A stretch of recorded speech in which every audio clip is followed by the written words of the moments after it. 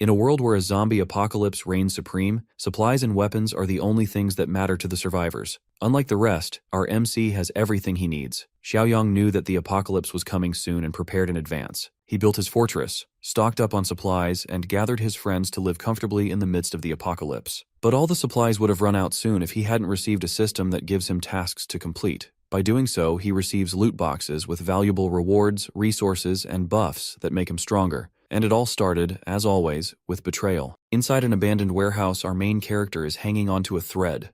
Literally. Below him are a bunch of zombies, ready to have their meal served fresh. Zhang Xiaoyang's shitty girlfriend calls him out and takes great joy in telling him that she has already killed all his friends. Poor Xiaoyang reflects on his life, realizing that he has made some serious mistakes and they've cost him his friends' lives. He deems himself at fault, shouting at the woman and promising her a painful death. But of course, an empty threat like that from the position he's in means nothing to this bitch, who clings to her sugar daddy and moans about getting her feelings hurt. The Fatso leader thinks it's time for them to see Xiaoyang tortured to death. To rub salt on the wound, he even thanks our boy for leaving behind all of his supplies, which will help sustain them for a few months without any worries. And well, our main character meets his doom as he falls into the cage of zombies. The freak shows immediately pounce on him, tearing apart his flesh, as he remains helpless, writhing in pain. Though Xiaoyang's screams reach the skies, he makes a final declaration with a vengeance. If he's given a second chance by Truck Kun, he's going to make it his life's goal to destroy both Qijing and Li Shuxiang. The regression isekai gods apparently heard his wish because in the very next scene, Bro awakens in his past self. In front of him is Qijing, giving us a nice view of her dump truck to redeem herself. Being the gold digger that she is, she shouts at our boy for not adding her name to his property. Xiaoyang exclusively ignores her yapping and processes the situation around him. He quickly realizes that he's regressed to a time just before the apocalypse sent the world to hell. A weight of guilt looms over him, as he recalls the painful betrayal he experienced at the hands of Qijing, the fake hoe who graduated from the University of Yapology. The betrayal resulted in his family's inheritance getting squashed, as well as his wealth getting destroyed. Damn, I don't even think a zombie apocalypse was necessary. This woman is a walking apocalypse herself. Let's talk about the specifics of what happened. Just like your typical zombie outbreak story, humans suddenly became infected with a virus and began hunting each other down. Thanks to Xiaoyang's excellent connections and reliable friends, he was able to form a safe zone to help the survivors. Everything was proceeding smoothly, until one day, the apologist arrived to seek shelter. She pretended to be helpless and lost, and because of her pathetic state, our boy took pity on her and invited her in. That became his most regrettable mistake he ever made. Playing the nice guy cost him. She easily took advantage of the situation and invited her own group inside the safe zone. The fact that this same woman is standing a few feet apart from him and shouting at him to give him money is all you need to know about how insufferable she is. Our boy is giving her the look of death and wants to strangle her, but he knows that there's no point rushing things right now. However, he does shove her outside because she just won't shut up. The door slams shut on Qijing's face, and her confusion is satisfying to see. The same dude who she treated as her slave all this time suddenly has the balls to kick her out without any issues. Back to his apartment, Xiaoyang quickly glances at the calendar, realizing that he's only got a month in preparation before the world-ending apocalypse rears its head on him. Suddenly, something strange happens as a system screen pops up, activating the apocalypse system. His objective is to own a piece of land and prepare a year's worth of supplies. Something tells me the system must be taking inspiration from Genghis Khan. Did I mention the reward? It's 10 points, which can be exclusively exchanged for rewards at the store. Seeing the happy expression on his face, you can tell how Xiaoyang's feeling. He's really glad to discover his fancy new system that can help him manage through the apocalypse. Inside the store, there are only 3 items for now: an enhancement potion, a survival kit, and a protagonist's supply box, which I find interesting. Each of them can be exchanged for different point costs. Things are already going better for him than he anticipated, as Xiaoyang quickly remembers just how miserable he was during this point in his life. Because he wanted to gather every tiny penny for Qijing's dowry, he skipped out on his meals and starved himself to save costs. Imagine doing all of that for a girl that still ends up betraying you. Anyway, he grabs his phone, realizing he should order some food because the zombies won't let him have any of it anyway.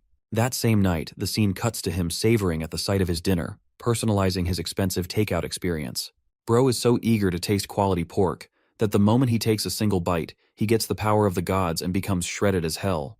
Just kidding, but that's definitely how it feels because of the amazing taste. So he starts munching down on the food like a Victorian child who hasn't eaten in days, and the next thing he knows is his phone blasting up. Xiaoyang checks it, and realizes that it's a call from Jing's best friend, Wen Shuya. In typical toxic best friend fashion, she starts mouthing off at him on the phone for dismissing his girlfriend. The chick gets on his nerves so much that he hangs up on her. Instead, he focuses on his objective to acquire a piece of land.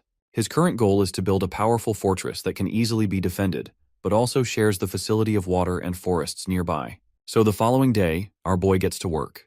He's making way inside a real estate company and talks to a property consultant to assist him with his request. She greets her customer, inquiring about his intentions to buy or rent a house. Before he could answer, their conversation is interrupted by Xiaoning's superior, who orders her to work on bottom-tier tasks instead of being at the front. This asshole is actually the company's sales manager, Ju. He shoves her aside and tells her to go work at the back, even though she was perfectly fine assisting a client. Manager Ju is a discriminating corporate douchebag who calls Xiaoyang a brokey from one look at his outfit. Our boy quickly defends himself, calling out the disrespectful manager's words. Instead of apologizing, the manager doubles down on his take, emphasizing that people like Xiaoyang can't even afford a toilet, and therefore shouldn't be taken seriously. Xiaoyang despises this guy's guts and promises to ruin his confidence with his next move. Bro whips out an American Express card and proudly declares that he's here to buy land. The fact that he's out here to buy land causes all of them to get startled and roaring in shock, realizing that they've struck gold with this customer. The consultant Xiaoning nicely tells him to come along, as she'll brief him properly with a detailed account. The whole thing gets under Manager Ju's nerves, who thinks that this kid is bragging without any money to back it up for it. In the next scene, Xiaoning presents him with a list of land options for him to purchase.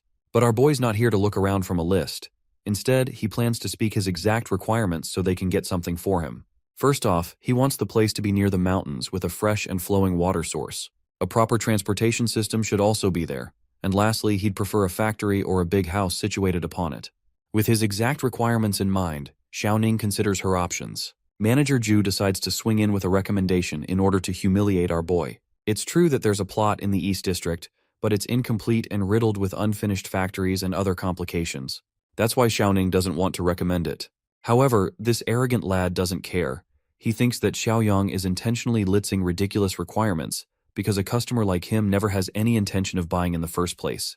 To that, our boy raises a question, wanting to know if the East District plot really does satisfy his requirements. Xiaoning agrees, but reminds him about the unfinished factories and the project leader exiting the project. Checking the records of the plot, Xiaoyang quickly realizes that he might actually have something going for him. This is a nice plot, easy to defend with a barbed wire enclosure and difficult to approach or attack. The fact that there are unfinished factories is a bonus for him. Right away, he agrees to purchase the plot and sign the contract. The polite consultant lowers her head in agreement, but she's totally shocked that her customer is about to buy a place with unfinished factories roaming around. Xiaoyang doesn't exactly give a damn and wants the contract to be brought up so he can shove some shit in the manager's mouth. Hilariously, in the next scene, Manager Ju is screaming at the bill, questioning how the hell anyone could leave a giant deposit. It doesn't make sense to cover millions for a plot with a bunch of rundown factories on it. Here's the best part. Xiaoyang quickly turns up to remind him about the deal. Since he's purchased the plot, the manager has to eat a fresh load of crap. As Xiaoyang is walking away, even the other customers are ridiculing the manager, streaming his reaction and awaiting his performance. They're so ready to volunteer for the task. Let's go back to our boy. Recalling his two main missions from the Apocalypse system, he's just taken care of one by spending his bride money on purchasing land. His next concern is to stockpile a ton of resources for a year. As he's walking away, Shuxiang actually sees him and wonders what the guy is doing here. Fudgy the whale then glances at the ridiculous scene taking place in front of him. People have Manager Ju on his knees, and they're force-feeding him shit on a live stream. Damn, now that's a fate worse than death. The disgusting scene is replaced by a seductive one, presenting Jing in all her curvaceous glory. The woman suddenly receives a call from Shuxiang, who quickly informs her about Xiaoyang's visit to the real estate company. And yep, that definitely gets her going because her main question is, how the hell was he able to buy land and with what money? Shuxiang reports the exact deposit details and reports that this man probably spent his bride's money on it. Ping is pissed off after learning that the money she deserved is being used for his personal expenses. Instead of getting her riled up, Big Mac Attack tells her to just ask the guy himself and see what's going on. Her yapping goes on, and I'll gladly skip that part because who wants to hear that? Back to our boy, who is busy reflecting on his next idea. The big problem comes in the form of money, as he'll need a lot of it to cover for resources and work around building his base. His peaceful pondering is annihilated with a loud banging on his door. Bro probably thinks the FBI discovered something in his browser history. But no, it's just Dumb and Dumber, two of the most annoying women on the entire planet, and they're furious with the way Xiaoyang spent Jing's money.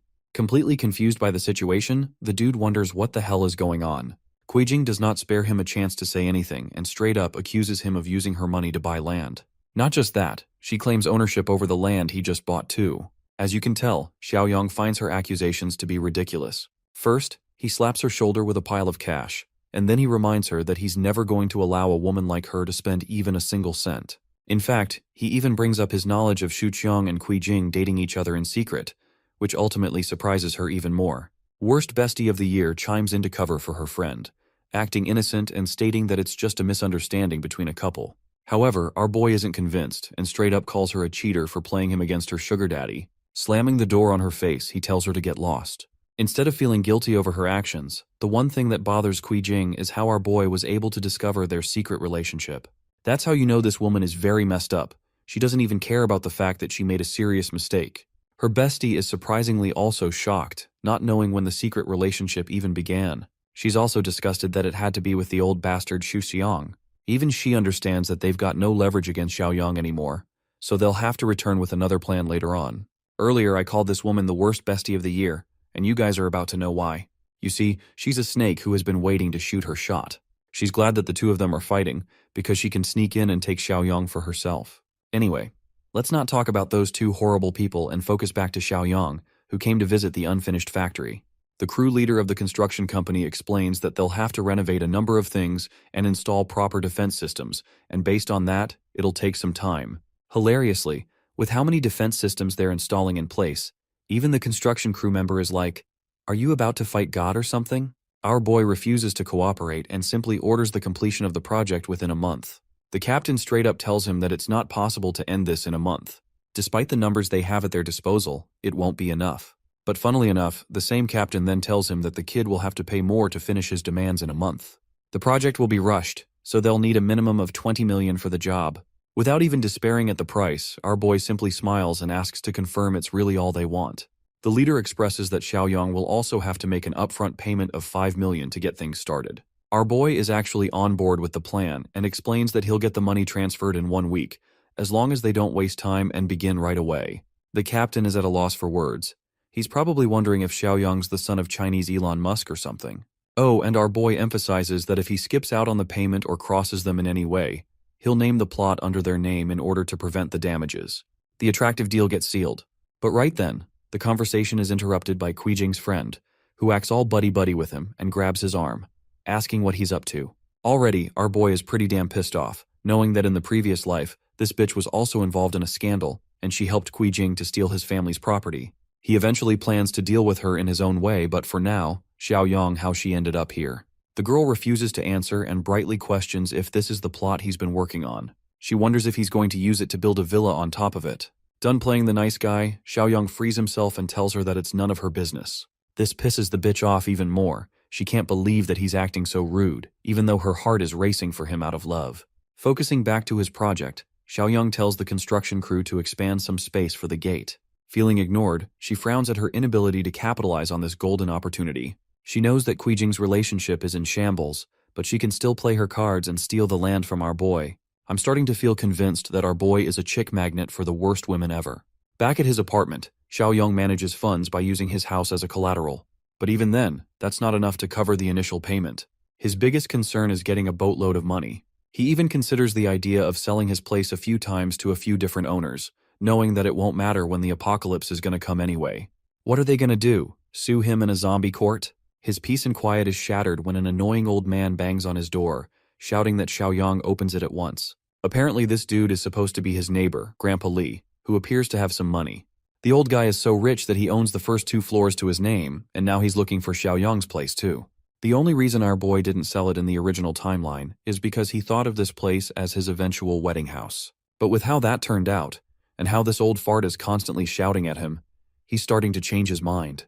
Grandpa Li scolds the kid for going out clubbing, even though Xiaoyang completely denies such false accusations. Instead of continuing the meaningless argument, our boy simply surrenders the house to the old geezer's name, finally making the leap to have it sold. This brightens the annoying geezer's mood, as he's astonished to hear those words coming out of the kid's mouth. Xiaoyang emphasizes that there's a condition attached to it. Since his new place won't be ready for another 6 months to come, He'll require an upfront payment of 5 million so that he can personally pay off his house loan. It's actually a pretty smart strategy if he repeats this a few more times with different buyers. Xiaoyang intends to shut the door on him if he declines, but at the last moment, the old geezer caves in and accepts the conditions. However, he wants a contract to be set up so neither parties experience any issues. Of course, something as simple as a contract never bothered our boy, especially when he knew this geezer would die after claiming the house. Anyway, things are looking good so far. He'll soon get access to 5 million from Grandpa Lee, and with the 3 million he pledged on his own, he now has 8 million to work with in total. Thanks to completing the first requirement, he can also now claim a reward for the mission. In the next scene, our boy is speedrunning the grocery stores. This man has become the Max Verstappen of a shopping trolley. Even the people around him are starting to question if the kid is mentally ill or some shit. Their reaction is solid, especially when you realize that Xiaoyang has like 7 different carts jam-packed with stuff inside. The people think that someone must have fooled him with the fear of an incoming apocalypse, forcing him to buy all that. Xiaoyang doesn't pay attention to these fools and ends up completing the second task. He assesses where he should be spending his points. Even though he could boost his stats, it would be more efficient to get the toolbox of the protagonist. Without any hesitation, he chooses it and spends all his points. The result is a beaming mystery box, which unveils a powerful space ring to store his items in a static dimension. Overall, our boy is pretty satisfied to get his hands on a legendary item. He also doesn't have to worry about his food going bad inside the static dimension anymore. If you guys think gathering 1 year's supplies was next, well, the system goes even further, and now demands him to gather 10 years of supplies to earn more points. Having caught attention from the store's manager, security arrives to take care of any lunatics causing a scene. Yang Tao is surprised to find Xiaoyang here of all places. To give a bit of a background check, Yang Tao used to be an annoying bully back in their school days. They tormented the weak, including our boy, who refused to accept their orders.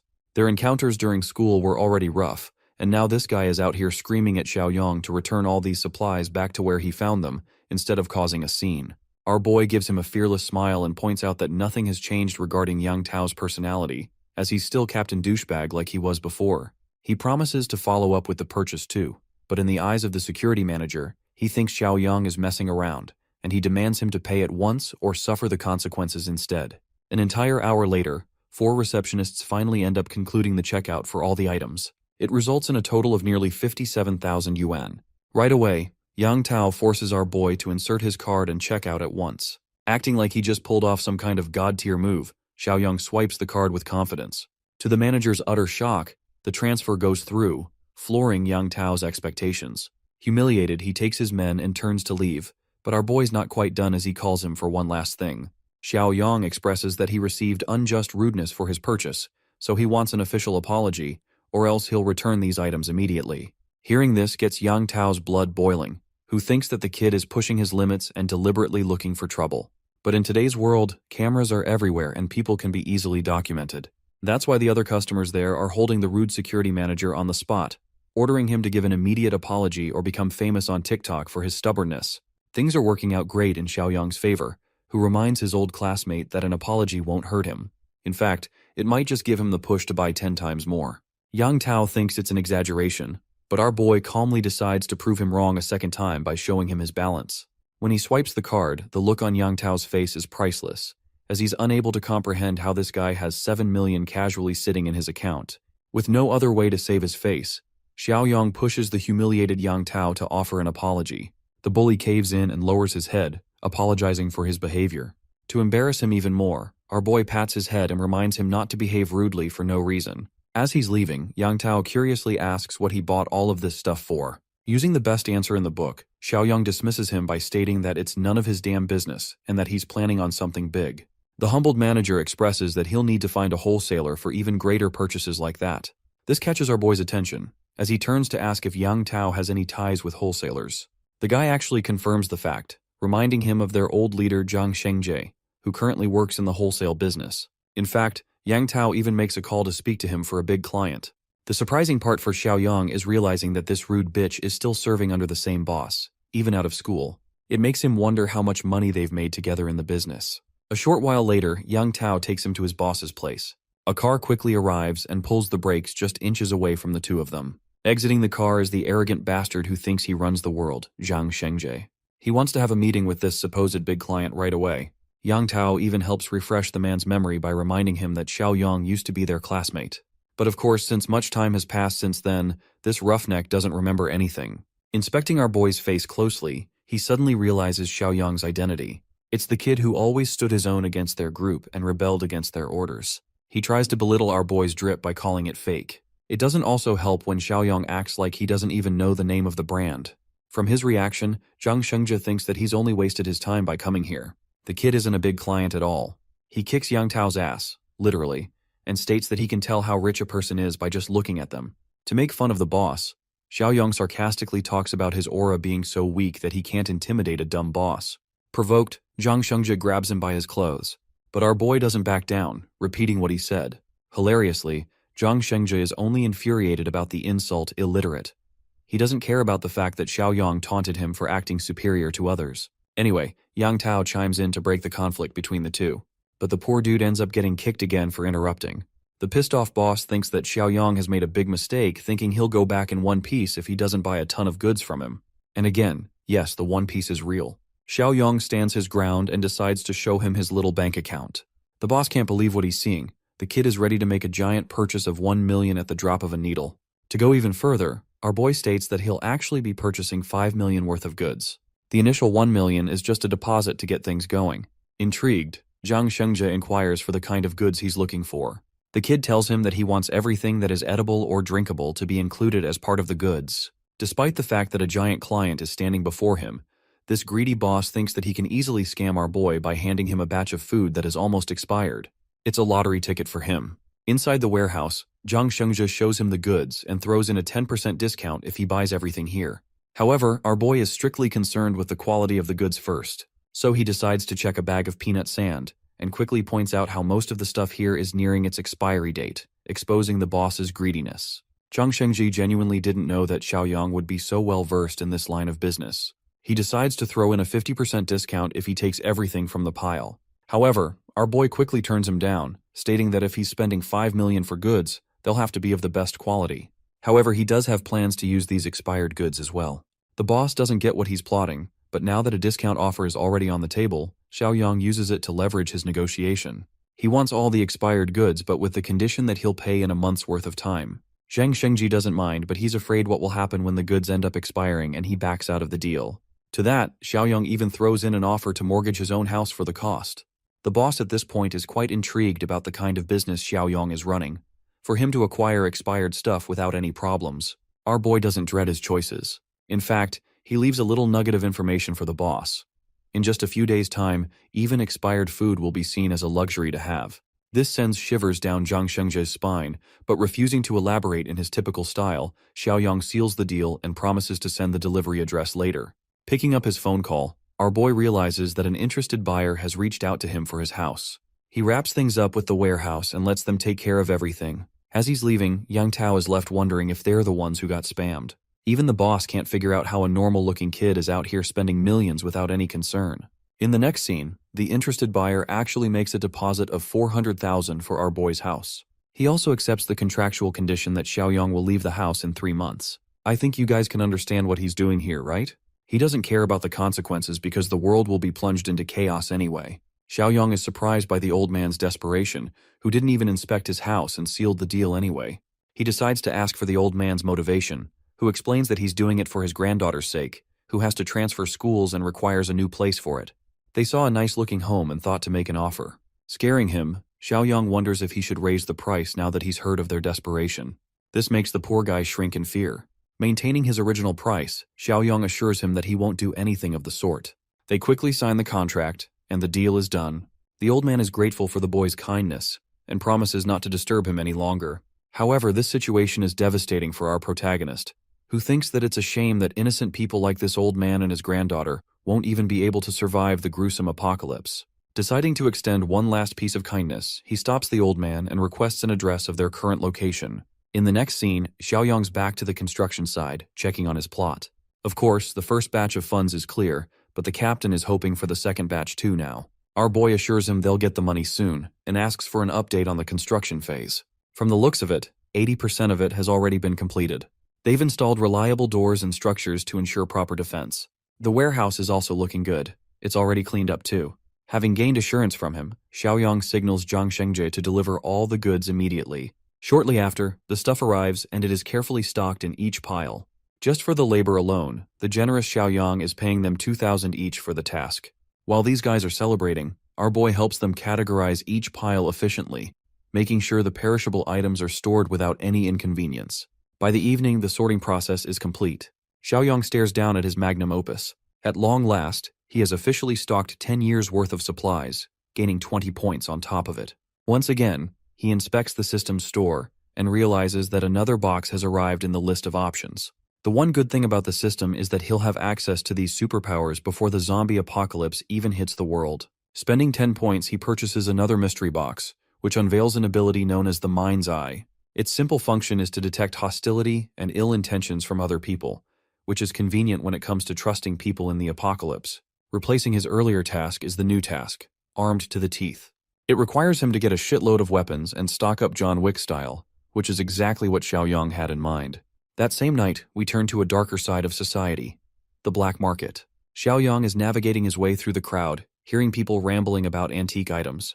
All of the terrible people are gathered here, including Big Mac Attack Xuqiang, who is currently arguing with a shop owner for a ridiculous price on a bracelet. Seeing him purchase fake bracelets at this market only assures our boy that Fatso is a scammer, and Jing can't even tell she's wearing fake jewelry. While searching around, Xiaoyang finally catches something worth his attention.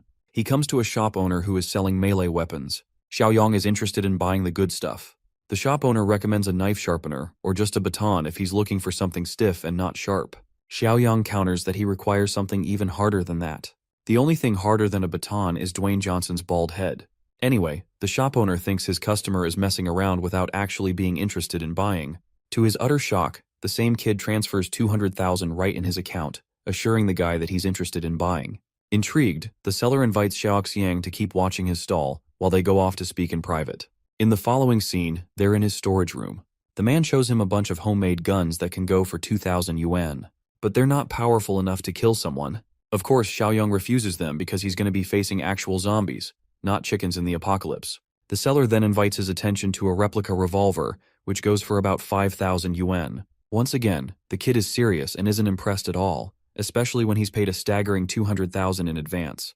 The mention of an advance payment makes the shop owner shocked, because Xiaoyang isn't just here for 200 grand. No, that's just 10% of the original amount he's willing to invest on weapons. In fact, he'll be spending 2 whole million on them for the job. His outrageous offer makes the seller question the kind of life this guy's living. I'm telling you all, man's about to become the John Wick of the zombie apocalypse. Without further ado, he tells the seller to get on with it. Deciding to bring out the good stuff, the guy covers his house properly, assuring no one is watching them. He also assures Xiaoyang that he's come to the right place, as he can send him to a supplier who can help complete the transaction with high-quality weapons. The real meeting will happen in a couple of days. As he's walking out of the storage house, Xiaoyang ends up bumping into Fudgy Pudgy again, who finally understands why Xiaoyang is spending a comfortable life lately. He thinks that the kid sold off a good portion of his stuff on the black market to become rich. Little does he know, Xiaoyang is uninterested in his provocations and simply wants to use this idiot to test his newest ability. Activating the Mind's Eye, he first inspects the intentions of the seller, who appear to be in his favor. But for the fatso in front of him, not so much. Xiaoyang bites back by telling Xuxiang that just like those second-hand bracelets, he also took in Jing, who is worth all the fake shit he bought. Someone's gonna need an icing for that burn. One simple remark is enough to get Xuxiang's nerves flared. The seller wonders if they know each other. To that, our boy emphasizes that it's best to consider him an enemy. Since they've become good friends already, the seller offers his support to our boy, promising to beat the crap out of the old fart for messing with them. Xiaoyang leaves satisfied while Xuxiang is at the verge of tears, seeing a bunch of ruthless men approaching him with a baton.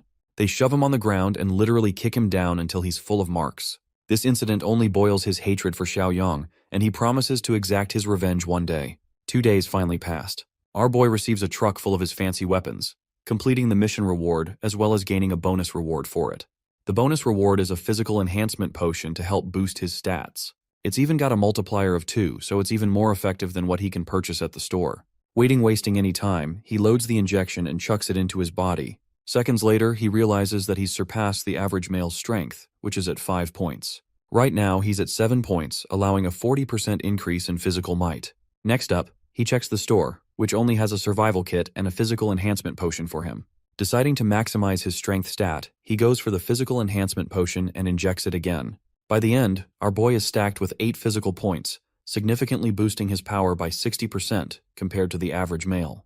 To test his ability, he looks around and grabs a hardened rod. Xiaoyang kicks it so hard that it bends and leaves a crack in the nearest wall. With his current level of strength, zombies are going to be catching these mighty hands. Next up, he decides to store all of his weapons inside the spatial ring, which sucks all the crates inside the static dimension. Assessing his situation, Xiaoyang understands that the apocalypse will break out in 2 days. He has to tie up any loose ends now, which reminds him of the situation with the old man he met. Even though people betrayed his trust in the apocalypse, deep down, Xiaoyang is a good person who wants to help others when he can. That's why he intends to send their family a bunch of supplies to survive, but from then on, it's up to the people to manage their own. In the next scene, Xiaoyang arrives at the old man's place. It was difficult to find the exact location because of how downtrodden this place appears to be. As he's climbing stairs, our boy understands that the old man must be in a really terrible place in life. As he's knocking the door, he realizes that it's best to whip out the supplies he brought first, so that he doesn't have to deal with it. His magic ring materializes the rationing supplies just outside, and finally he knocks the door. The old man worriedly comes up, apologizing for the situation of the rent. But he's shocked to discover Xiaoyang at his doorstep. And not just that, the kid has brought tons of stuff alongside him.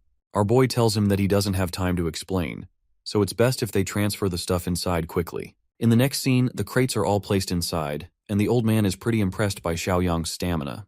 Our boy inspects his surroundings and thinks that the old man's apartment is well secured. He warns the old man not to spill a word of what he's about to tell him. Xiaoyang advises them to use the supplies smartly, because the world is about to experience a change. Suddenly, he glances at a photograph of the old geezer's beautiful granddaughter. To his utter shock, it's actually Shanshan, one of his friends that he made when the apocalypse broke out. To confirm her identity, he checks with her grandfather, who is surprised that Xiaoyang knows her name, even though they never brought it up in their conversation. Concerned, Xiaoyang immediately asks for her location. Turns out that she's in her hometown studying and in the process of transferring. In the original timeline, he found her with lingering regrets about her grandfather's demise, who risked his life to save her and died in the process. As his friend, Xiaoyang refuses to let the same outcome happen again. First off, he tells her grandfather that he's not going to be able to move into his house. This causes the poor guy to panic out of fear, but Xiaoyang helps calm him down by explaining the end of the world. A zombie apocalypse will break out tomorrow and no place will be safe from now on. That's why he wants the old geezer to pick up his daughter from school, and then they'll decide where they should stay. This is too much for the old man to understand all at once. Unfortunately, Xiaoyang doesn't have a choice but to help his understanding. He describes the situation to be similar to a famine. Starvation will be the norm for their once peaceful world. Xiaoyang practically demonstrates his point by sucking in all their furniture as well as the crates back to his ring. Shanshan's grandfather is at a loss for words, until our boy explains that he has special powers and the ability to see the future. That's why he wants them to be safe, and they must head to Shanshan's school right away. In the next scene, they're inside the car rushing to the school.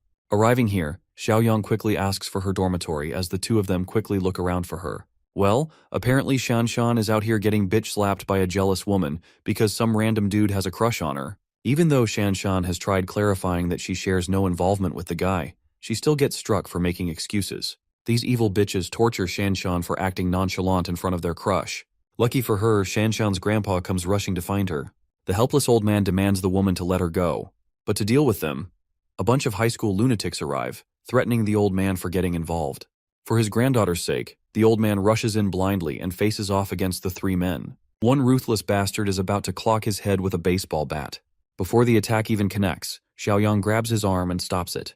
He taunts the guy for pretending to be a gangster, when really they're just a bunch of high schoolers.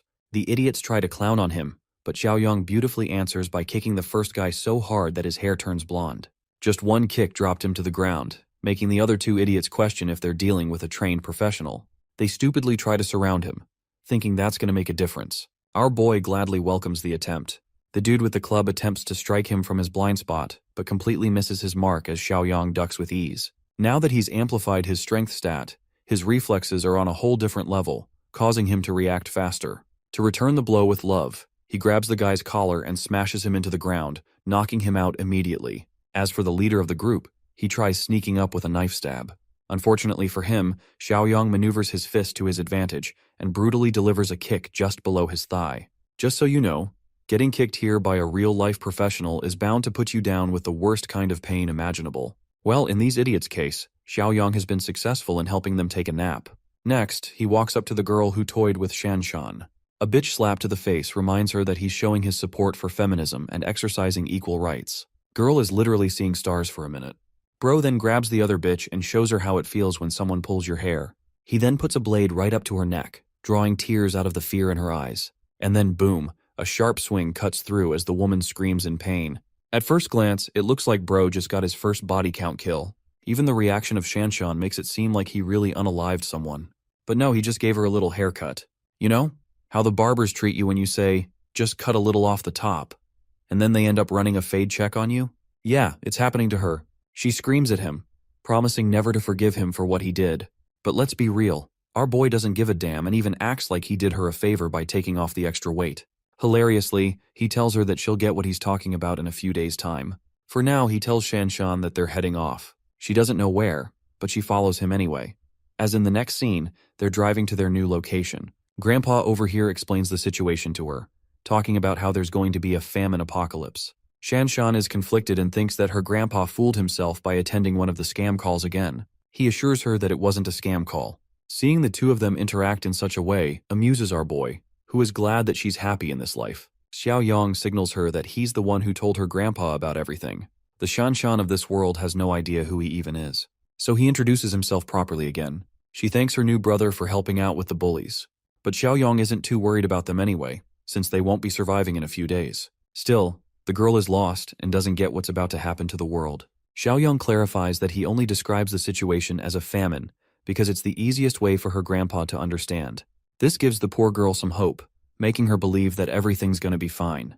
Bro quickly reaps her soul by replacing the word famine with an apocalypse, utterly shattering her expectations. Xiao Yang states that things should already be going south according to the news. Shanshan quickly checks her phone and sees a bunch of videos about some kind of rabies infection causing people to go mad and attack people. Her fear grows and grows when she watches even more videos, horrified to see the condition of infected people. Xiao Yang stands corrected once again. The apocalypse is about to begin. Shanshan learns that tomorrow will be the official breakout of the toxic smog, which will encompass several provinces. This dangerous smog will permanently alter the state of living beings. A good portion of the population will immediately turn into zombies, and from then on, they'll feast on those that are unaffected by the smog. Once killed, the uninfected become the undead, increasing their numbers. He's happy to know that Shanshan at least has knowledge of what zombies are supposed to be like. It's just that the situation is far too ridiculous for her to understand. But our boy thinks she'll come to find it reasonable soon, especially when the entire world will be plunged into chaos after 1 week. But right now, they're stuck with another problem: traffic. Xiao Yang is surprised to find the emergency lane also blocked. The roads are packed. Shanshan is afraid for her life, fearing that the zombies will find them while they're stuck here.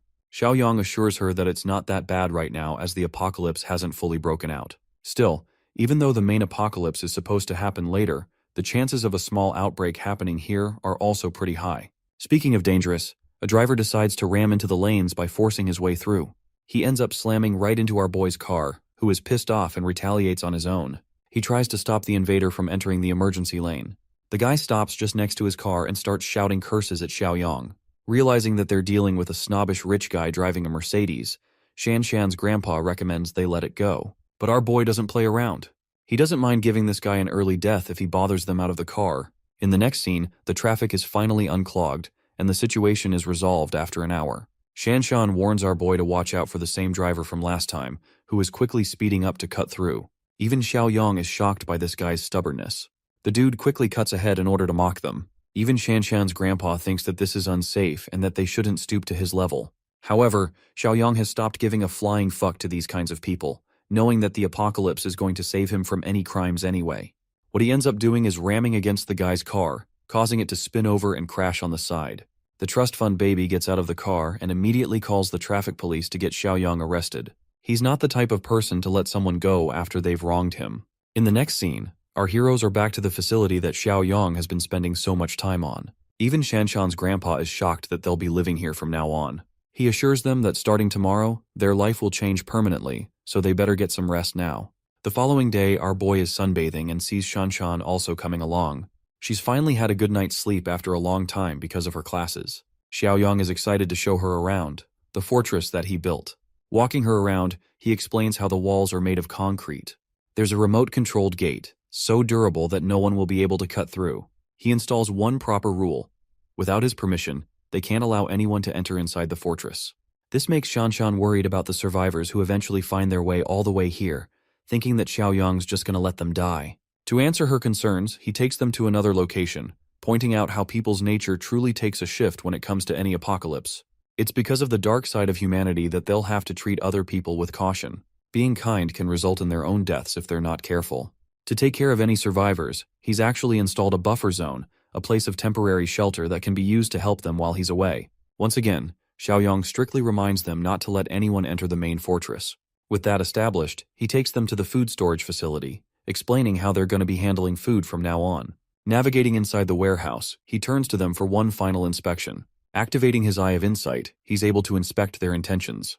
With both of them showing a sign of clear trust, he's happy to have found well-intentioned people. Up next, Xiaoyang materializes some of his weapons, pointing out that they'll be the key to their survival. Grandpa gets a shotgun, while Shanshan's acquired herself a powerful crossbow. Their only instruction is to make sure these weapons don't fall into the hands of other people. Okay, it's been a while since we reviewed the system's task. Xiaoyang's next task is to find his former partner Jiang Qi, who is also one of his friends from the original timeline. The worrying thing is figuring out Jiang Qi's location. But not to worry, because the system points to the exact city his friend is living in. He leaves both Shanshan and her grandpa in charge, reminding them not to violate the rules he has set. Then he heads off to recruit another member into their main fortress team to strengthen and reform it before the apocalypse begins. The scene cuts to a studio called the KTV. A bunch of homies are hanging out here and enjoying some karaoke. They decide to take a bathroom break to relieve some tension. Here, Zhangshai ends up bumping into a pretty girl and apologizes for having caused unnecessary trouble. Of course, her boyfriend doesn't give a crap about their excuses and kicks him away. Jiang Qi's sent flying back. Knocked to the ground, his friend comes up to check on his condition. Nerd Eyes over here puts up a bold stance and stands up to the meathead who punched his friend, causing the guy to get even more pissed. He quickly grabs Jiang Qi's friend, toying with him. Jiang Qi begs for mercy, hoping for the man to spare his pal without causing any harm. While this is happening, a waiter watches the whole scene go down. He's already suffering from a cold and now there's a fight breaking out. Quickly, he tries to stop the fight by intervening. The annoyed wannabe rich guy acts like he's a big deal and grabs the waiter too, who gestures to the two kids to scatter away quickly. Jiang Qi and his friend make a run for it while they still can. They go back to their karaoke room, having escaped the troublesome situation. Even the other guys are shocked why they came running like that. Captain Glasses tells them about the situation, how they bumped into a thug's bitch and ended up getting their ass beat for it. It's only thanks to the waiter that they were saved. Hearing this, the other two guys are riled up. They want to go back and beat up the dude for daring to mess with their group. Jiang Qi helps him calm down, stating that there's point looking for trouble anymore. Well, things only get worse from here on out. Remember the waiter? Poor guy has been beaten to a bloody pulp. The rich thug has brought 3 more of his friends, and they're all here to beat up Jiang Qi's group. The thug orders his men to seize them right away. Unable to put up a fight or cause trouble, Jiang Qi and Nerd Eyes quickly drop low.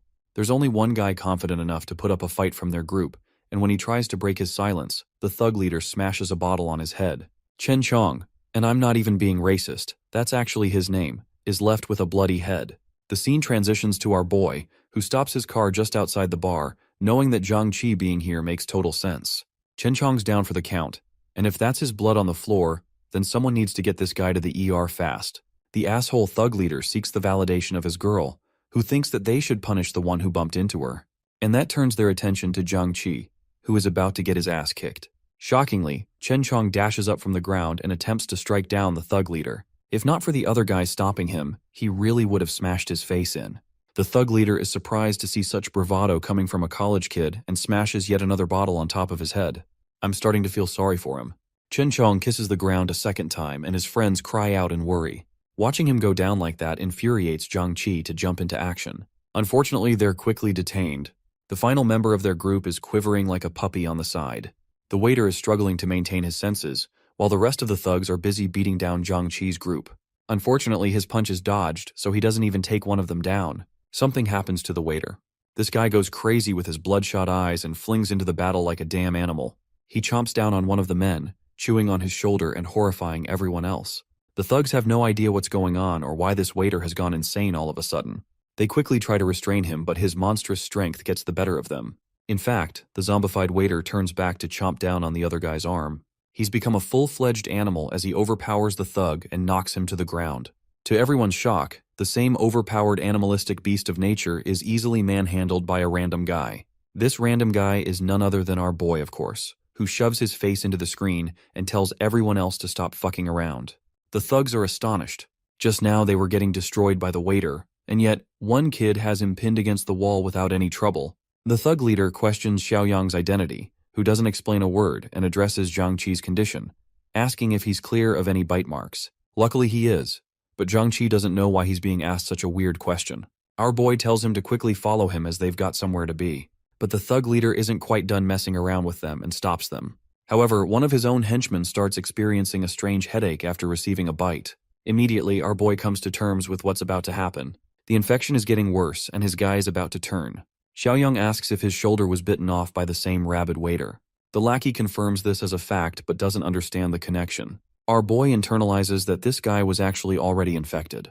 And now that he's received a bite close to his head, it's game over for him. Xiaoyang drags the zombified waiter, tosses him into the restroom and slams the door shut. The wild beast keeps on ramming the door, but luckily, zombies at this stage don't have the intelligence to open doors. Turning his attention back to the thugs, our boy prepares himself for a serious ass-kicking, questioning Zhangqi which one he should take out first. The funniest thing is that Zhangqi doesn't even know him and fails to comprehend what's going on.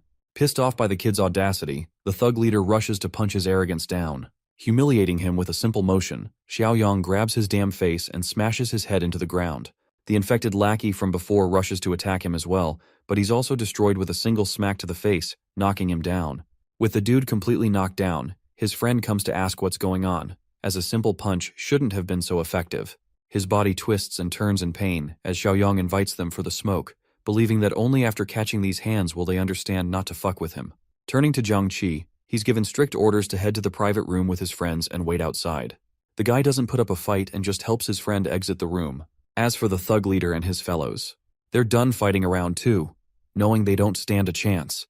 However, Xiaoyang isn't the type to just let anyone leave after they messed with him like that. He accuses the thug of being a drunk bitch who nearly killed his brother because of his carelessness. To give this guy a taste of his own medicine, he shoves the thug down and slams the door shut on him, sealing them inside. The thug leader slams the door, but he can't do shit since it's locked from the outside. The outcome is gruesome for this guy's fate. His own lackey has fully become a zombie and lunges forth to find its nearest victim. In the end, Xiaoyang gets to hear their screams as they're getting devoured alive. A staff member comes around to check what's going on. Xiaoyang instructs him to lock the door properly and to call the police, informing them of a dangerous patient with a rabid infection. The staff member is startled at first, until our boy shouts at him to just get the job done. Quickly, he locks it shut with a key. Next up, our boy helps Zhangqi's friends navigate their way outside. The staff members are concerned about the noise coming from inside the room, wondering what the hell is going on. They received word that a rabid flu patient is inside, but no one really knows for sure. Hearing about the flu, they quickly rush to check the live cameras. But when they arrive at the surveillance room, their expression drops to disgust and horror.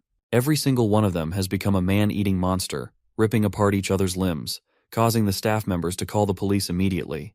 Luckily for our boy and his friends, they've escaped the dangerous karaoke bar. He helps them get inside the car and they quickly head off. Even though Zhangqi is grateful for the stranger's help, he still doesn't get who this guy is. Xiaoyang calmly introduces himself, explaining that he was hired to protect them by a client whose identity is confidential. One of them asks about the rabid flu patient, stating that it doesn't exist according to the internet. Xiaoyang reminds them of the situation inside the room and wonders if that was also a conspiracy theory. Nerd Eyes worriedly asks about the cure for the flu. Unfortunately, from what our boy knows, there isn't a medicine for it. In fact, the situation will only get worse from here on out and the world will be plunged in chaos. Speaking of which, zombies have already begun attacking the citizens. The infection is spreading like wildfire, but even as it is right now, it's just a local outbreak. Most of the infected are in an incubation period, soon to be awakened. Eventually, things will become even more chaotic, which is why Zhangqi and his friends must strictly follow his instructions. They all agree in unison to follow him, when suddenly he receives a mission completion message. With this, he gains access to new items at the store. Some of them are supplies that he could really use down the road. However, the most interesting one is the post-apocalyptic cultivator box that doesn't seem to go away. Realizing that all three of these boxes seem promising, he plans to redeem them all back at the fortress. Aside from that, he still has to figure out a way to gain some trust. You see, in the original timeline, Zhangqi's friends were slaughtered by zombies because one of the group members betrayed them. Among them, the man who ended up betraying them is hidden among the three friends. It's about to become a game of Among Us to find out who it is. It's been a while, so let's check out how Kuijing is doing. She appears to be deathly afraid of going to the supermarket because of the news, and wants the supplies to be delivered to her doorstep immediately. To her absolute horror, she hears someone violently knocking at her door. Kuijing doesn't know how to handle the situation and quickly hangs up the phone call with Shuxiang. She takes a peek and finds herself relieved. It's only her best friend, who scared her to death with her surprise entrance. The bestie informs her about their neighbor on the first floor, who was taken away by the police by force in an ambulance. It appears that he was also infected, and it's starting to make sense why things are chaotic in their building. She asks Kuijing about the supplies that Big Mac Attack promised her. Unfortunately, they've yet to be delivered. Adopting a different approach, she decides to take advantage of Shuxiang's ego by injecting him with lies. They plan to tell the Fatas that Xiaoyang has a stockpile of supplies on him. Kuijing doesn't understand how her best friend knows this information. Turns out that she's been spying on him using one of her men, and has since learned that he orders a ton of supplies every now and then. Kuijing can't believe that her ex knew about the apocalypse in advance. Her beastie convinces her to tell Shuxiang about everything, so they can loot Xiaoyang's supplies and make a fortune for themselves. Yup, these fake hoes know no morals. Arriving back to his glorious fortress, Zhang Qi is stunned by what he sees. He can't imagine someone building an actual fortress for themselves. Taking great joy, Xiaoyang explains that it's everyone's natural reaction. Shanshan and her grandpa are glad to see him return home. He tells them not to worry as things are under control. In fact, he shares the spotlight on his new friends, Zhang Qi and his group. These guys will be joining them from now on. Of course, he also introduces Shanshan and her grandpa to them. They're happy to accept them all as long as they're chosen by Xiaoyang, who also goes on to instruct her grandpa to show these guys around and to help explain every rule. One of the group members raises a request, asking to be issued weapons for their own protection. Now this guy is already on the suspect list for Xiaoyang, who understands that Zhang Qi's group has a secret mole inside. Nerd Eyes tells Yiming to calm the heck down, as it's risky to ask for weapons when they haven't even earned trust. Xiaoyang promises to hand them weapons in a few days' time. But for now, they need to tend to the injured Chen Chong and nourish him back to health. Inside the fortress, each of them freshen up and change into new clothes. Yiming is actually annoyed by his friend's interference, believing that they would have acquired weapons by now if he hadn't intervened. The thing is, this guy thinks that they're being held as captives inside the facility, instead of being protected. However, Nerd Eyes reasons with him, explaining that Xiaoyang ended up saving their asses, so they can't really say that. They're curious about his background, as so far, they only know about a secret client hiring him to protect them. Yiming is a hard ass for absolutely no reason, and feels pissed off that they're not even treating Chen Chong because of the fear of a potential infection. Hilariously, the kid thinks that Xiaoyang's group is secretly trying to harvest their organs for personal benefit, and to prevent such a situation from happening, they need to make the first move. Nerd Eyes reminds him that if they end up being wrong, they'll be betraying him in the back for it. Yiming is obsessed with his approach and doesn't give a damn. In fact, he's drunk on power and wants to seize control of the fortress. He thinks it's a good idea to dismantle the young girl as well as the old geezer while Xiaoyang's away. With the way he's acting, Zhang Qi and his other friend are literally staring at him in disbelief. This guy's a freak show and they're only just realizing it. Yiming quickly acts like he's joking around and that he didn't mean a thing, relieving his friends of some tension. Four Eyes once again reminds him that if Xiaoyang really wanted their organs, he wouldn't be letting them roam so freely. Little do they know, Yiming is a slimy bitch and intends to act on his own anyway. He wants to take over the fortress, believing that ruthlessness is going to serve him well. In the next scene, Xiaoyang shares a meeting with Shanshan and her grandpa, who inform him that Chen Chong is resting in the infirmary for his condition. As per his instructions, they've made sure to lock everything for safety. Glad, our boy thanks them and suggests they get some rest as they'll have plenty of problems coming their way from tomorrow. One more thing, he advises them to be wary of Zhang Qi's other two friends, because he suspects that one of them might betray them. That night, our boy heads to the rationing warehouse. Here he checks out his system's store again. First up, he taps open the cultivator box. Then he spends money on the sugar, oil, and protein supply box. Finally, he takes control of the armed deterrence box. With all three purchased at once, he gains rewards in the form of 50 corn seeds and tons of other valuable food items. He even gets 1,500 rounds of ammunition so he doesn't run into problems later. The rewards are pretty damn impressive for what they're worth. With this huge pile, they'll give him a supreme advantage in the apocalypse to come.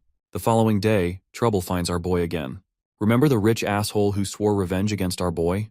Well, he's shown up with his friends to break the place down. He orders all of his lackeys to smash the gate open. But it's honestly pathetic when you realize that despite their best efforts, they can't even dent the thick gate. The boss is infuriated, unable to believe the integrity of the door.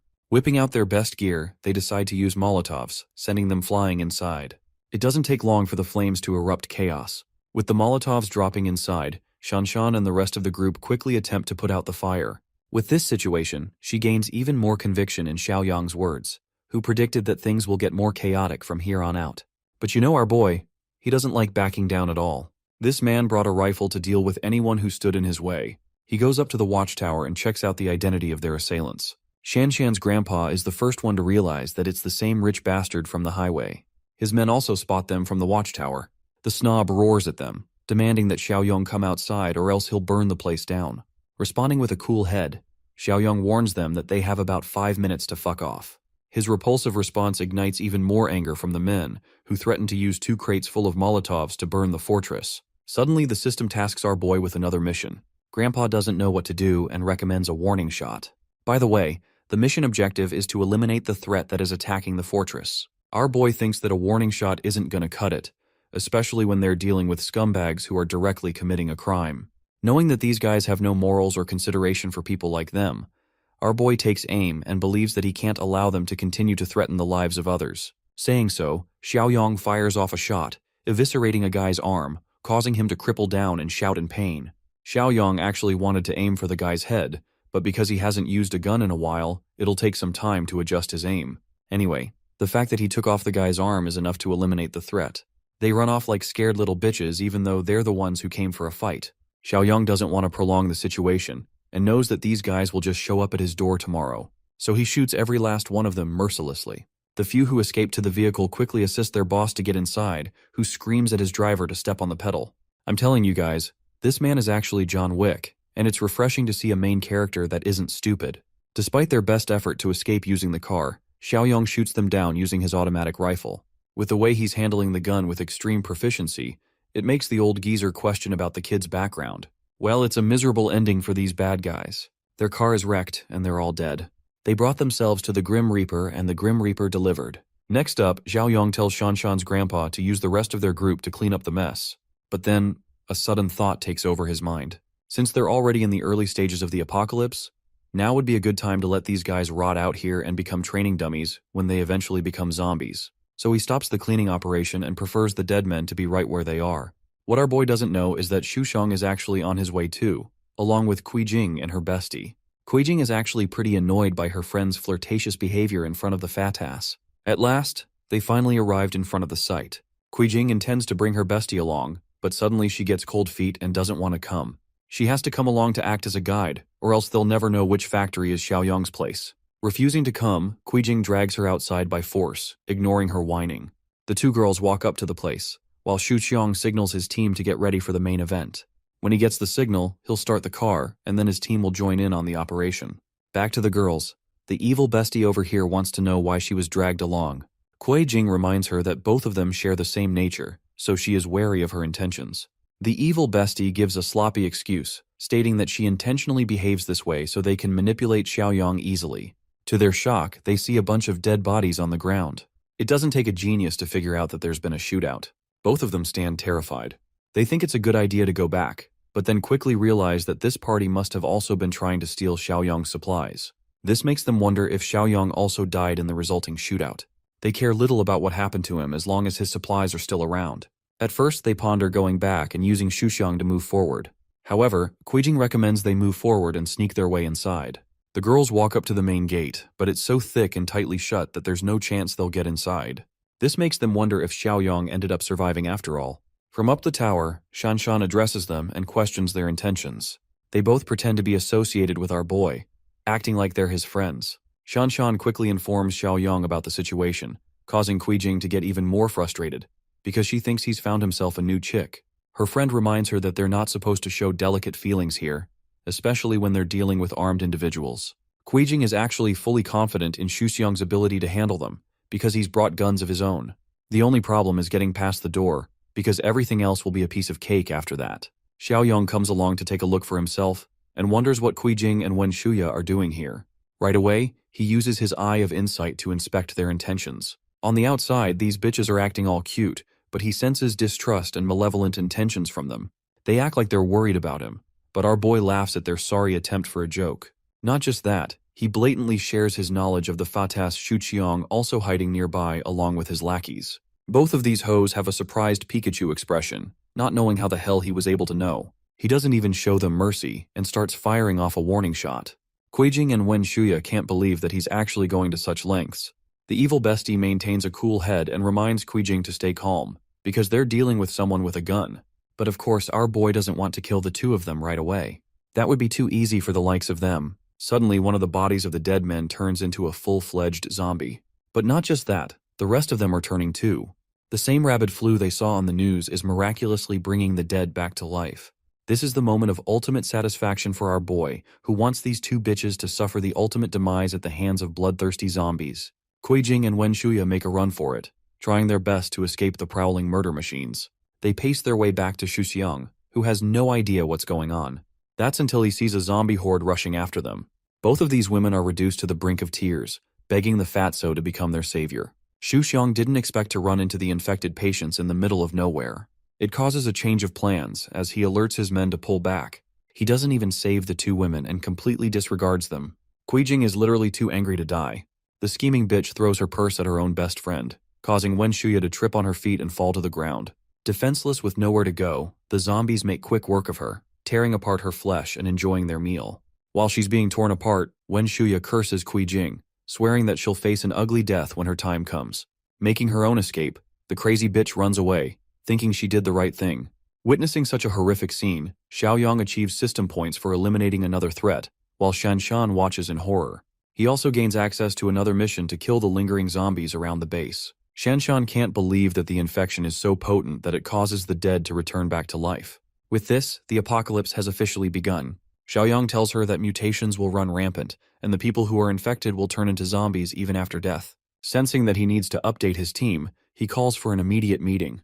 In the next scene, they're all sat, discussing what to do next. Xiaoyang instructs everyone to stay vigilant and lock everything down completely, making sure that their bodies adapt to the source of the infection. If their bodies can healthily adapt, they'll be at less risk of a sudden mutation. Even then, Zhang Qi is worried sick for his injured friend. Chen Chong is still resting in the infirmary, and unfortunately for him, his infection is slowly taking over him. The city's up in flames, chaos is ensuing outside and ravaging the world. We turn to Zhang Xingzhe, who orders his family to stay home while he's going to go to the warehouse and collect all the supplies he has. He also strictly tells them not to open the door for anyone, but things aren't looking so great for them as someone's already banging on the door. Gesturing his family to stay quiet, he approaches the door with a golf club in his hand, ready to knock the shit out of any infected person. He realizes it's just Yang Tao outside and lets his guard down. That ends up being his ultimate mistake, because Yang Tao has brought his friends to beat the shit out of his boss. They kick him down as he demands to be let go of. Even though the boss showed consideration to Yang Tao all these years, his own lackey ended up betraying him in the end. Of course, Yang Tao reminds his former boss that he was disgraced and tossed around like a lapdog. It's the opposite of being treated nicely. Zhang Shengji reminds him of the down payment he paid for Yang Tao's sake so he can get a house. Instead of being grateful for that helpful gesture, Yang Tao acts like it shouldn't be a big deal since his boss has enough money to buy several houses all at once. He's here for the warehouse keys to rob the supplies. The boss doesn't comply, causing this bastard to attack his family. Yang Tao drags his wife by her hair, causing the little boy to roar at him for hurting his mother. The poor kid can only do so much. Yang Tao doesn't even spare him and smacks the kid with a heavy slap. Zhang Shengji roars at him for hurting his defenseless wife and child. Being the evil son of a bitch he is, Yang Tao promises not to hurt them as long he cooperates along with them. In the next scene, they bring him all the way back to the warehouse. Unlocking it, they get inside, but Yang Tao is severely disappointed that there's barely anything that's left. The boss reminds him of their recent best client, Xiaoyang, who bought everything including even the expired food. There's practically nothing left in their stock. The mention of Xiaoyang makes Yang Tao realize something all of a sudden. If they can just steal those supplies from our boy, things will be easy for them as they'll have a decade's worth of ration on them. Of course, even the boss thinks that's a bad idea, because he knows from his previous encounter with Xiaoyang that he isn't a pushover. He even suspects that Xiaoyang must have learned about the apocalypse long before it happened, and prepared accordingly. Yang Tao doesn't even take it up as part of his mission, and instead forces his former boss to do the dirty work. Zhang Shengji has no idea what he's talking about until the bastard puts his family at risk. This means that if he doesn't secure Xiaoyang's supplies, they'll just take out their frustrations on his wife and child. It's a depressing situation for this guy. Back at the fortress, things aren't looking good for Zhang Qi's friend. He's turned into an animal without any regard for reason. The group despairs at the sight of watching their friend get reduced to such a pitiful state. Finally, Yiming suggests that they dispose of him. Once again, Xiaoyang is made suspicious by his words. Jiangqi can't believe the words coming out of Yiming's mouth. However, this guy is actually serious, believing that there's no reason to keep an infected person alive, especially when they're already dead. He understands that if he were ever to break out of containment, he will endanger the rest of them. His words are painful but true. Xiaoyang agrees that there's no cure, so there's no way to bring their friend back to life. To test Yiming's resolve, our boy offers him a blade, just to see what he'll do with it. The guy is startled at first, but eventually realizes what's going on. Xiaoyang wants him to kill his infected friend. Yiming's body shivers at the sight of the blade, while our boy eggs him on, reminding him that he's the one who wanted a weapon from the beginning. It's finally time for him to pick it up and peacefully send off his friend. Interrupting their conversation, Jiangqi forces the blade out of their hands. He understands the weight of the responsibility involved, and volunteers for the task instead. Our boy quickly reminds him that if he follows through with this job, he'll become a murderer. It's not something to brush off easily, but Jiangqi is prepared to trust in Xiaoyang's words, and that's why he's ready to do the job. Seeing his confidence, he allows Jiangqi to make his move. In the very next scene, he loads the blade and is seconds away from slashing his face. But shockingly, Xiaoyang stops him at the last second. Even though they agreed on everything, suddenly he changed his mind. Turns out that Chen Chong's condition is special, which is why Xiaoyang doesn't want to end his life as he's still got some use for him. It's actually because the system alerted him about a rare mutation in his case. Now alone in the room, our boy checks his state. Chen Chong is a savage beast as he is right now. But Xiaoyang is fearless. This man goes up to his face and reminds him that he's still got one last job to do. The following day, a car crashes straight into a pole. It's actually the boss, who appears to have such shitty luck today that he can't even drive properly. Thankfully, he's pretty close to the fortress, so the distance can be traversed by foot. However, things get a lot more complicated when an ugly zombie attacks him. Unfortunately, the boss ends up getting bitten on his arm. He shoves the mad beast back down and runs back to his car. Grabbing a metal pipe, this man literally knocks the sonic rings out of the zombie's head. He doesn't even stop there, continuing to smash the creature's head until it is reduced to a pile of blood. Well, he wasted far too much time on one zombie as others are also gaining up on him. With his compromised condition, he keeps walking in the direction of the fortress. Speaking of which, our boy's got his crew locked and loaded. Each of them are armed with weapons to kill the zombies lingering around the base. Shanshan is struggling with the protective gear covering important parts of her body. Even though it's uncomfortable, it's necessary to wear. Xiaoyang points out that zombies are known for their explosive power, and it can get overwhelming for them when they lack combat experience. He's fine with them taking it off later on. Outside the base, they're locking down on one zombie as their main target. Xiaoyang instructs his team to get ready as they're within range to strike. Suddenly, the zombie catches sight of them and initiates its attack. As it bursts towards our boy, Xiaoyang reminds his team of the instructions he fed them earlier. Everyone is tasked to cover for each other and maintain good distance. He quickly dodges the zombie's lunge and shows them a visual demonstration of how to create an opening after avoiding an attack. The best areas to strike are the creature's temples and nape. Think of it like Attack on Titan, the neck is their weakness. Surprisingly, Four Eyes is brave enough to smash his weapon into the zombie's face. But instead of cutting through with his blade, he only ends up hurting himself. I was glazing him and he ended up losing all of his aura in the same scene. Xiaoyang emphasizes that attacking the skull is useless. It's the least effective move they could pull off in a battle. It also gives the zombie a window to attack the dude, forcing Four Eyes to block with his blade. The creature really wants a piece of him while he's quivering in fear for backup. Xiaoyang is at least impressed with the way he handled his defense. Next up is Jiangqi, who goes right in to target the monster's neck. The zombie is struck precisely at its weak spot, creating an opening for the rest of the team to keep on bashing it to death. Our boy highlights the importance of striking numerous times to ensure a successful kill. Jiangqi looks back to ask how they're doing, to which our boy replies that they should know the answer themselves. However, a zombie is rushing to attack him from his blind side, causing Jiangqi to shout and alert him. The mindless beast is inches away from biting his shoulder. But even then, Xiaoyang quickly turns back and grabs him by the head, displaying no signs of fear in his approach. Once again, he uses this as a lesson to teach them the importance of keeping an eye on their surroundings. The rest of them are amazed by his incredible reflexes and quick thinking abilities. Okay, let's go and see what the boss is doing. Boss is over here regretting his life's choices, as he spots a bunch of vehicles stopped right outside the fortress. This makes him wonder if Xiaoyang has already been killed by another party. Suddenly, he hears a bunch of people talking to each other. He recognizes one of the voices as Xiaoyang's and slowly draws near to see what's going on. Spying on the group from behind a car, he can't believe what he's seeing. Xiaoyang and his team are hunting down zombies without much struggle. Unbeknownst to this unlucky guy, Wen Shuya's zombified corpse crawls out from under the car and grabs his leg. This bitch really doesn't know how to die. She causes him to trip and fall. Left completely defenseless, the boss braces himself as the zombie hastens to feast on him. Right as she's about to kill him, her head gets blown to bits. It's Xiaoyang, who came just in time to save his life. The boss shoves her headless corpse to the side, while our boy questions what he's even doing here of all places. The boss explains his situation, but before he gets to say anything, Xiaoyang unfortunately spots his infected bite mark. He puts the gun over his head, stating that he's already a lost cause. The boss begs him to at least hear him out before shooting. Even though Xiaoyang is willing to give an ear to his request, he's not going to let this guy come near him. Filled with grief, even the boss understands that he's done for. The clock is ticking down for him to become a zombie.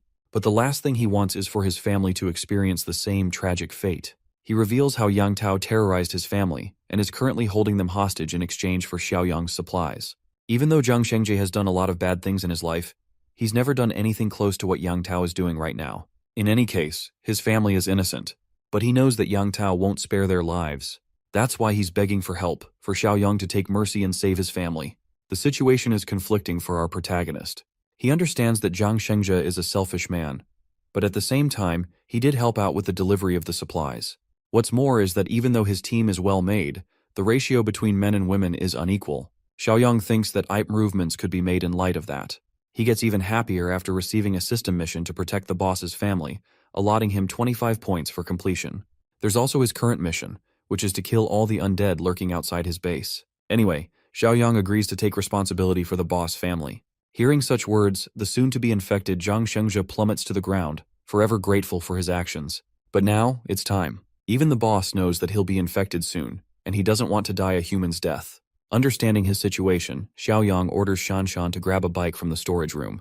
She doesn't get his intentions, but she goes to grab one anyway. As for our boy, he tells the boss to isolate himself from the crowd in a place where no one can reach him. Even though he doesn't explain the reason why, he thinks it's the best strategy to use before he becomes infected. Accepting his suggestion, the boss thanks him once again.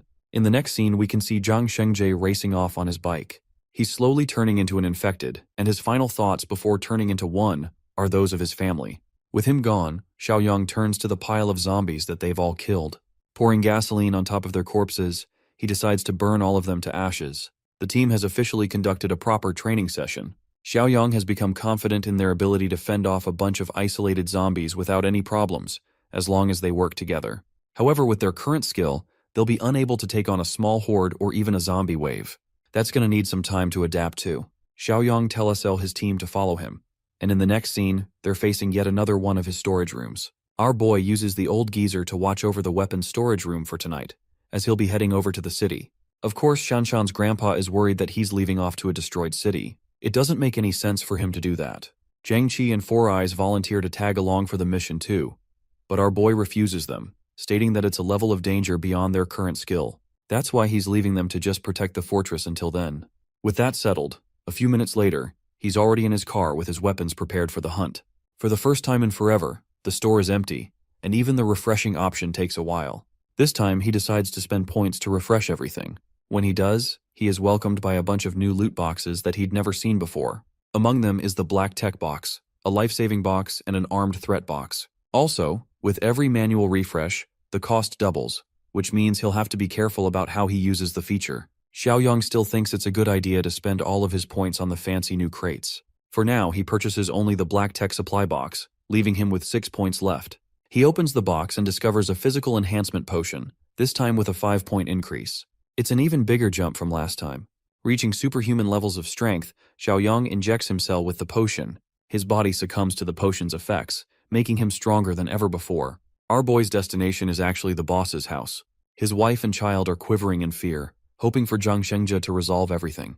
After a while, Yang Tao and his goons arrive into the room, while the defenseless lady questions what they're going to do next. Forcing his way upon the weapon, this piece of filth tells her that they're going to enjoy her while her husband's away. The poor woman tries her best to fend them off, begging them to stop what they're doing.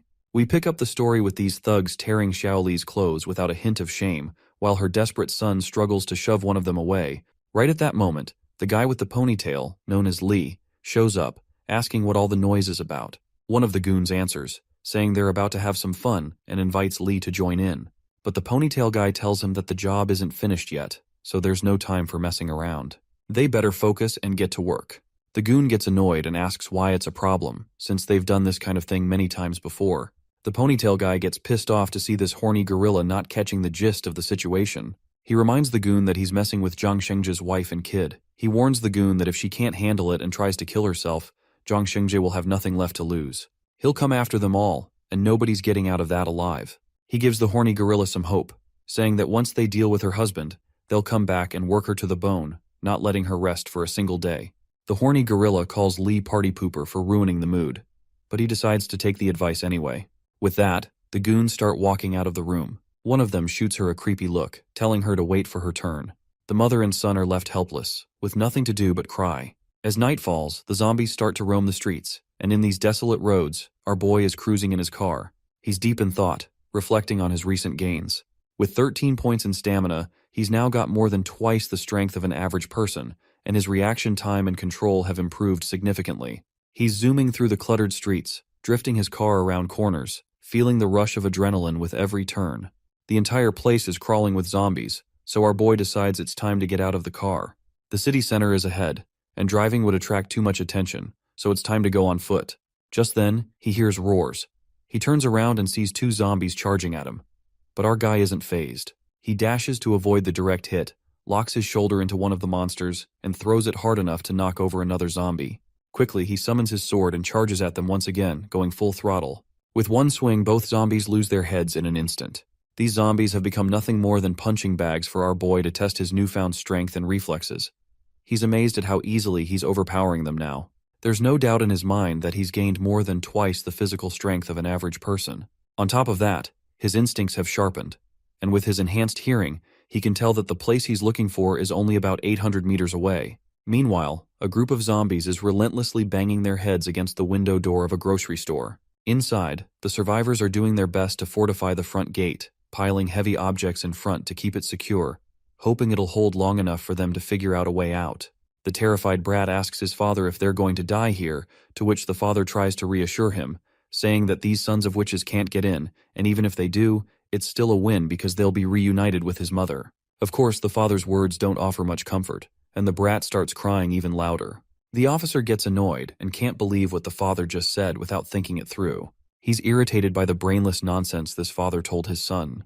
But the sassy father shoots back, saying if he had enough brain cells to think before speaking, he would have been a property manager by now. By now, even the officer starts to worry that they might actually die here. Just as the tension peaks, they hear gunshots. One of the zombies clinging to the door has its head obliterated, and the brat falls to the ground in shock, while the father is left clueless about what just happened. The officer tells them to move the heavy stuff aside to see who's outside and warns them not to make any noise. As they carefully peek through the gate, they realize that all of the nearby zombies have been dealt with, so they cautiously step out. The brat starts shouting something about a mutant. The father quickly asks what he's talking about, and the son explains that it's a stronger and faster version of a regular zombie, just like in the comics, novels, and games. The father gets annoyed by his entertainment-obsessed son and snaps back at him, wondering how he can still be talking about games and stuff even in the face of danger. He's now sure that this is why his son always had the worst grades. The officer turns to the father, telling him to stop bickering, and asks how the hell grades are relevant right now. He urges them to hurry up and keep a close watch on their surroundings, since they don't want that mutant to ambush them. Don't forget that this father's name is Old Song, so we will be calling him that. As they move forward, the officer warns them once again to stay alert and keep an eye on their surroundings as they slowly head toward the base. When they reach a fork in the path, they stop. The father looks across the street and spots a boy standing there. It's none other than our boy, who's clearly busy with his system, adding points and adjusting his stats. At that moment, the brat starts shouting that it's a mutant zombie. But the officer, being the only one with enough brain cells, quickly realizes that this guy definitely looks like a survivor, not a zombie. It seems like these guys have caught our boy's attention. He chuckles at the brat for mistaking him for a mutant zombie, and tells the kid to stop letting his imagination run wild. The officer perks up with relief, realizing it's actually a survivor. Moving cautiously, he approaches our boy and tells him it's too dangerous to be out here alone. He advises him to come with them, as they need to stick together if they want to survive. He invites him to join their group. Jiang Xiaoyang asks the group about their identity, as he has no clue who they are or why only a few of them are stuck here.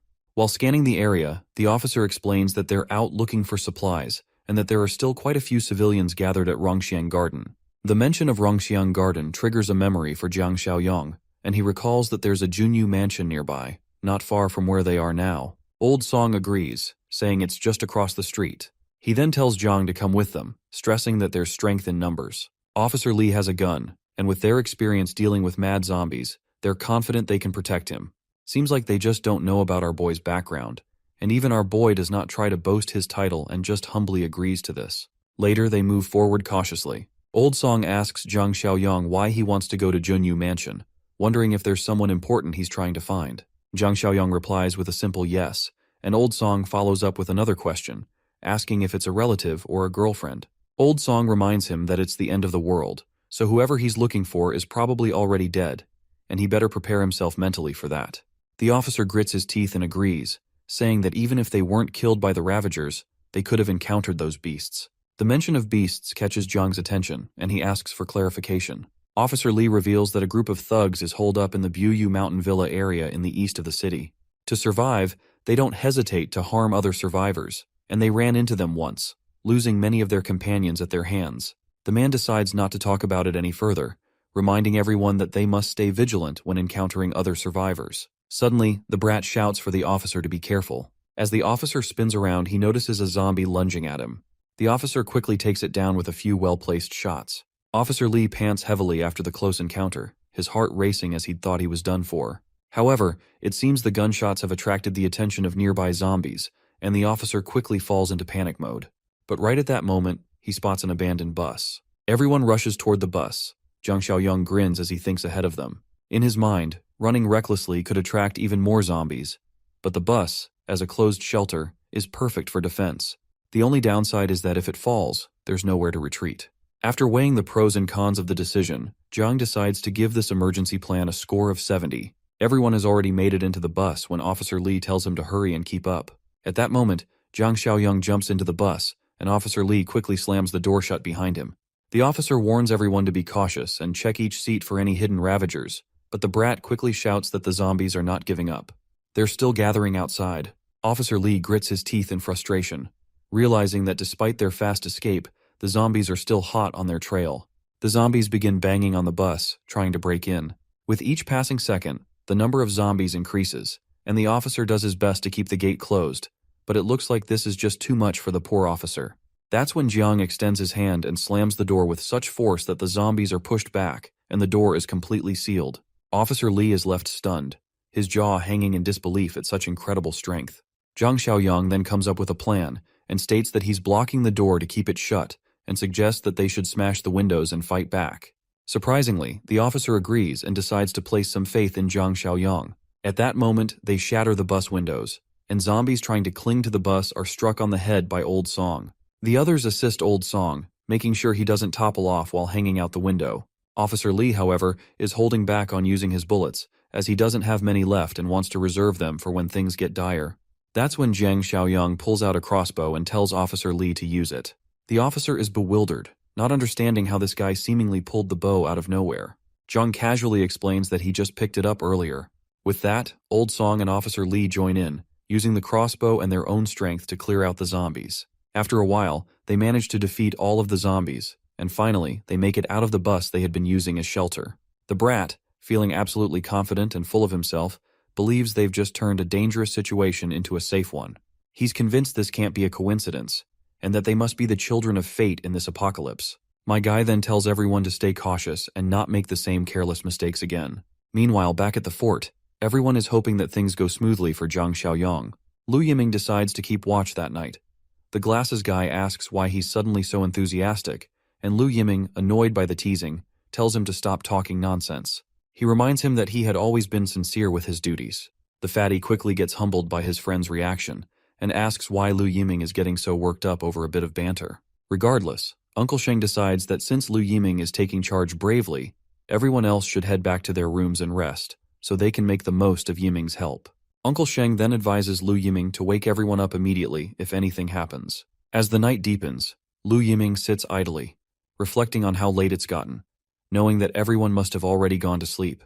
He decides to get back to the main goal he's focused on, wanting to settle things before our boy returns. Meanwhile, the old man sleeps soundly with the key of the weapon room lying near his pillow.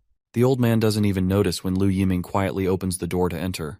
As Lu Yiming approaches the old man's bed, he reaches out to grab the key. But to his surprise, the old man proves to be more alert than expected, waking up just before Lu Yiming can grab it. The old man asks what the hell he is doing, but before he can get any more words out, he receives a solid punch to the face from Lu Yiming. With the key now in hand, Lu Yiming runs as fast as he can, while the old man calls after him, demanding the key back. The commotion wakes others up, and the old man quickly reports to everyone that Lu Yiming has taken the key to the weapons room. They all run as fast as they can to catch that bastard, but the idiot throws a bunch of stuff in the way while running. Everyone chasing him stops right there. It's pretty hilarious though, because they could easily jump over these obstacles, but they just stand there like game characters refusing to enter a restricted area. Lu Yiming notices the nursery room on his way and figures he might as well go all the way, since he's already doing this. He heads into the room where Chen Chong the zombie is lying on the bed, strapped down. As he tries to approach, the zombie suddenly retaliates with its free hand. Lu Yiming is taken aback because the second hand was supposed to be tied down, and he wonders if they made the straps too loose when they bound this freak. This actually makes him even happier though, because it saves him the trouble of untying the zombie. Meanwhile, the others finally make it past the obstacles, and what they find in the corridor is far from pleasant. They're frustrated that Lu Yiming went out of his way just to let Chen Chong out of the infirmary. The old man is regretting not realizing sooner that Lu Yiming was such a snake. But Shanshan tells him there's no point in regretting now. They need to focus on what to do next. Since all their weapons are locked in the warehouse, they should start by making sure that this zombie gets locked back in the infirmary. Uncle Sheng decides to use the method Zhang Xiaoyang taught them earlier. Stay careful and avoid letting the monster bite. With that in mind, they start walking toward the zombie. Zhang Qi quickly grabs the bastard by the neck, while the other two help hold its hands down. The old man contributes highest out of all, pointing towards the infirmary and telling them to drag the zombie back. With a countdown of 3, they push the zombie back into the infirmary and lock the door as securely as they can. Once the zombie is locked inside, one of them wonders if it's just him, or if restraining the zombie wasn't as hard as expected. Everyone else shares the same thought. But the old man reminds them that they've wasted so much time here, that little brat must have gotten all the weapons by now. Right at that moment, Lu Yiming shows up and questions the old man's audacity to call him a little brat. Sadly for everyone, the bastard finally has a gun in his hands. However, he seems annoyed by the fact that the storeroom only had one weapon, but he figures this one will be enough to deal with all of them. After he takes care of everyone, he'll take his sweet time searching for the other weapons. Lu Yiming points his gun at them, ordering them to move back into the room. Zhang Qi tries to reason with the bastard, reminding him that it was Zhang Xiaoyang who saved everyone and gave them a chance to live. But Lu Yiming reminds them that our boy always acts high and mighty. Saving their lives doesn't mean they have to serve him like slaves for the rest of their days. The old man also calls this bastard an ungrateful sucker. Meanwhile, inside the infirmary, Chen Chong seems to have his own plans, and it looks like he's about to intervene in the heated argument. But before anything can happen, the scene transitions to Rongxiang Garden, where Officer Li is giving precise directions to our boy, telling him how to reach Jinyu Mansion. He warns that the layout of the residential area is complicated, making it easy for zombies to hide, so he needs to be extra careful. Officer Li tells Jiang Xiaoyang that once he finds the people he's looking for, he should return to Rongxiang Garden to meet everyone. He advises Jiang to take the side gate of the community, not the main gate, for safety. Jiang thanks him and says he'll keep that in mind. As he begins walking his way towards his next destination, Old Song suggests helping him out, since he helped them fend off those zombies and save their lives. But Officer Li reminds him that they have no idea what the situation is like inside Jinyu Mansion. If they accidentally walk into a horde of zombies, everyone will be dead in no time. Zero Song asks why they're letting Jiang walk into what seems like certain death. Officer Li replies that he's already warned Jiang as much as he could, so all he can do now is feel pity for him. He adds, though, that they shouldn't overlook the skills Jiang has. He's clearly capable. Meanwhile, outside, the area is crawling with zombies. And inside, the goons who are taking Zhang Sheng's family hostage are getting annoyed to see that Zhang Sheng has not come back. The other thug doesn't care and says he's held his frustration in long enough, so tonight he's letting it all out on his wife. Otherwise, he won't be able to sleep. Seems like these idiots are just waiting for a dead man to return. One of them, though, seems smart enough to realize that Zhang might be dead since he went out alone. The other disgusting thug adds that when they clap her, they'll make sure to tie her up so she won't have a chance to kill herself. They have no idea when things might go south, so they decide to make the most of the time they have left. Meanwhile, the lady trembles, hearing the goons plotting against her. Ponytail finally gives his friends the green light to go. but he tells them to be careful and not let anything happen to the woman, especially not while doing anything naughty. Suddenly, Ponytail notices something unusual outside. As we peek outside, we see that all the zombies have mysteriously dropped dead. While this reason may be unknown to that bastard, we know exactly what's going on. Ponytail decides to take a look outside, wondering if it could be a rescue team. But before he can go any further, his life chapter ends right there. As he steps outside, he's met with a dagger slash that cuts his throat clean off, and his head rolls over the ground. Meanwhile, the other thugs in the room are ready to claim their prize. They look absolutely thrilled and aroused as they start undoing their belts. They yank her son away from her and slap her hard across the face for yelling. They throw the kid aside, but the little brat has some courage and is willing to fight with everything he's got. However, they kick him out, not wanting any more trouble, and slam the door shut behind him, leaving the poor kid outside. At that moment, the headless body of Ponytail collapses to the ground, leaving the kid frozen in shock. But what stuns him even more is the silhouette standing over the doorway. But there is nothing to fear about because it's our boy, Zhang Xiaoyong. Jiang looks at the kid and asks if Zhang Shengji is his father. The boy stutters for a moment before managing to respond. Meanwhile, inside the room, the thugs have already started tearing the woman's clothes as she struggles to cover her up. One of them, cocky and smug, slaps her hard across the face, demanding her to scream out loud as they harass her. But the woman stays silent as she does not want her son to hear her suffer. Eventually, the thug just decides to go over her and then let his other buddies have their turns.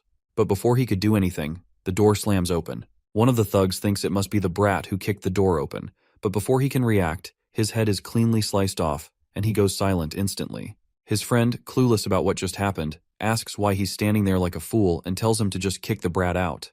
But what his friend doesn't know is that the guy has already lost his head and promptly collapses to the ground. The others are completely confused, not understanding what's going on. At that moment, Zhang Xiaoyong grabs one of them and slams him hard against the wall. The thug, who had been happily undoing his belt, stutters, asking Zhang's identity. But Zhang doesn't bother with an answer. Instead, he delivers a solid kick to the thug's face, knocking him out cold and finishing him for good. The scene transitions back to the fort, where Li Yuming is holding his gun against everyone. He tells them one last time to move, or he will shoot. The old man tells the others to just do as this bastard says and move to the room. However, Shanshan decides against this idea. The old man, though, insists she follow his orders since Li Yuming has the gun, but reassures her that he'll think of something later. Li Yuming just smirks disgustingly and reminds them that there's nothing to figure out. He threatens them, saying they haven't seen his ruthlessness and decisiveness yet, and that he will definitely establish his dominance. He decides to take the old man down first, since he's the one yapping the most. The other two standing behind the old man try to talk him out of it, but just as they're speaking, they hear a sound. Suddenly, the lock on the infirmary door begins to move, and with a loud swing, the door opens. To everyone's shock, it's Chen Chong, who had somehow used the key to free itself.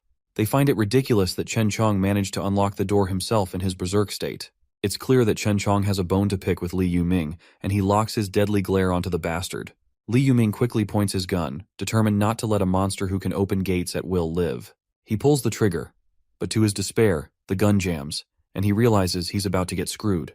Before he can react, the monster lunges at him, tearing him apart and killing the bastard who's kept everyone on edge for the past few chapters. Not only does Chen Chong take out Li Yuming, but he also drags his lifeless body toward the infirmary. No one knows what's happening, and all they can do is watch in complete disbelief. Chen Chong, on the other hand, grabs the key to the infirmary door, tosses it aside, and he locks himself in, leaving everyone standing there bewildered. Meanwhile, Zhang Xiaoyong is done taking down the thugs and finally frees the wife. He then calls the kid over to him, but the protective mother holds her son close, asking Jiang what he plans to do with him. Jiang doesn't bother explaining and simply tells the kid to come over. The kid finally decides to trust him, assuring his mother it'll be all right. When he reaches Jiang, our boy hands him a dagger and tells him to kill these bastards. The thugs quickly realize what is coming for them next, so they start begging for their lives. Even the mother tries to protest, saying he's just a child. But Jiang states that he's no longer just a kid, and that everything changes from this moment. He tells the kid that, from now on, he's the one responsible for protecting his mother, so he needs to gather his courage and eliminate the monsters who hurt her. The disgusting smirks of those thugs flash in the boy's mind. Fueled by all his anger and courage, he charges at the bastards, and in the end, he takes them down, finally avenging his mother's suffering. The mother looks horrified as she watches her son, while the kid himself is consumed with anger. He knows that even after killing these bastards, his father isn't coming back. In a moment of grief and frustration, he asks Jiang if his father is pushing up daisies now. Sadly, Jiang responds with a somber yes. The boy, unable to handle the weight of it all, throws the bloodied knife to the ground. He rushes toward his mother and hugs her as tightly as he can, seeking comfort in her embrace. The mother, desperate to keep her son safe, pleads with Jiang to take him with him, offering to do anything he wants in exchange for her son's safety. But the boy, determined to stay by her side, says he wants to protect her. But Jiang invites both of them to come with him. He reveals that he had promised Jiang Shengzhe that he would keep them safe. With that assurance, the mother and son follow Jiang closely, walking past the dead bodies of the defeated thugs. The kid looks scared to see those bodies, and he is even more scared about the monster who killed these guys. Jiang, with his usual calm, replies that it was he who took down all of them. By the way, let's not forget that this kid's name is Shuai and his mother's name is Shaoli. Suddenly, Jiang gestures for them to stop, sensing some suspicious sounds nearby. He turns to Shaoli and asks if she knows where Building 8 in Banyan Garden is.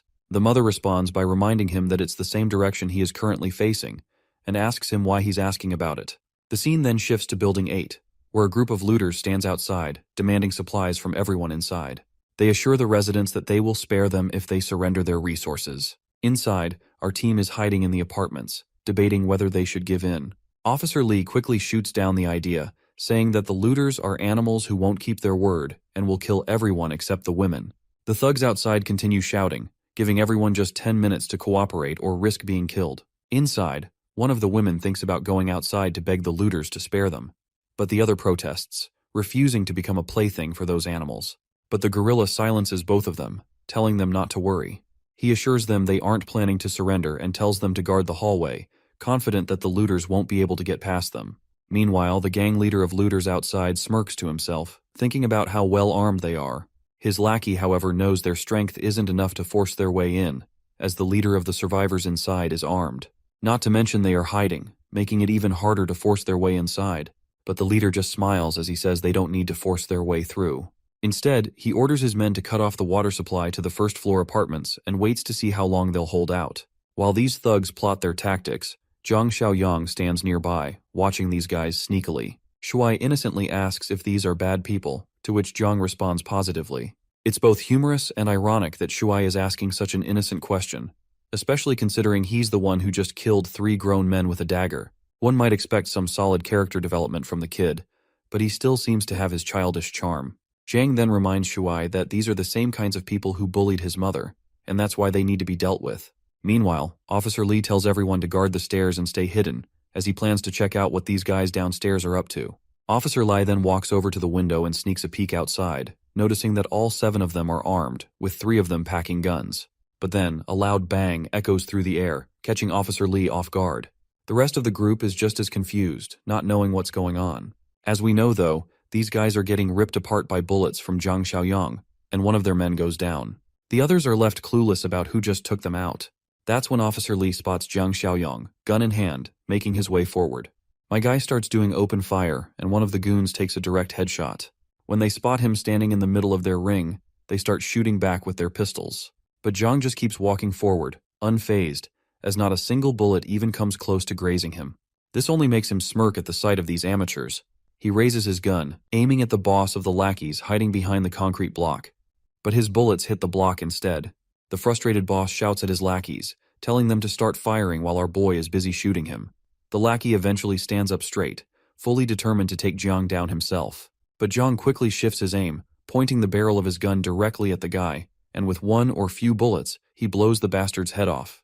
The leader of the squad sneers from behind the concrete block, feeling smug as he thinks Jiang must be out of bullets by now. Confident, he decides to make his move, aiming his gun at Jiang. But Zhang Xiaoyang meets his gaze with a cold, unwavering stare, standing tall right in front of the guy.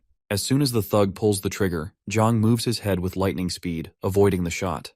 He grabs the thug's arm, the one holding the gun, and in a fluid motion, aims the same gun right under the bastard's neck. Without hesitation, Jiang pulls the trigger, sending a bullet through the guy's head. And just like that, the entire squad of criminals has been taken care of. Jiang then rummages through the leader's dead body, searching for anything useful. After that, he makes his way into the building, only to find that there are still some goons left from the squad. The remaining thugs launch themselves at him without a second, desperate to take him down. But Jiang doesn't even flinch. He stays rooted in place, unfazed. And all that breaks the silence are 3 quick gunshots, each perfectly placed, dropping the thugs on the spot. Watching all of this, Shuai is over the moon with excitement, clearly impressed with how our boy handled the fight. He can't help but admire him even more.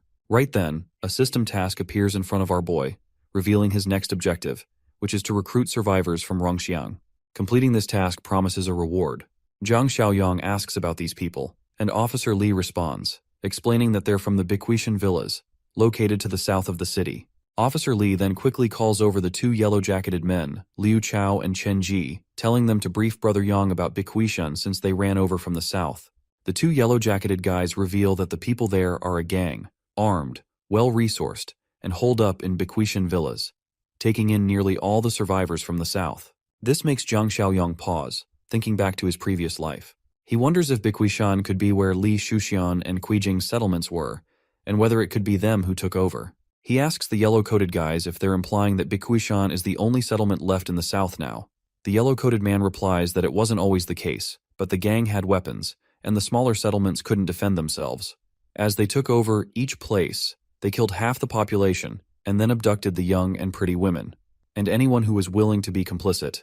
Zhang Xiaoyang is certain about who is behind this, and when Officer Li hears his confident declaration, he asks what he means by it. Zhang replies that the three guys they just took down each had handguns, and he tells them to hold on to them and check for extra magazines, because there's probably more of them out there. He also gives them his rifle and tells Officer Li to keep it, and he'll leave them 5 magazines. Hong explains that the Biquishan crew won't let this go, and with these weapons, 10 or so men should not be an issue now. He tells them to hold out here for a couple of days while he reorganizes back home and then comes back to deal with that shitty crew. One of the men standing there is shocked and asks if Zhang is seriously planning to take on Biquishan.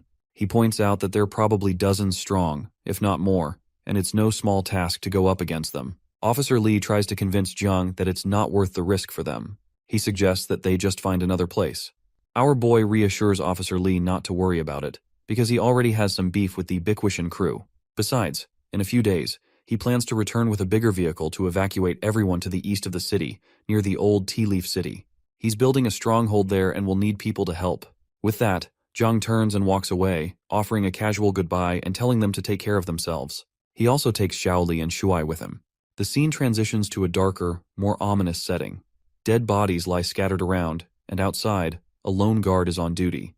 The place he's guarding is none other than Biquishan. Inside the mansion, we see the people running this gang. Wenge, with his orange hair, is the boss of this place, and he asks why they haven't dealt with the supplies at the Jinyu Entertainment Center yet. Xiaoli, the overweight man, responds during a meeting, saying he's already sent people over, so they should be back by now. But little do they know, those people have already been wiped. The other guy, known as Kai Gay, addresses the fatty, and reminds him that there are quite a few high-end affiliates living over at Jinyu Mansion. They can't just take the supplies from the entertainment center without consequences. Xiaoli assures him that his people are already instructed to bring back anyone alive.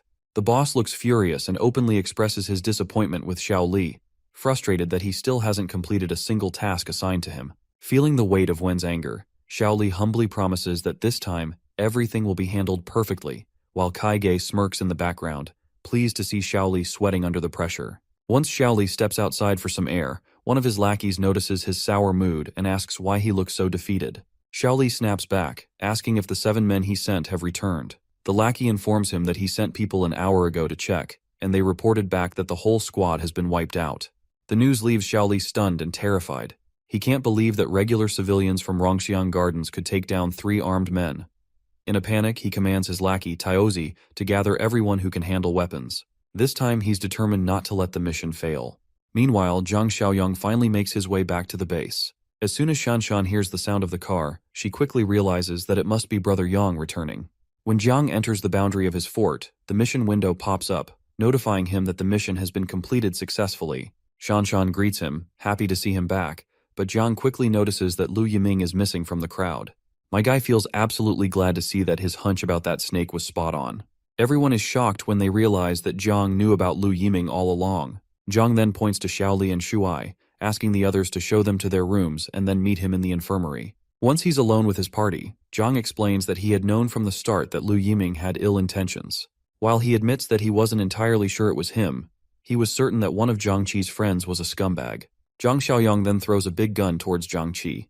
As Bleachhead catches it and examines the bullets, he quickly realizes they're rubber bullets. The old man's mind clicks and quickly asks about the kid Chen Chong, who's inside the infirmary. Jiang strides confidently toward the infirmary, casually mentioning that Chen Chong isn't an ordinary zombie. Instead, he's a rare mutant, a fact my guy had already confirmed some time ago. He had asked the zombie to blink 3 times, and to his surprise, the zombie complied. Jiang explains that after the apocalypse, those infected by otherworldly sources have a slim chance of becoming rare mutants. These mutants usually possess far greater intelligence and potential than regular zombies. They may even retain fragments of their past memories, and Chen Chong is exceptionally rare among the rare. Jiang then opens the door, and the first thing they see is Chen Chong standing over the head of the man who had been causing trouble. The zombie quickly waves his hand upon seeing Jiang. Jiang orders him to stop holding back, saying there's no need to restrain himself and he should get rid of this bastard now. As the mutated guy begins dragging that snake out, his bleached head friend asks him if he remembers him, and the zombie's feet falter as he stops and looks at Zhang Qi. No one can figure out what's going on in the zombie's mind. Abruptly, he swings his hand at the bleachhead, who barely dodges it in time. It seems that Chen Chong is just messing with his old friend, which explains to Zhang Qi how even as a zombie, he still can't keep his hands to himself. Later, Zhang Xiaoyang is staring at his system screen. Zhang Chai unlocks a hidden achievement titled Mutual Companion, and the achievement is completed, adding system points to Zhang's total. Jiang is surprised to see that he's unlocked a hidden achievement, a nice little bonus. Curious, he decides to check if the shop has anything new. Upon looking, he notices a level 2 box labeled High-Tech Supply Box, something he's never seen before. However, it's expensive, and Zhang hesitates to spend his hard-earned 50 points on it. Instead, he opts to open the remaining 2 boxes first, figuring they won't take up space anymore. As he opens both of them, he receives 2 unexpected items. The Lifesaver Supply Box grants him an interdimensional infection blocker, which offers a chance to block otherworldly infections, but can't reverse mutations that are already complete. The Armed Deterrent Supply Box surprises him even more as it contains a Barrett M82, a powerful sniper rifle, along with a bundle of bullets. Jiang is amazed at his crazy luck. Not only does he receive a game-changing weapon from a level 1 box, but the infection blocker is a real deal breaker. The idea that it could potentially stop someone from fully turning into a zombie excites him. This stroke of fortune fills him with confidence, making him even more eager to open the level 2 box. He can barely contain his excitement, but he knows he has a mission to focus on first. His current task is to recruit survivors from Rongxiang Garden, and he's looking forward to completing it tomorrow. Outside, Chen Chong tosses the snake out of their fort's vicinity, since there's no place for traitors like him. As morning arrives, everyone gathers in the training grounds. From the old to the young, each person is armed and ready. Zhang announces that starting today, everyone must spend at least an hour practicing their shooting daily. They begin firing at target bottles, and each hit creates a flash of light. It's impressive to see the cans visibly hit, but not exploding from the shots. Zhang turns to Uncle Sheng, instructing him to have Zhang Qi gather everyone and clear a few more rooms, as he plans to bring back survivors from Rongxiang Garden today. The old man promptly agrees, ready to carry out Zhang's orders. Jiang also orders Chen Chong to accompany him on the escort mission, knowing the mutant zombie's strength and abilities will come in handy. Later, they finally find an abandoned bus, currently overrun by mindless zombies. But Zhang clears the zombies with ease, and Chen Chong helps by throwing the creatures out of the bus as well. Once the bus is cleared, Zhang hands Chen Chong the bus keys, telling him that he can take off his mask if he wants to now, as there's no need to restrain himself. However, he adds that once they reach Rongxiang Garden, he should make sure to put the mask back on so he doesn't scare anyone. The mutant guy acknowledges the order with a growl. Meanwhile at Bikwishan, Xiaoli is gearing up to depart for Rongxiang Garden, accompanied by a group of lackeys.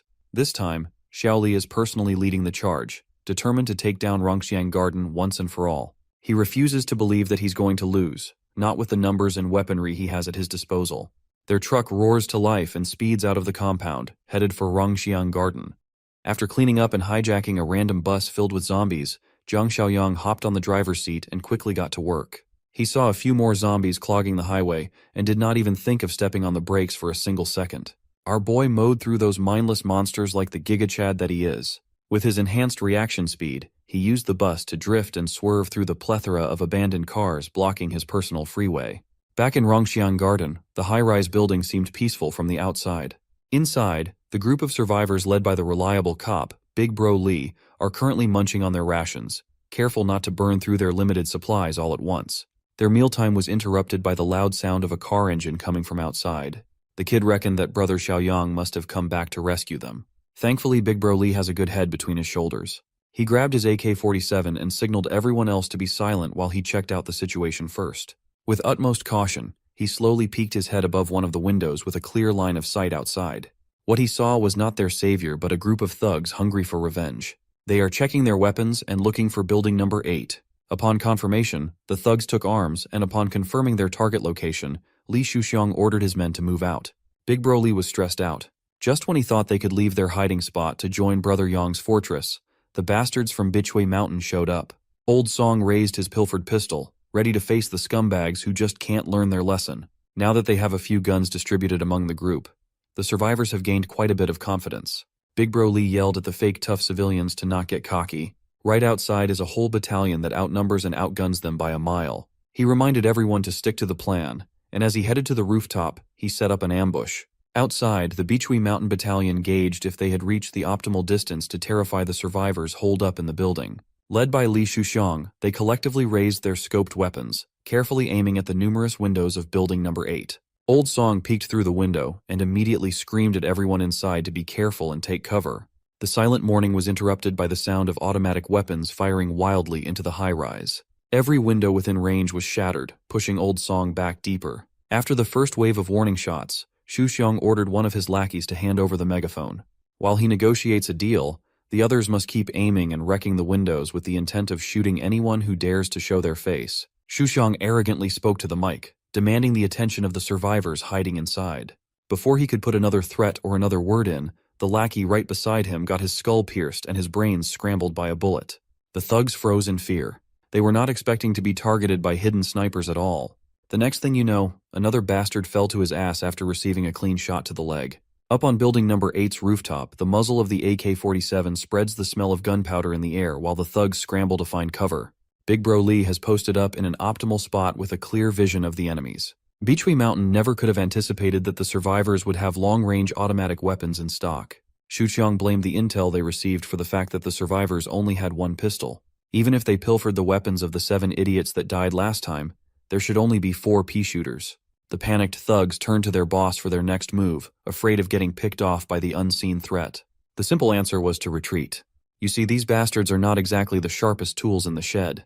They took that order literally and scattered like headless chickens running out of cover instead of waiting for the signal to run together. As you would expect, running in the open streets with a deadly sniper is a recipe for disaster. The cop on the rooftop was as ruthless as he was accurate with that AK. Shuxiang berated his dumbass lackeys for running to their deaths. He counted down to 3, and the remaining bastards retreated as if their lives depended on them. That's because it did. While his lackeys skedaddled in a panic, Boss Li remained hidden in his cover wall. It did not take the sniper on the roof to adjust his aim and kill off the retreating thugs one by one, racking up headshots and body shots one after another. From the beginning, Boss Li's strategy was to use his men as fodder until the sniper ran out of ammo so he could safely run back to his car. A certified scumbag move. As he expected, the sniper had run out of ammo and had to reload with a fresh clip for a bit. Shuxiang's fat ass managed to reach the car safely. From a whole battalion, they are down to just 4 people, and unfortunately for the last one that lagged a few seconds behind, Li Shuxiang is in the driver's seat, and he could not be bothered to risk getting domed while waiting for another expendable unit. Catboy got his brain pierced by the high-caliber bullet and it was lights out. The other 2 that were fortunate enough to hop into the cargo bed lowered themselves, afraid to suffer the same fate that everyone else in their group went through. Back on the main road, Zhang Xiaoyang's magic school bus is still blazing through the clogged freeway like he was playing Mario Kart. Our boy was as cool as a cucumber while he navigated his way back to rescue the survivors. Given that the roads are pretty much abandoned at this point, seeing another car speeding up in the opposite direction was quite a surprise. Even though he could have, Xiaoyang chose not to meddle or chase. He is focused on the mission at hand. Currently, obtaining points is of paramount importance to him. After a few minutes of smooth cruise control, he arrived at the front of building number 8.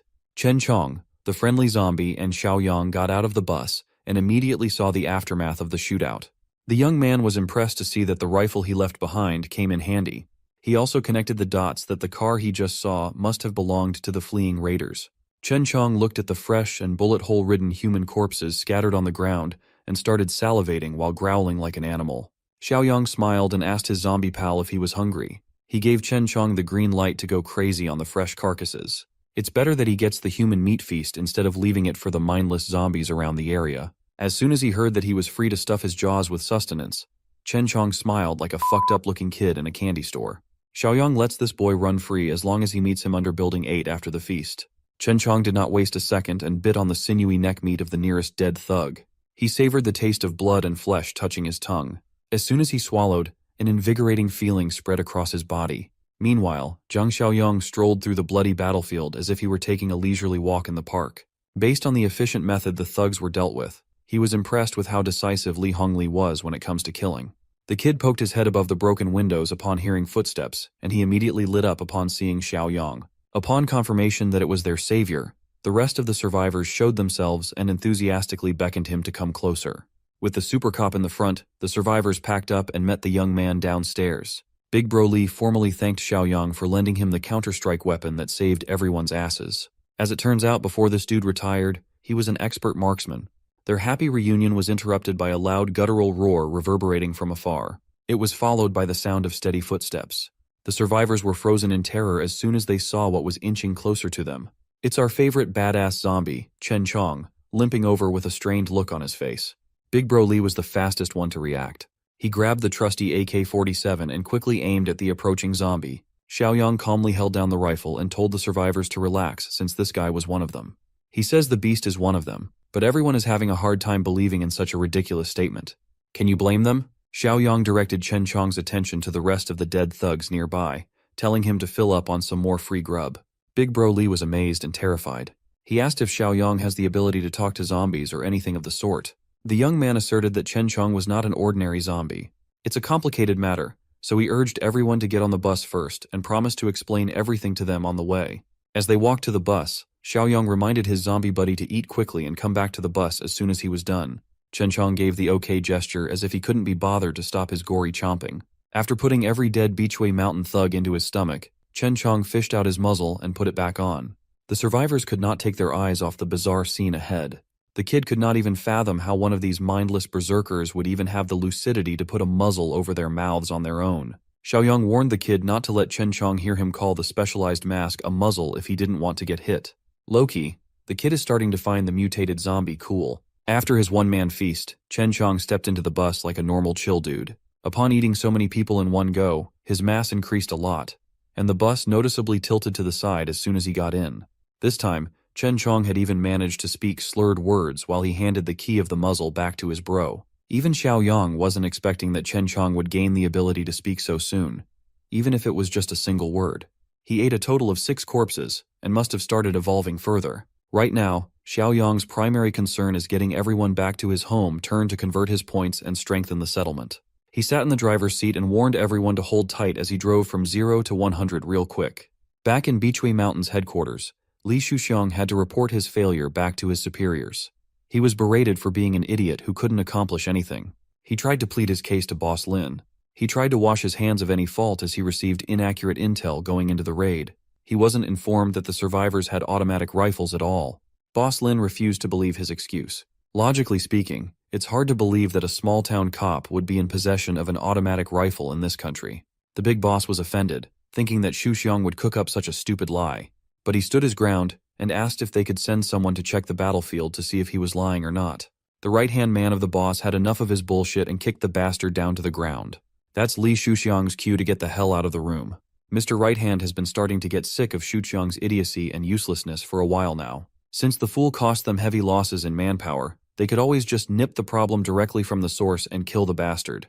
Another Beachway Mountain executive, Boss Shu, called out the right-hand man's real reason for resenting Li Shuxiang. This perv right here has been eyeing Shuxiang's girl for a while now. The pervy fox proposed that they share the bastard's girl amongst themselves to think of her as shared property. Boss Lin smiled. He seemed on board with that idea, but insisted that they do not have to rush. They have to find the perfect opportunity first. Unbeknownst to the corrupt thugs, Li Shuxiang never left. He was just listening in to their disgusting conversation from the entrance. He gritted his teeth in anger. Bro really needs to snake his way out of this one. A few hours later, he went back to his lavish house and threw a childish tantrum. Out of frustration for his own incompetence, he wrecked his own place like a dumbass. His girl came out to check on him, trying to console the fat bastard. Li Shuxiang simply told her to start packing as they have to leave this place as soon as they can. She asked where they would go, and he couldn't give a straight answer. The only thing certain is that this place won't be safe anymore, and they need to plan ahead. Boss Li called his assistant Qingzi and the loyal lackey ran in like a good boy. He ordered Qingzi to gather all their remaining men as they prepared to depart at midnight. His girl could sense that something was obviously wrong, and she did not like it at all. Anyways, back to the people that actually matter. Xiaoyang pulled up to his compound, parking the big bus into one of their many indoor parking areas. The survivors from building number 8 hopped out of the vehicle and marveled at the sheer scale of Xiaoyang's doomsday fortress. With them safe and sound, the survivor recruitment mission has been completed. He was tasked to rescue 5 of them, but he managed to bring back 8. Apart from the 25-point reward, he was given another 5 points as bonus, pushing his total to 66. Xiaoyang turned to his zombie buddy and informed him that tomorrow night, they were going on a 2-man mission to the southern district. Big Bro Lee overheard the human-zombie conversation and curiously asked what was in the southern district. The young man simply told him that he had to go take care of some unresolved cross-time grudges with the people at Bichui Mountain Villa. By nightfall, Xiaoyang locked himself in his room while eyeing the level 2 high-tech supply crate worth 50 points, which he now has enough points to purchase. Without hesitation, he clicked the item's logo, excited to find out what was inside his first level 2 crate. Upon redeeming it successfully, his current points plummeted down to 16. A bright light swirled around his body as Zhang Xiaoyang prayed not to be let down after spending a fortune. Thankfully, the level 2 high-tech supply box did not disappoint at all. The gacha god smiled upon Zhang Xiaoyang and gifted him a physical enhancement serum. This big-ass syringe contains a miracle drug that can boost his physical prowess by 20 points. Without hesitation, he jabbed that thing right into his veins and let the contents flow through his bloodstream. It was a lot more painful than he expected. Right now, he's at 33 points in physical stats. That would be equivalent to over 6 times the strength of an average man. It did not just improve his raw brute strength. It also enhanced his senses. He sensed a mosquito buzzing around his room and reflexively grabbed the little bug by its stinger. His enhanced hand-eye coordination would surely come in handy when it comes to combat. He let go of his death grip, and the mosquito flew out of the room. It's safe to say that Xiaoyang was deeply satisfied with his reward. By sunset, he made his usual patrol with Brother Chong around the base. In one of the open yards, he found Li Hongli leading the marksmanship practice for those interested. After this round, Xiaoyang headed south of the city. Before going, he just wanted to formally ask the old cop to take over the marksmanship training for the others, since he's probably their best sniper. Old Li confidently accepted the job, eager to contribute to his specialty. With that taken care of, Xiaoyang walked, and Brother Chong limped their way to the bus. While that public bus goes way above the speed at which it should be driving, something else is brewing at the enemy camp. That was good for nothing, gangster. Li Shuxiang had arranged for all his men to flee upon sensing the knife inching closer to his back. Unfortunately for him, the escape plan was not as foolproof as he thought it would be. The big bosses of Bichui Mountain Villa pulled up to his driveway, blocking his exits. Inside the lead car was the ringleaders with the addition of a very familiar bitchy figure. With a mocking smile and a gun in his hand, Boss Dong Shu confronted Boss Li as to why he was leaving in the dead of the night. Like an expert liar, Boss Li crafted an excuse on the spot. According to him, he just gathered his boys to head for Rongxian Garden under the cover of darkness to finish what they started. No matter how good he is at crafting lies off the dome, it won't work this time. One of his boys had already been caught and sucked dry of valuable inside information. Everyone on Boss Li's faction immediately recognized Qingzi's limp body. Still thinking that he could wash his hands of any faults, Boss Li tried to pretend that he had never seen the corpse lying on the floor in his life. Li Shuqiang awkwardly scratched his head, secretly hoping that his dumb act would fly. Tired of listening to his bullshit, Boss Shu gave the kill order to his men and showered the pig's faction with bullets. Boss Li stood there, shivering in fear as his boys fell one by one. Up until the end, he tried his hardest to play dumb. Luckily, Boss Shu knows just what would break that act. He asked Li Shuxiang to take a good look at the person sitting in their car's passenger seat. The wannabe gangster caught a glimpse of karma, beating his head with an obvious conclusion. Kui Jing, the witch who always finds a way to attach herself to a bigger fish, had betrayed her way to the top once more. Boss Kai could not help himself. That pig kept on trying to act dumb when Kui Jing had already snitched the entirety of their escape plan. He really should have seen this one coming. That girl latched onto him after making Xiaoyang's life miserable. It's common sense to think that she would do it again. Finally, Boss Kai turned to Boss Zhang for the last order. Boss Zhang casually and wordlessly gave the go-ahead for Li Shuxiang's execution. The method they chose was a barbaric one. They tied a noose around the fatty's neck and had one of their strongest men pulling until Li Shuxiang's final defiant breath. It was a painful and miserable way to go. Once the last bit of life escaped his mortal body, he was left to hang at the gates of his own mansion. Under the cover of the night, a bright blue bus pulled over nearby. Zhang Xiaoyang and Brother Chong sneakily closed in on their target on foot. When they arrived at the entrance, they quickly realized that they were a little too late. Tonight, they were supposed to finish off Li Shuxiang, but someone got to him first. This bastard deserves what he got, but Shuxiang regretted not being able to do it with his own hands. He grabbed a pebble from the ground, sent it flying towards the rope, and cut the carcass loose. Given the tragic ending of this scumbag, Xiaoyang feels a bit motivated to dish out some entertaining revenge. Back in the Bichui Mountain Villa's base camp, unpleasant sounds can be heard from the top floor. Kuijing thought she could just jump ship and be accepted by a bigger criminal like she previously did. Well, she was dead wrong, and her snitching landed her in the den of devious sadists. Boss Jiang only views her warm body as a reward to be used. The pair of deviant bosses passed her around. These people are absolutely disgusting. Thankfully, justice is just a few steps away. Boss Kai looked out of the penthouse window and was taken aback by the sight of his guards dead on the floor. What followed was some loud-ass knocks on his door. Those sounds were just a distraction. The real threat made use of the highest window as his entrance. With a knife in hand, Xiaoyang looked like the Grim Reaper. He made Boss Kai feel the cold blade against his neck. One tiny movement could end it all. Without giving the bastard a chance to spew any more nonsense, he slit that throat and made Kai choke on his own blood. That is one down, more to go. Boss Jiang was flabbergasted. One moment he was shooting poison out of his crotch. The next, his partner in crime was dead on the floor. Kuijing, on the other hand, immediately recognized Jiang Xiaoyang. Without wasting another second, he sent the knife flying, accurately tracking the naked dipshit. Boss Jiang died with his willy out and his neck sliced open. As soon as his body hit the floor, Kuijing screamed bloody murder. Thankfully, Kuijing was not delusional enough to think that Xiaoyang came by to save her. On the contrary, she only felt more dread at the sight of him. Xiaoyang shot her a mocking glare and headed for the door. He slowly opened the locks, wondering what that scum Li Shuxiang would think if he saw her in such a state. As soon as the door was opened, the mutated fatty entered. The wannabe gangster is gone. He's just a mindless flesh-eating beast now. He went straight for Kuijing's neck, savoring her flesh, bite after bite. The witch tried to plead for help, but her pathetic words fell on deaf ears. With that taken care of and his revenge fulfilled, Jiang Xiaoyang closed the door on the pair who betrayed and killed him in his past life. Outside, he coordinated with Brother Chong regarding safe corpse disposal. These fallen guards would be a nice succulent meal for his mutant buddy. However, Brother Chong's belly is still full because of their previous excursion. Tonight he can only eat one corpse at most. Still, that's better than nothing. While Brother Chong indulges, Xiaoyang's enhanced hearing causes him to pick up some intriguing sounds from afar. In a building just outside of Bichui Mountain Villa, a group of scared survivors has been gathered against their will. Looking over them was a fearsome chef and a creepy goon. The goon picked up a little girl, choosing her soft and tender meat to be their next dish. The chef scoffed at the goon and turned down the little girl. She's just way too skinny. He wanted the plump little boy hugging his mother in fear instead. The chef dragged the kid while the mom pleaded. Tired of dealing with these pesky survivors, the chef overpowered the lady with a single swing. Mom cried her heart out and begged for her son to be spared.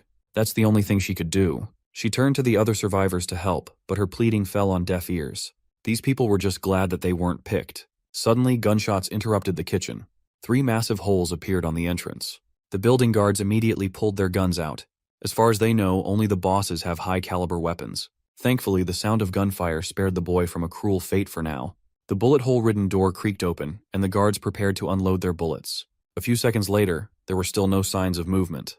Growing impatient, the chef ordered one of the guards to go out and check. The armed guard carefully inched his way into the door. As soon as he reached the kill zone, Brother Chong grabbed that bitch by the neck. Without exposing himself, he already took out one of the armed goons. Based on the color of that arm, the guards immediately assumed that some zombies must have broken in. Without hesitation, they made it rain, wasting their bullets while hitting absolutely nothing. Brother Chong continued baiting them out by running around the room in circles, outrunning their lousy aim at every junction. When the gunshots finally subsided, Brother Chong broke through one of the boarded windows, breaking the wood panels without much effort. He locked in on the chef in the middle of the guard formation. Without pausing his momentum, Brother Chong expertly broke the chef's neck in midair. He landed and used the momentum to springboard his way into the next target. Within a couple of seconds, the untrained goons were massacred one by one. When Brother Chong was done with his deadly rampage, the captive survivors cowered in fear and confusion. The zombie stormed into the room to kill all the goons, but he didn't touch any of the other survivors. Once the commotion died down, Xiaoyang casually entered the room and praised Brother Chong for such an impressive takedown even when he had his mask on. The mutated badass hoarsely replied that his mask makes his moves look even cooler, and he's not wrong at all. Brother Chong for president. Hearing the zombie speak only served to perplex and scare the survivors even further. Kids hugged their mothers tighter, and everyone made sure to keep their distance from the odd mutant. Xiaoyang broke the uncomfortable silence by assuring everyone that Brother Chong won't harm anyone. The little girl refused to believe his words. She had seen super monsters like this one kill without hesitation before. That bit of information certainly piqued Xiaoyang's interest. He carefully approached the little girl and asked what she meant. She mentioned super monsters. The girl's mother answered that they had come across another unusual mutant at Decor City in the eastern part of town. Xiaoyang thought it would take at least another month or two before other unusual mutants appear. To make matters worse, Decor City is not that far from their base camp in Old Tea Leaf Town. He gave Brother Chong a heads up about the possibility of another rare mutant nearby. You see, depending on the individual, mutants can retain varying levels of sanity and memory. That makes them more efficient and fearsome than a typical zombie. However, unstable mutations usually result in heightened violence. Hearing the route that he could be heading down made Brother Chong worried for his future. Sensing his concern, Xiaoyang assured his mutant buddy that he's one of the lucky ones who managed to retain his reason. Besides, with Xiaoyang around, he won't lose his sanity. Xiaoyang turned to the survivors to ask if there were more survivors in the villa area. As far as they know, a few are locked up in the sales office and the basement. Since it was the nearest one, they headed for the basement to check for other survivors. When Xiaoyang opened the steel door, the smell of blood assaulted his nose. Everybody recoiled at the bloody sight hiding behind that cursed door. This must be where those Beachui Mountain Villa bastards store the people they slaughter for meat. Now it makes sense why there are no other gathering spots in this part of the city. Still, the rate at which they kill people doesn't make sense. Well, some of the survivors saw the goons regularly transport unknown quantities of meat out of the city. Xiaoyang could make a rough estimate of the kill count based on the leftover corpses down in the basement. With such large quantities of meat, they could be engaged in some shadier stuff. Seeing as the basement is not a place to live, the only place left to inspect is the sales office. It's about a kilometer from their spot near the south gate. When survivors flock into the villa, they are first locked up in that area. Those deemed useless are sent to the slaughterhouse. Suddenly, Xiaoyang was prompted by a series of missions called Subpar Utopia. He must expand and improve the community score as much as possible. The goons stationed at the sales office are still clueless about the fact that the kingdom has fallen. They only heard some gunshots and thought that the bosses were probably using live people for target practice again. Under the guise of darkness, Brother Chong easily dispatched the lousy security. Currently trapped in the sales office, there were a few unfortunate ladies. Based on the lack of clothing in this room, one can assume the worst. They heard the commotion outside. Some of them have accepted their fate, and some of them still have a little fight inside. When the door opened, instead of some sleazy goon from the villa, a young man with a sharp and determined gaze walked in. Xiaoyang invited the ladies out, adding them to the mass of survivors he rescued tonight. They walked out of the office sales building, the ground littered with blood and corpses of the morally bankrupt goons. The young man promised everyone a safe place to stay, a real home instead of this hell on earth. His only condition was that everyone must work and contribute to the betterment of the community. These survivors have already experienced the tyranny and depravity of the villa. Anything would be better than their current living condition. With that settled, Xiaoyang led everyone to his ride. Everyone boarded the bus. Thankfully, he brought a big enough vehicle for everyone this time around. Not long after the rescue, they reached the base camp. Shenshan and Zhang Qi were waiting for the boss to come back. Seeing as he didn't drive the bus directly in, Zhang Qi stood by to see what the boss wanted to do first. Xiaoyang introduced everyone to his fortress. Right now, he can't just let everyone in without a proper vetting process. Thankfully, the survivors understand that it would be wise to be careful in these harsh times. For now, they will be based on temporary prefab houses protected by iron fences. It's not as secure as the main fortress, but compared to everywhere else in the city, it is heavenly. There are many unfinished buildings and open spaces in this old tea leaf town. Over time, constructions will continue, and conditions will keep improving. Hearing his sincerity, the survivors extended their gratitude to their savior. The night wrapped up, and the next day came. A fleet of cars and trucks pulled up to Beachui Mountain Villa's driveway. The lady boss of the fleet had already grown impatient. That bastard Zhang Qingwen or any of the dipshits she put in charge were not responding to her calls at all. She can tell that something must be up. The lady boss exited the vehicle and checked the buildings herself. As expected, she was greeted by the sight of gore, blood, and rotten death. Those who died the night before had finished reanimating into full, mindless undead. One of the zombies lurking in the building was Li Shuxiang. He roared and attacked the living by instinct. The lady boss did not even spare these critters a glance. She easily disposed of them with her bare hands. She then pulled out a knife and dismembered the drooling zombies, tearing them limb from limb. With the building overrun by the undead, the bosses they installed have died too. Their human meat supply chain will suffer from this mishap. They need to clean up that mess.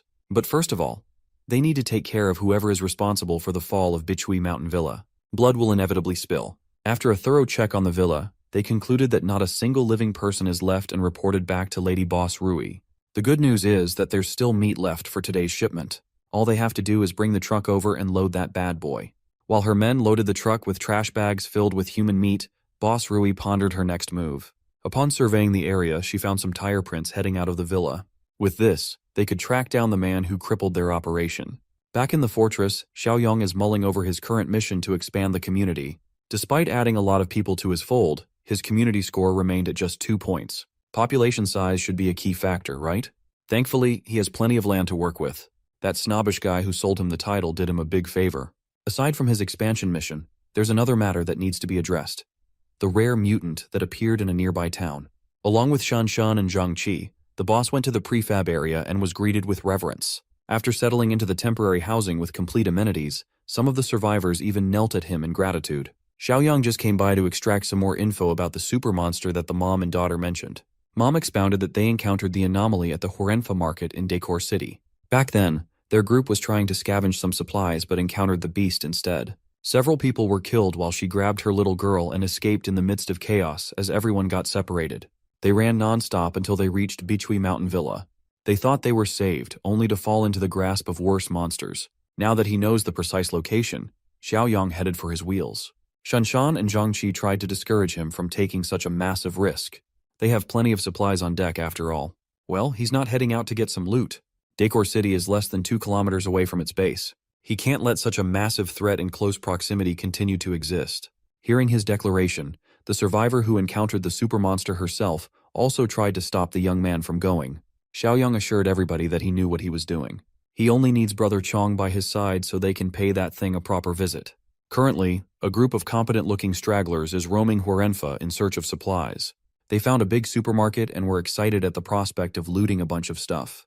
It would be wise to rein in their expectations. The supermarket might already be cleared out. And so, the stragglers entered the supermarket, confident in their group's capability to move freely in the apocalypse. As soon as they sneaked inside, they were met with complete and utter darkness. Once their eyes adjusted to the dark, it became clear that the supermarket had been looted, but far from completely. To account for other survivors or hidden zombies, the group stuck close together and made some noise. Afterwards, they kept their ears and senses open for any movements. A few seconds later, a few loose zombies emerged, and the stragglers kept their cool. They dealt with the undead expertly. Engaging with utmost care, they dispatched the monsters in a coordinated assault. Most of them were glad to see just a few zombies. It's fair to assume that the main horde must have been drawn away by the last group who tried to loot the place. Still, this group was experienced enough to not let their guard down as they proceeded to scavenge. Unbeknownst to them, a much more intelligent beast is hiding in the shadows, biding his time like a hunter circling his fresh prey. As the stragglers head deeper into the supermarket, they thank their lucky stars for giving them enough supplies to last for years. While everyone else was foaming at the mouth at the sight of foodstuffs, their leader was drawn to the bed display. She finally let her guard down and excitedly hopped on the soft mattress. Some of them joked about settling down in the supermarket since it has everything they could possibly hope for. While the group tours the abandoned supermarket, 2 of the chief members go out for a smoke. They reckoned that no matter how badly they wanted to settle down in this mall, it was just not ideal. The place has too many entrances, making it hard to defend. With so many supplies, it would also be a hotspot for other raiders. Thankfully, there's a 2-story building nearby that seems pretty suitable for settling down. Unfortunately for these stragglers, settling down requires being alive. The hunter had finally stepped out of the shadow, beginning his hunt for the tender flesh of the living. One of the stragglers managed to yell for help, attracting everyone else's attention. He ran back inside as fast as he could, but it was impossible to outrun a super mutant. The beast dug its sharp claws from its back through its chest. With one swift and brutal motion, the mutant tore the poor guy like he was made of paper. The stragglers were stunned in terror. Someone yelled retreat, but everyone felt their legs weaken. The group fought through the terror and moved their legs. Their pathetic attempt at escaping was a tragedy. They fell one by one, starting from the slowest runners in the back. They channeled their will to live in their every step, hoping that it would be enough to escape the apex predator gnawing at their collective heels. A few seconds later, and a few meters had elapsed, everyone else had been slaughtered aside from the girl boss over here. She ran without looking back and eventually got close enough to the exit so that she could see the light coming from the outdoors. Girl boss pushed with every bit of strength she had left. Unfortunately for her, running in heels is not the most ideal way to cheat death. At this point, that's just your fault. The super mutant shadowed over her. The entity that feasted on her comrades savored her fear. She cried and raised her arms in a futile attempt to defend herself. But when she raised her head, she saw a different super mutant. This one has a cool-ass mask. Instead of clawing her down to bits and eating her innards, this guy just walked past her. Following the masked mutant was a young man who told her to not be afraid. That's right, Jiang Xiaoyong and the gang arrived just in time to save the final girl. Much to her surprise, she actually recognized this dude as the kid who bought a massive plot of land from her agency before everything went to shit. Xiaoyong also recognized her as that polite real estate saleswoman from a while ago. If he's not mistaken, her name is Ning Wanwan or something. Their fateful reunion was interrupted by the guttural sounds of tearing flesh. Wanwan warned the young man of the monster wreaking havoc in the mall, but he simply assured her that the monster is being taken care of at the moment. She turned her attention behind and saw two anomalous life forms in a standoff. The mall mutant sees Brother Chong as competition, but our friendly mutant simply sees this opponent as an obstacle to being toppled. This is the first time meeting someone of the same kind for either of them. They were both thrilled to test how they would compare against a fellow mutated freak. Mall mutant struck with his unnaturally long claws, missing Brother Chong's crotch by just a few inches. He wonders if eating a fellow freak would speed up his evolution or something. While Mall mutant laughs, Brother Chong unleashes a roaring strike. The force behind that fist was so powerful and hefty that it planted Mall mutant's head deep into the tiled floor. Now the freak was forced to stop messing around and take the masked mutant seriously. Brother Chong raised his foot above the monster's head. In this case, kicking while someone is down would be completely acceptable. Unfortunately, the naked freak was fast enough to respond and jump out of the attack's way. With that same perverse laugh, Mall mutant thanked the humans that served as fuel to his gas tank, continuously accumulating and growing stronger day by day. Brother Chong's senses alarmed him of the incoming threat. The mall mutant jumped face to face against him, looking more savage and vicious than ever. The two exchanged dozens of blows in the blink of an eye. Zhang Qi is starting to get worried that Brother Chong is losing ground for the first time ever. Xiao Yang, on the other hand, was glad that they took this trip. If they had left this mall mutant to hunt for a bit longer, it might have grown to become completely unstoppable. To tip the odds in their favor, the young man stepped in and manifested a fucking AK-47 out of thin air. He casually asked Brother Chong to hold the beast down for just 1 second so they could finally wrap up. As usual, the ever-reliable super mutant did as he was told and focused on keeping the mall mutant from using its speed. The sound of gunfire echoed all over the mall. A singular bullet pierced through the monster's forehead, cracking its skull and turning what was left of its brain into mush. Nevertheless, a single gunshot to the head is not enough to put an end to the super mutant's terror. Still, that shot managed to hurt the beast. Now he's completely shifting targets to the young man with the gun. Jiangqi could not believe his eyes. He had never encountered a life form that stayed alive after a clean headshot. If a single bullet won't do, why not add one more? And then some more? And then just put that thing in full auto to do its magic. With high-caliber bullets chunking the mall mutant, the beast looked like rotten green cheese. When it finally fell, it shivered as the last bits of life left its body. Xiao Yang proposed that Brother Chong should try eating the super mutant. Who knows? Maybe it'll provide a hefty power-up. Much to the young man's surprise, removing a dangerous element such as this beast also counted toward improving his community score and advancing his current mission. Since they're in a relatively untouched supermarket, they might as well pick up a few things. They can't leave empty-handed now, can they? This is where Xiao Yang's storage ability comes in handy. There's no need for hauling truckloads of supplies. He can just suck it all up and transport it in a separate dimension. It's a little crass, but instead of letting the straggler bodies turn into zombies, they might as well give Brother Chong some dessert after munching on his main course. While Xiao Yang was away, some rats were trying to play. Boss Rui and a few of her subordinates have set off to follow the tire tracks and scout the enemy. From afar, they carefully assessed the stronghold's capacity and capabilities. Boss Rui's loyal hand evaluated that the fortress has a decent number of people, but they are poorly armed. Their only advantage is that sturdy warehouse. If that's all they have, it's a mystery how they took down Zhang Qingwen, Lin Guangkai, and the entire Bichui Mountain Villa. Boss Rui reckoned that the rats must have used sneaky tactics. They must have lured a horde of zombies in or something. Filled with arrogance, Boss Rui is already thanking the heavens for spoon-feeding her some juicy prey and a new base. For now, they must head back, regroup, and gather all their weapons and people before striking when the fortress expects it the least. The scouts turned around and drove off. Opposite their route, Xiao Yang's group is heading back. Zhang Qi tells Wanwan that their base camp not only has mattresses but also hot water for proper showers. It's not every day you see other cars on the highway nowadays. The group tensed up as they prepared their weapons. Two cars heading in the opposite direction, none of them slowed down, but for a split second, Zhang Xiaoyong and Boss Rui's aura checked each other. A new mission has been initiated. For Villain Nemesis Volume 1, Xiaoyong must resist the invasion to be rewarded 50 points. He immediately had a gut feeling that the invaders must be those people suspiciously driving around the area. To confirm, he sought Shanshan in the watchtower to ask about any sussy activities around their perimeter. As far as the young woman was aware, there was a car that passed by in the distance, but did not get close enough to ring any alarms. That's enough confirmation for Xiaoyong to act. So, he called for Uncle Sheng and Old Li to gather everyone for an important announcement. Meanwhile, the southern suburb coal plant business is running smoothly.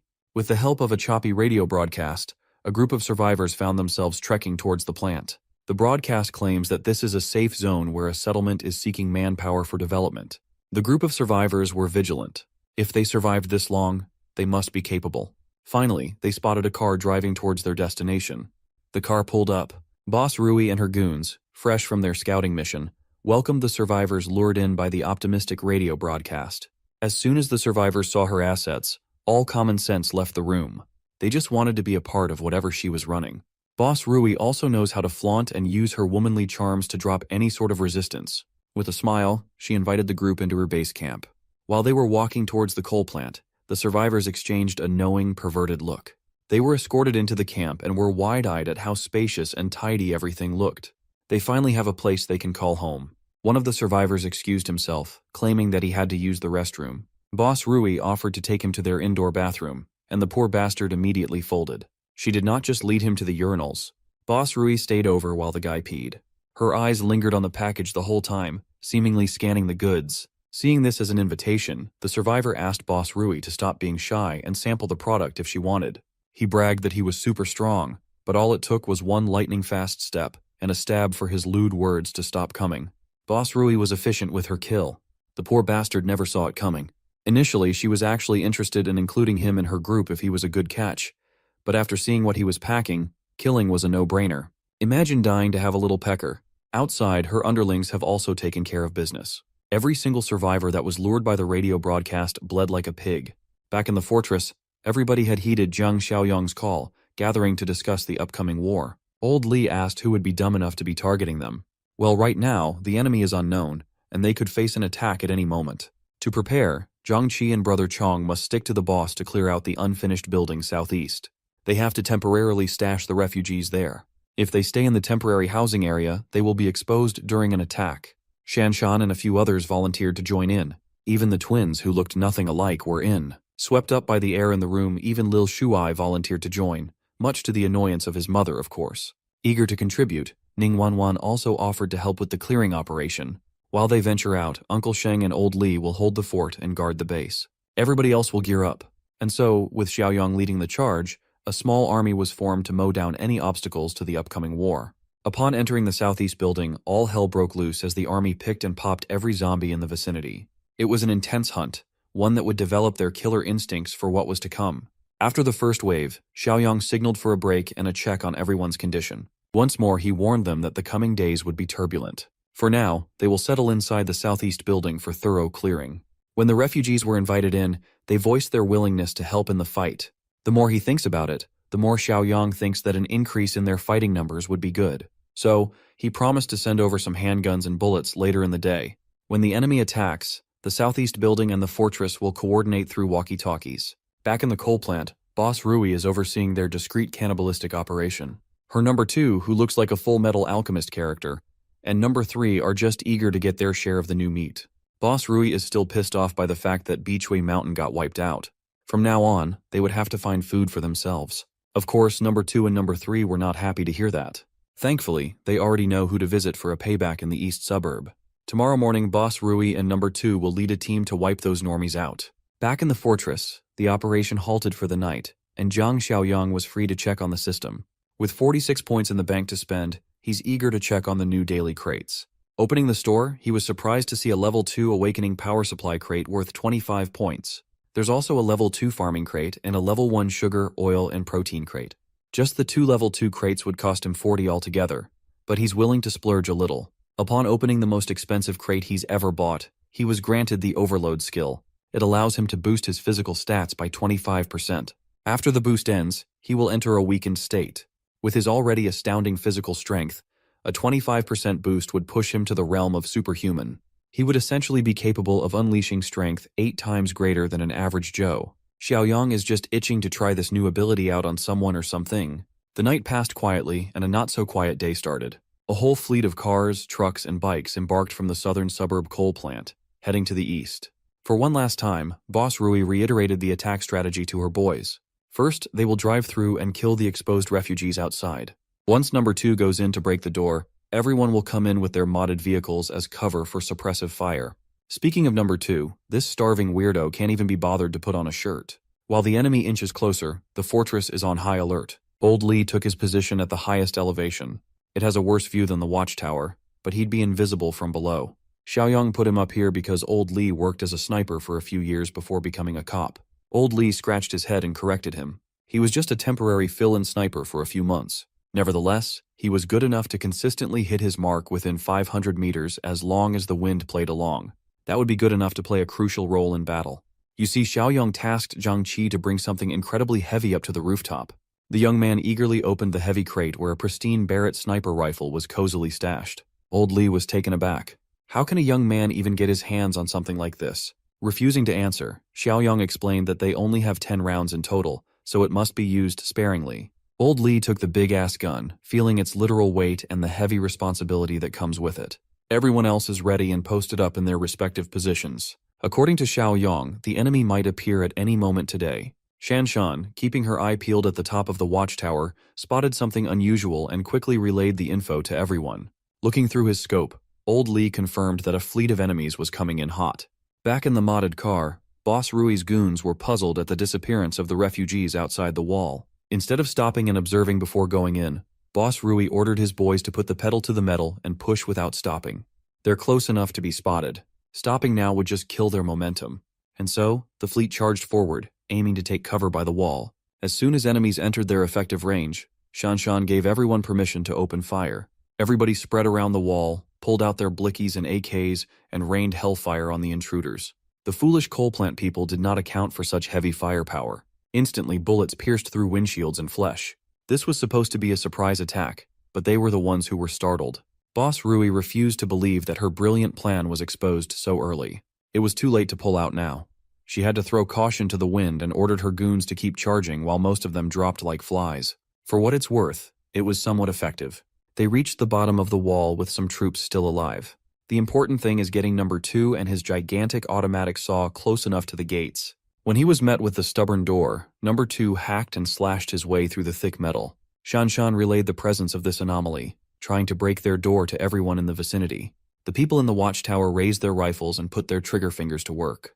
To make sure that number 2 could do his job, Boss Rui and her goons returned fire with their pea shooters and submachine guns. Under heavy fire, the inexperienced bunch up in the watchtower were effectively pushed away. Even Fatty Xiaokai was hit in the shoulder. Thankfully, it doesn't look lethal. The enemies have decent firepower and aim. It would be extremely difficult to suppress them a bit longer. Some of the oldies tried to rally the young guns. They just have to hold their ground. They have enough ammo for a dragged-out war, but that won't be the case for long. The automatic saw is about to cut through the main gate. Once the gate is broken, they would be at a disadvantage. Thankfully, the calm and collected boss has a plan to deal with what comes after the breach. Xiaoyang quietly exited the fortress, hiding his presence. Then, the madman ran outside like he was bulletproof or something. Boss Rui's faction had already burned through half of their ammo supply, and number 2 had yet to punch through. He needs just a few more seconds to break the entrance open. The sound of the gate being breached exploded. Shanshan and the watchtower group quickly descended to provide support below. Meanwhile, Boss Rui is smiling deviously. It was rough, but she's finally in. Now it's time to see how these rookies handle the terror of an evolver strengthened by human meat. Using number 2 as a moving cover, she ordered her boys to follow and stay close behind. The anomaly ditched his automatic saw and muscled his way to make the opening bigger. With a clear sightline of the enemies, Xiaoyang gave Old Lee a heads up for his time to shine. Controlling his heartbeat and breaths, Li Hongli locked in on the big guy. Once that big-ass head came into view, Old Lee's crosshair snapped like he had an aimbot. Number 2 roared. He sounded more beastly than human. The survivors who laid eyes on the monstrosity would agree. As soon as that beast breached the gate, they were demoralized. They tried their hardest to deter the charge, but the bastard had impenetrable skin. Their measly bullets were ineffective. Number 2 barged in and tanked the rain of lead without needing a Kevlar vest. No matter what the caliber, it just bounced off to the side, leaving a meager mark. Even those marks were quick to vanish with number two's unfair regenerative abilities. Boss Rui was quite pleased with the reaction to her hulking shield. She reckoned that this bunch must be seeing the power of an evolver for the first time in their lives. Finally, the go signal was relayed to Li Hongli at the rooftop. He has supreme confidence in his aim and his destructive bullets. The Barrett buckled at the strength of its shot. One press of a trigger was all it took to erase the monster's head out of existence, turning its face into a mush of blood and brains. Number two, who was seemingly invincible, fell to his death. Boss Rui and the goons were flabbergasted. The big guy was their only form of cover. Who would have expected that this little community could get their hands on weapons of this caliber? With the biggest deterrent out of the picture, Xiaoyang finally made his grand entrance, flanking the intruders with his trusty AK-47. He started open firing, waking up the enemies from their shock. It was like shooting fish in a barrel for the young man. Boss Rui was well aware that they were in this precarious situation solely due to her miscalculation. She underestimated the enemy, and now they must pay the ultimate price. Still, a woman like her refused to go down without a fight. With a submachine gun in hand, she fired back while bolting towards the exit. With gritted teeth, she desperately tried to fall back. Upon seeing Xiaoyang's killer eyes, she finally recognized him as the kid they passed by in the car the day before. To make sure that she gets out of this shit show alive, she grabbed one of her goons. Without as much as blinking her eyes, she used that poor bastard as a human shield. Xiaoyang noted that with this woman's inhuman reaction speed, she must be an evolver too. After making one of his boys eat a bunch of bullets, she hurled the poor bastard on the gunner, blocking the exit. Xiaoyang had to dodge to the side and was forced to stop firing. That few seconds was all Boss Rui needed to make a run towards her car. Of course, old Li refused to let a straggler go after these intruders disrupted their peaceful way of living. He locked in with the scout and announced that throughout heaven and earth, his Barrett was the only honored one. This dude thinks he's Gojo. Instead of hitting a clean headshot, he had to settle by taking her incredibly fast legs. The sudden loss of one of her limbs tripped Boss Rui up inches from her getaway vehicle. Li Hongli felt ashamed that he missed a kill shot. While he was readying another round, Boss Rui's underling helped her to get into the car. Unfortunately, these two seemed well versed in escaping deadly situations and were able to swerve away with their tails tucked between their legs. Xiaoyang ordered everyone to stop firing. He doesn't really mind if these dumbasses come back for round 2. He's just pleased that his system mission has been cleared. He was rewarded with 50 points, which significantly boosted morale. In addition, the second volume of the Nemesis mission has been unlocked. Now it's his turn to go on the offensive and attack the cannibals' base for another easy 50. Everybody in the fortress celebrated their massive W. As for casualties, they have a few people injured by gunfire, but no one died. Those injured were sent to the medical room for swift disinfection, while enemy corpses were moved to the cold storage for Brother Chong's dinner. Since the base is back to a relatively safe level, the refugees will be allowed back to their housing.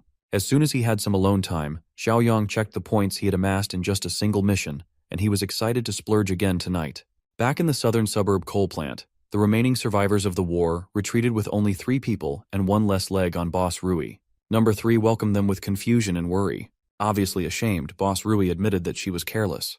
They never expected to be under heavy weapon fire. She snapped at her goons and demanded human meat so she could refuel and heal. Hearing her bark orders like it was business as usual, a cruel and sly grin crept up to number 3's mouth. She continued mouthing them off, calling them useless fools who can't even follow simple orders, and claiming that everyone here is not even worth number 2's toes. Number 3 finally had enough of her bullshit.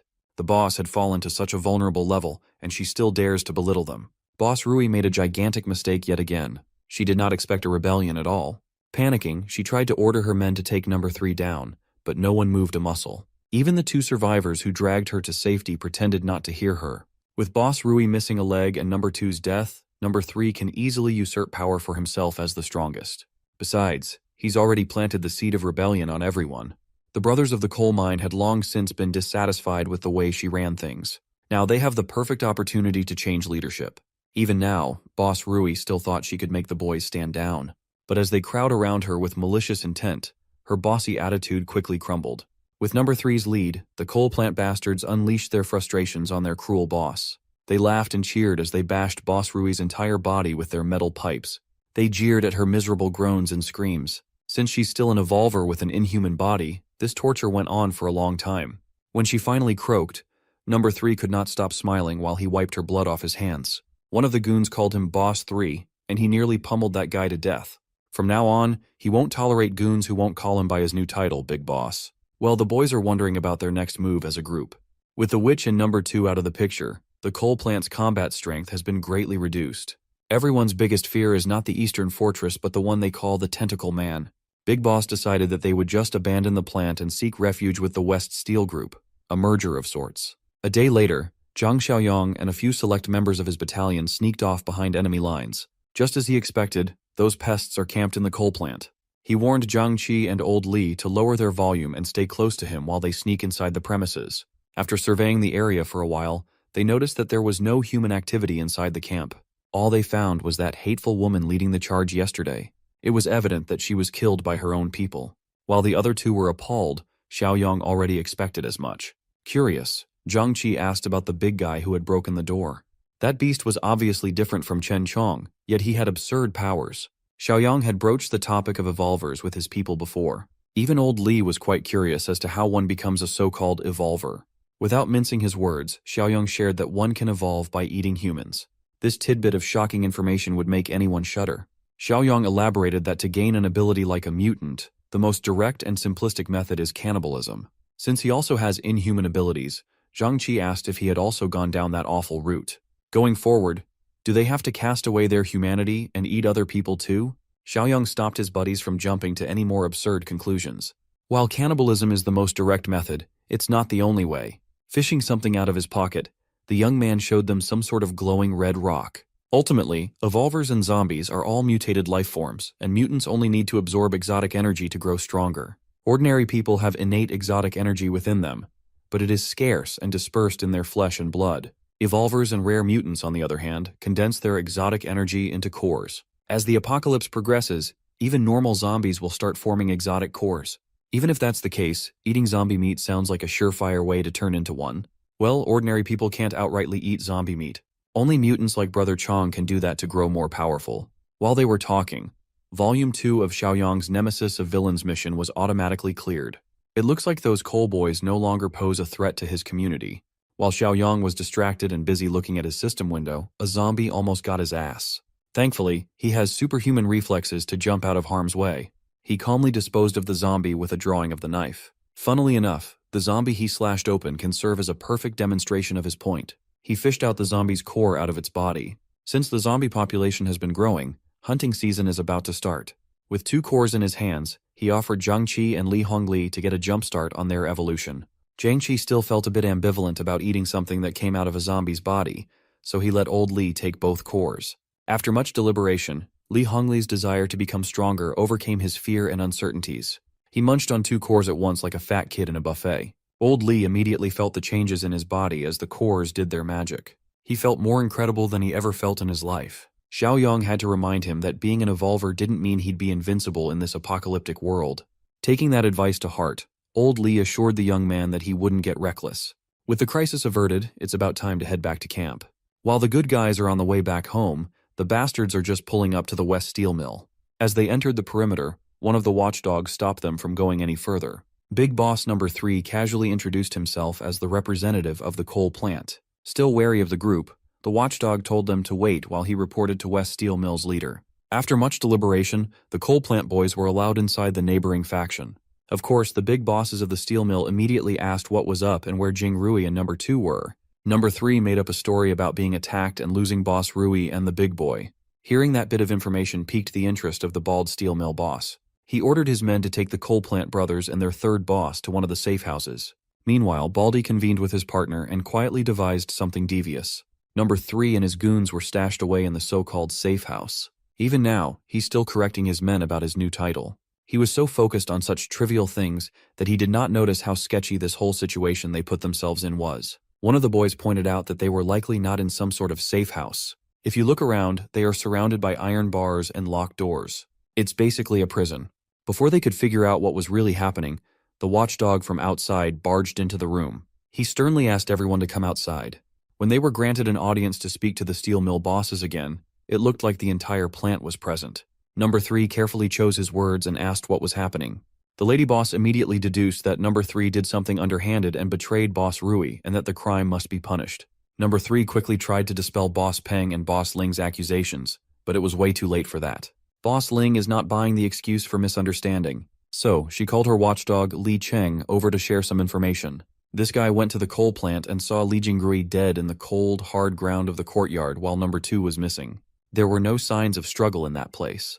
The most reasonable explanation is a betrayal that went grim, killing the former boss. Even with all the facts laid down, number 3 still chose to deny the allegations. In this new world, solid evidence is no longer a thing. You could get punished for anything and everything without proper trial. Honestly, the West Steel Mill would have wiped out these coal boys if it weren't for Boss Rui's abilities. With her out of the picture, number 3 basically entered the den of hungry lions. One of the goons desperately tried to plead for mercy, even offering information just for a chance to be saved. Boss Ling let the goon talk, wholly disinterested in whatever the guy might offer. The snitching goon gave her intel regarding the settlement in the east, ripe with supplies where the boss and number 2 were defeated. When asked if the settlement compares to the steel mill in strength, the goon estimated that it would be about equal. Baldy and Boss Ling can't just brush aside a real threat nearby. The snitch added that those Eastern Fortress people don't know how to become evolvers yet, and not a single person has evolved. Li Chung listened intently to the snitch and was quite puzzled at the mention of evolvers. Baldy Peng is having a hard time believing that Jing Rui would lose to a bunch of normies, so the snitch explains that they had heavy weapons, the kind that could kill someone like number 2 in one shot. Boss Ling was quite pleased that they gained a bunch of useful intel. Still, she is ruthless, and is not in the business of rewarding rats. When she passed down the kill order, the coal plant brothers' blood ran cold. They screamed and begged for mercy until none of their voices could be heard. The last bit of the coal plant faction was wiped out. Baldy Peng is quite worried now that they know about the eastern threat nearby. Boss Ling thinks it's prudent not to attack right away because of those heavy weapons. It would be wise if they could evolve further to ensure success. First, they will send scouts to confirm if those people really are noobs that have not evolved yet. Meanwhile, Zhang Xiaoyong is just chilling in his room, fiddling with his system window and browsing what he can get with his 126 points. Much to his surprise, there was a level 2 black tech supply box ready to be purchased for 50. Without hesitation, he bought everything in the shop, leaving him with 71 points left. The sugar, oil, and protein supply crate gave him 500 kilograms of premium lotus root powder, some cocoa butter, and cooking oils.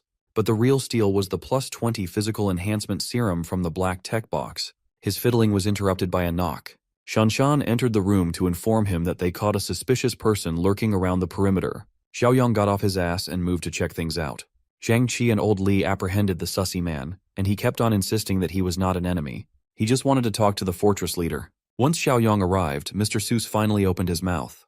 He politely introduced himself as Xu Axing from West Wind Steel Mill. At the mention of that place, Uncle Song was alerted. As far as he knows, West Wind is in the southwest. It's one of the largest steel mills in the area, and just like the coal plant, it has become a survivor settlement. That spot is about 3 kilometers from the coal plant. If it's that far, then why would Mr. Seuss here go all the way to the fortress? Xu Axing puffed his chest and asserted that in this chaotic world, survivors should stick together. So, his leader sent him to find more settlements for recruitment purposes. Xiao Kai refused to bite on such an obvious lie. This man has been lurking around in circles and drawing a map. When the map was pulled out of his pocket, Xu Axing smiled awkwardly. Just to make sure that he's not being played, Xiaoyong activated his mind's eye. Seeing through Xu Axing's soul, it's obvious that this dude is looking at him with disdain. You see, our boy is not soft. He pulled out a gun and shoved it at Axing's forehead without batting an eye. At this point, everybody knows how things work in the apocalypse. It's disrespectful that this guy thought he was an idiot. If Xiaoyong does not hear the truth, Mr. Seuss can kiss his brains goodbye. Seeing the young man's dead serious gaze, Axing gulped. Still, he doubled down and insisted that he was not lying. His faction is just trying to be cautious. Xiaoyong pulled Zhang Qi aside and asked if Axing had seen Brother Chong before. Thankfully, he hasn't. So Xiaoyong ordered his men to let Mr. Seuss go and let him walk on his merry way. In addition, the young man even returned the hand-drawn map. Xu Axing was overjoyed, thinking that his phenomenal acting worked. He bolted out of that walled fortress before the boss changed his mind. As he watched the obvious scout run, a sly smile crept up on Xiaoyong's mouth. He's already calculating how many system points he would get from that West Wind steel mill or whatever. From that fateful day, 5 quick and peaceful months have passed. In the West Steel Plant, anxiety about their people disappearing one by one is plaguing everybody's mind. They know the culprit, but they can't do anything about it. That tentacle monster is active again, and they don't know how to respond. Some of the garbage boys heard a sound from their trash pile and were mortified. Before one of the garbage boys could report back to the mill, he met his bloody end at the tip of a sharp blade. That watchdog from before, Li Cheng, overheard the screams for help coming from the trash heap. The one garbage boy who managed to escape with his life reported the killing of his buddy to Li Cheng, blaming the tentacle monster. Mentions of that beast must always be taken seriously. This time around, it's attacking in broad daylight without warning. So Lee Chung grabbed his gun, told civilians to hide, and called evolvers with escape abilities to follow him. When they arrived in the trash heap, they immediately spotted a suspicious figure. Choosing to be cautious, Lee Chung warned his men not to engage and just escape when they're spotted. Upon closer inspection, he finally figured that the monster they had been fearing was not there. Looking at the ground, there were some track marks. Maybe the monster caught his prey and just ran off. Ever since Beechway Mountain and Southern Coal Plant were deleted, the number of disappearances continued to increase. Before, the monster would shop around different settlements. Now the steel mill is its only hunting ground. But Li Ching could feel in his gut that the tentacle man had nothing to do with this particular incident. Back in the fortress, the advancements in the past 5 months are clearly visible. Zhang Xiaoyong had already survived longer than his last run. If this continues, rebuilding civilization might no longer be a pipe dream. Currently, his community score has soared to 38. It has been months now, but the system mission to take care of the West Steel Mill still hasn't appeared. In those months, the rest of his inner circle was hard at work. Seeing that Shanshan and the boys are back from their outside mission, Xiaoyong flexed his superhuman abilities a little bit and jumped from the top of the wall and into the ground. Jiangxi reported that the hunting operation was a success. With their current strength, there's no way someone could fight or track them. Little Shuai had also started joining in hunts with the grown-ups. Wan Wan has been looking after him in the field, and he's growing up to be a formidable fighter. Today he even took down a zombie on his own. As a part of Villain Nemesis Volume 3, the Fortress Battalion has been going out hunting zombies to eliminate threats and help potential allies while taking every mutant core they come across. Until now, Xiaoyong has been confused by the potential allies part. Maybe it's referring to the West Steel Mill. Since the system is not giving him the go, Xiaoyong decided to take the initiative and infiltrate the mill by himself. Of course, old Li was against the idea. Uncle Song has been dealing with multiple scouts snooping around their territory for months now. It is highly likely that they have bad intentions. Xiaoyong assured the oldies that with his strength, even someone as powerful as Brother Chong would never be able to hurt him. Besides, they might as well find out whether those people are friends or foes now. Uncle Sheng, old Li, and everyone in his inner circle will be in charge of the fortress and the nearby town housing refugees. Well, the fortress will be fine, but everyone is just worried about their leader. Without this young man, the settlement will crumble. Back in the steel mill, Li Chung has returned from his sweep of the trash heap. He just wanted to talk to the bosses, but he was barred by some guards from entering. Li Chung snapped and grabbed the guard by the throat, lifting him up in the air. When he realized that his temper got the best of him, he snapped out and regained control. He put the guard down and immediately apologized. Truthfully, Li Chung is getting worried about his constant outbursts as of late. Over the past few months, he's been losing control of his emotions. When the bosses heard his voice, they granted Li Cheng permission to enter. Li Cheng cautiously entered the boss's room and found the absolutely shredded muscle, Mommy, Boss Ling, alone in her office. Li Cheng proposed a different theory that would explain the recent surge of disappearances in their area. After carefully examining a recent crime scene, he found a woman's footprints. What he's saying is that they might be attributing the deaths and disappearances to the Tentacle Man when there's a different killer on the loose. Boss Ling did not shut his theory down right away, but advised him to keep a lid on it for a while. One Tentacle Man already has the entire settlement terrified. They can't afford to increase the people's anxiety to the point of being too afraid to even step outside. Li Chen tried to oppose the boss, but seeing her face zooming so close to him, he folded and blushed like a schoolboy. He awkwardly excused himself, bidding Boss Ling goodbye. Li Chung is a strong man, but when it comes to his boss, he just can't seem to think straight.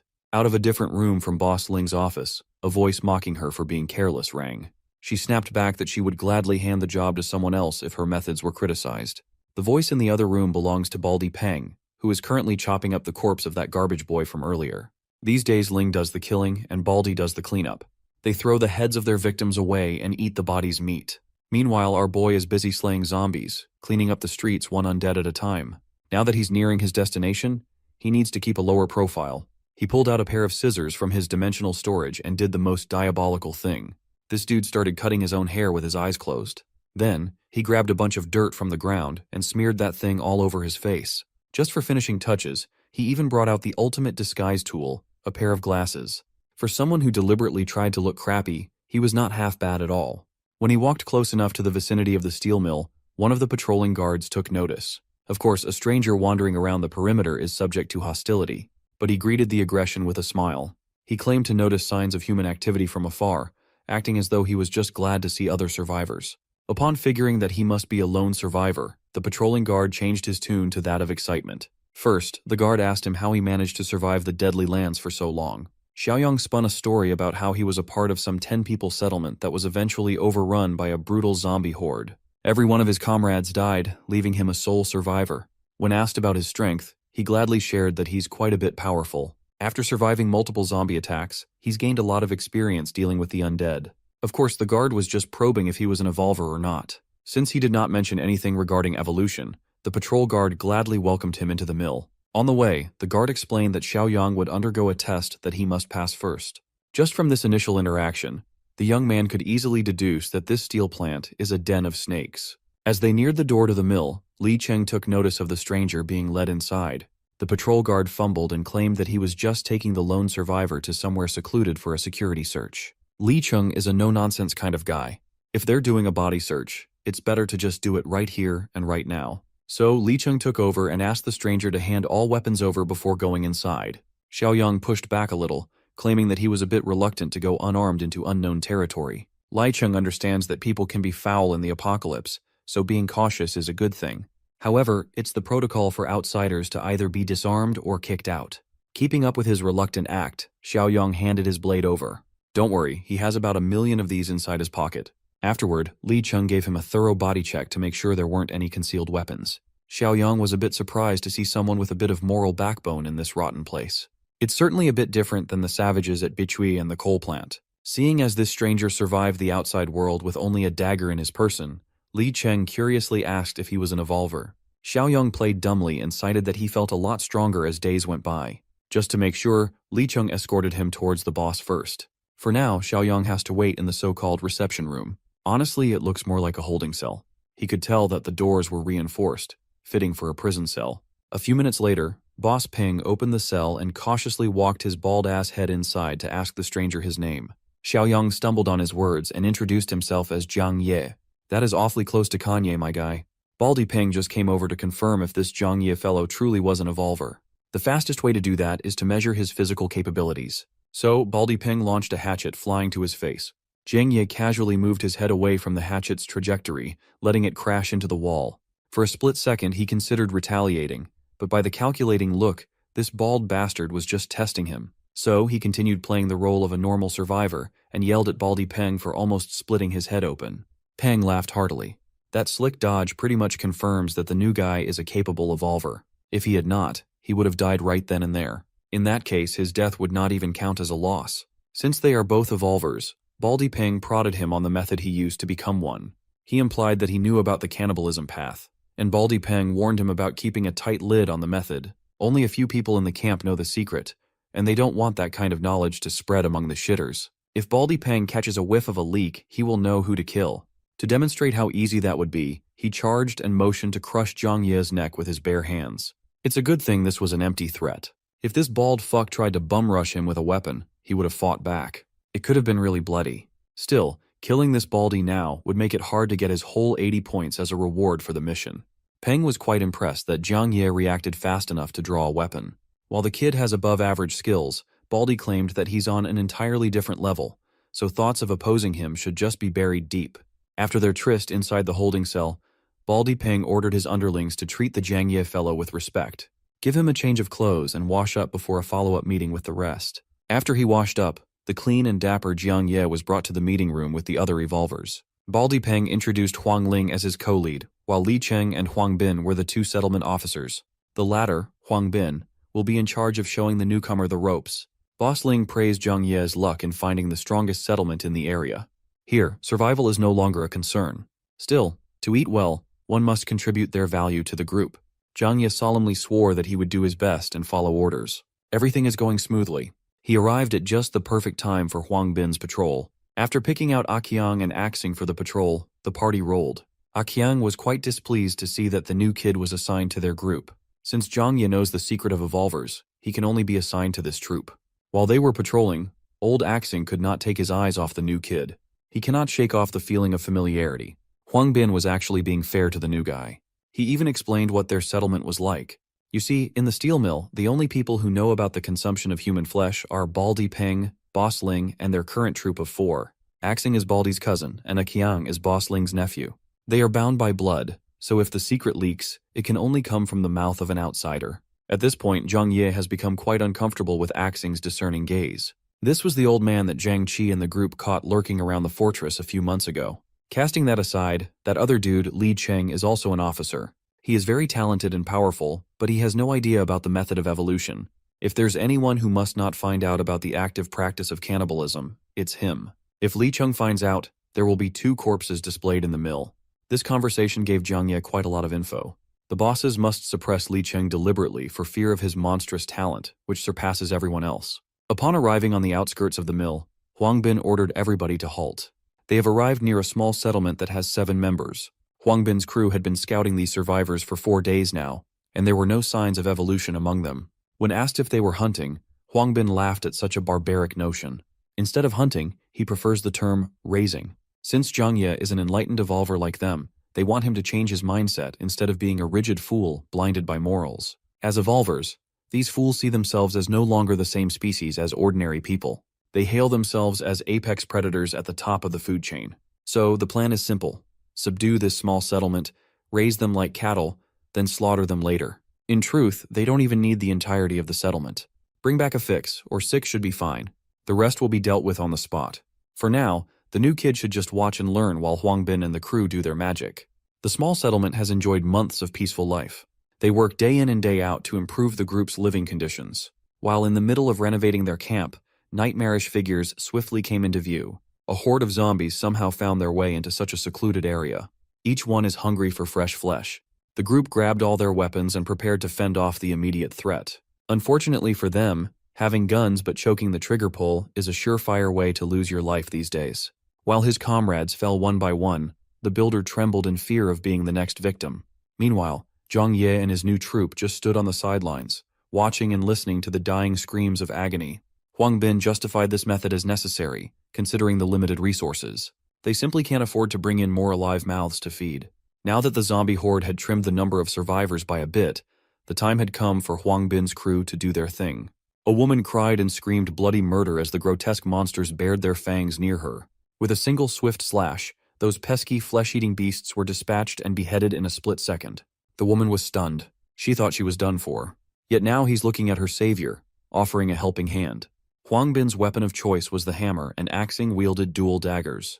They were efficient and lethal. After wiping out the horde, Huang Bin led the introduction as the Evolvers of West Wind Steel Plant. The survivors had no idea what an Evolver was, but they were just happy to be saved. A single fight was enough for Zhang Ye to gather valuable data. According to his estimation, Huang Bin's crew is roughly on par with Zhang Qi's subgroup. Suddenly, his hair stood on end as a voracious presence made itself known. Zhang Ye turned around and saw an open room in a nearby building. Seeing as there was nobody up there, he chalked it up to his overactive imagination. Huang Bin snapped him out of his thoughts with a directive to help with the cleanup. Still, he could not take his mind off that presence up in that abandoned building. Little did Zhang Ye know he was right to feel a foreboding sense of anxiety. An abomination is hiding in that place. The clueless survivors willingly shared some vital information. There are still some supplies in their warehouse. Zhang Ye was left to supervise the supply collection, while Huang Bin's boys arranged for a small truck to be transported later. Aside from the supplies, he also has to pile up the bodies of the freshly killed survivors. While those who were lucky or unlucky enough to keep their lives followed Huang Bin like he was the Messiah, this setup actually works quite well for Zhang Ye. It's perfect timing to do his own thing. While walking towards the steel mill, the survivors kept singing Huang Bin's praises and expressing their gratitude. One of the clueless girls turned to Akiang to ask if they had a bath in camp. The creep swiftly grabbed onto her and bragged that the mill had hot water and body wash for deep cleaning. Suddenly, the mood turned for the worse when Axing's spidey senses started tingling. Huang Bin took notice of the old man's reaction and raised his guard. He yelled at everyone to stay alert, hoping to get ahead of whatever was about to come. Akiang continued sticking to the poor girl even though she was clearly feeling creeped out. Axing might have a sharper intuition, but he can't pinpoint where the danger is coming from. Akiang chided that the old man was just feeling paranoid for nothing. But Xu Axing trusts his instincts. Something is definitely out there. As if it was a self-fulfilling prophecy, Axing was the first one to fall from the threat's sneak attack. Something sharp pierced through his neck. The poor guy didn't even know how he died. Huang Bin freaked out. He could recognize that killing method anywhere. The tentacle monster is upon them. The tentacle retreated, leaving a tense atmosphere in its wake. The next thing you know, the grotesque beast had already invaded Huang Bin's effective combat range. While the group was being absolutely demolished by a hentai monster, Our boy was peacefully harvesting mutant cores from dead zombies. Among the battalion that they wiped, 2 of the zombies actually dropped cores. That is not a bad harvest at all. He would have continued playing his role and pocketing some for himself if he had not heard the cries for help from a distance. Huang Bin is cooked. The monster got his grubby tentacles all over his body. I bet you've seen something like this before. To end his suffering, the tentacled beast tightened its grip until he leaked blood from every orifice and snapped one of his legs until the bones cracked. The survivors were beside themselves. Even Akyang, who was acting like a hotshot just a while ago, looks like he's about to cry for his mama. As if sensing that he was the only remaining threat, the monster's aggro shifted to the only evolver left. Akyang slowly backed up, terror paralyzing his whole body. To save himself from a grim and agonizing fate, he grabbed the wrist of the girl he was trying to riz up and chucked her into the tentacles to keep the beast busy. Well, the monster is not one to reject easy prey. Now, I know you've definitely seen something like this. Only this time it wasn't squishy sounds and moans. It ended in painful and crushing suffocation. But this is not the end of the line for Miss Survivor. Her real savior just made a flashy entrance, slicing the tentacles and smothering her to bits. Perhaps Zhang Ye and his trusty knife would stand a chance against the monster that everybody is so afraid of. Zhang looked at the tentacle man from head to toe, and he wasn't really impressed or petrified. Well, that's because this is just one of the tentacle monster's sons. At least, that's what the steel mill people call them. You see, the tentacle monster can often be heard muttering the word son, and it has the uncanny ability to transform normal zombies into tentacled atrocities. Even Boss Baldy Peng and Boss Ling would struggle against a tentacle son alone. Akyang was sure of that, so he's just trying to find the perfect chance to run. He yelled at Zhang Ye to hold off the beast while he called for reinforcement and booked it out of that place with all his power. Following his lead, the frightened survivors also made a mad dash away from the monstrous threat ahead. Zhang Ye could practically taste the betrayal in Akyang's words. That coward really just tried to sell him out. The tentacle's son finally recovered, and he is pissed at Zhang Ye for those deep cuts. The newly regenerated tentacles wrapped around Zhang Ye's body, and he just let it happen, without resisting. He's actually quite fascinated at the concept of some evolved mutant siring sons. He has the right to aura farm and acts nonchalantly simply because he has the strength to back it up. He wants to test this interesting but disgusting specimen in front of him. The two played a game of tug-of-war using tentacles as the rope. It popped into Zhang Ye's head that he'd never been in a situation where he could use the ability he had awakened a few months before. Today might be a good time for some limit testing. He dug his heels down to the ground, his stability unparalleled. Finally, he activated physical overload, pushing his stats to a terrifying degree in one go. The boost from overload was busted as hell. Before, he was barely maintaining a stalemate in a contest of raw strength. Now he's practically dragging that ugly-ass tentacle son across the pavement. When it got close enough, he stopped the brutal dragging with a tap of a foot. The beast was incapable of making intelligible sounds, but its roars had turned subservient, no longer domineering. The only survivor who did not run away watched the scene unfold. Her eyes were wide in disbelief. A seemingly normal young man eviscerated the beast that took out a bunch of competent fighters with his bare hands. By the time Zhang Ye was done with this ugly thing, its limbs, head, and body were torn to pieces, separated, and trashed. Zhang Ye approached the woman to ask if she was okay after almost getting crushed to death. Seeing all the monster's blood covering his face, the woman screamed in terror.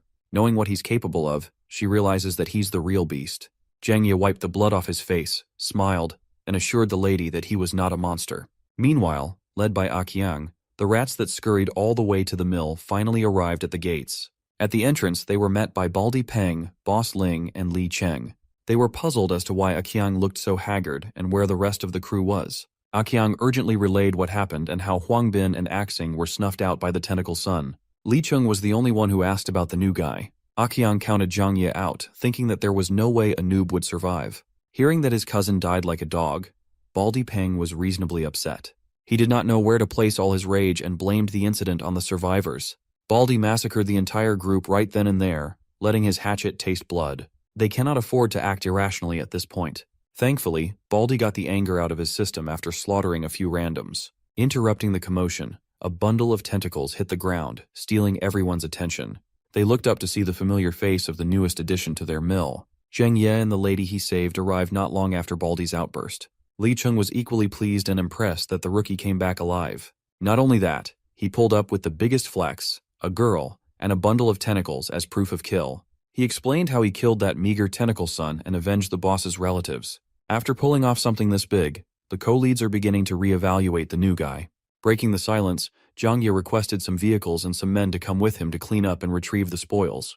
While he was doing his assigned job, the bosses were grilling a Qiang about what really happened.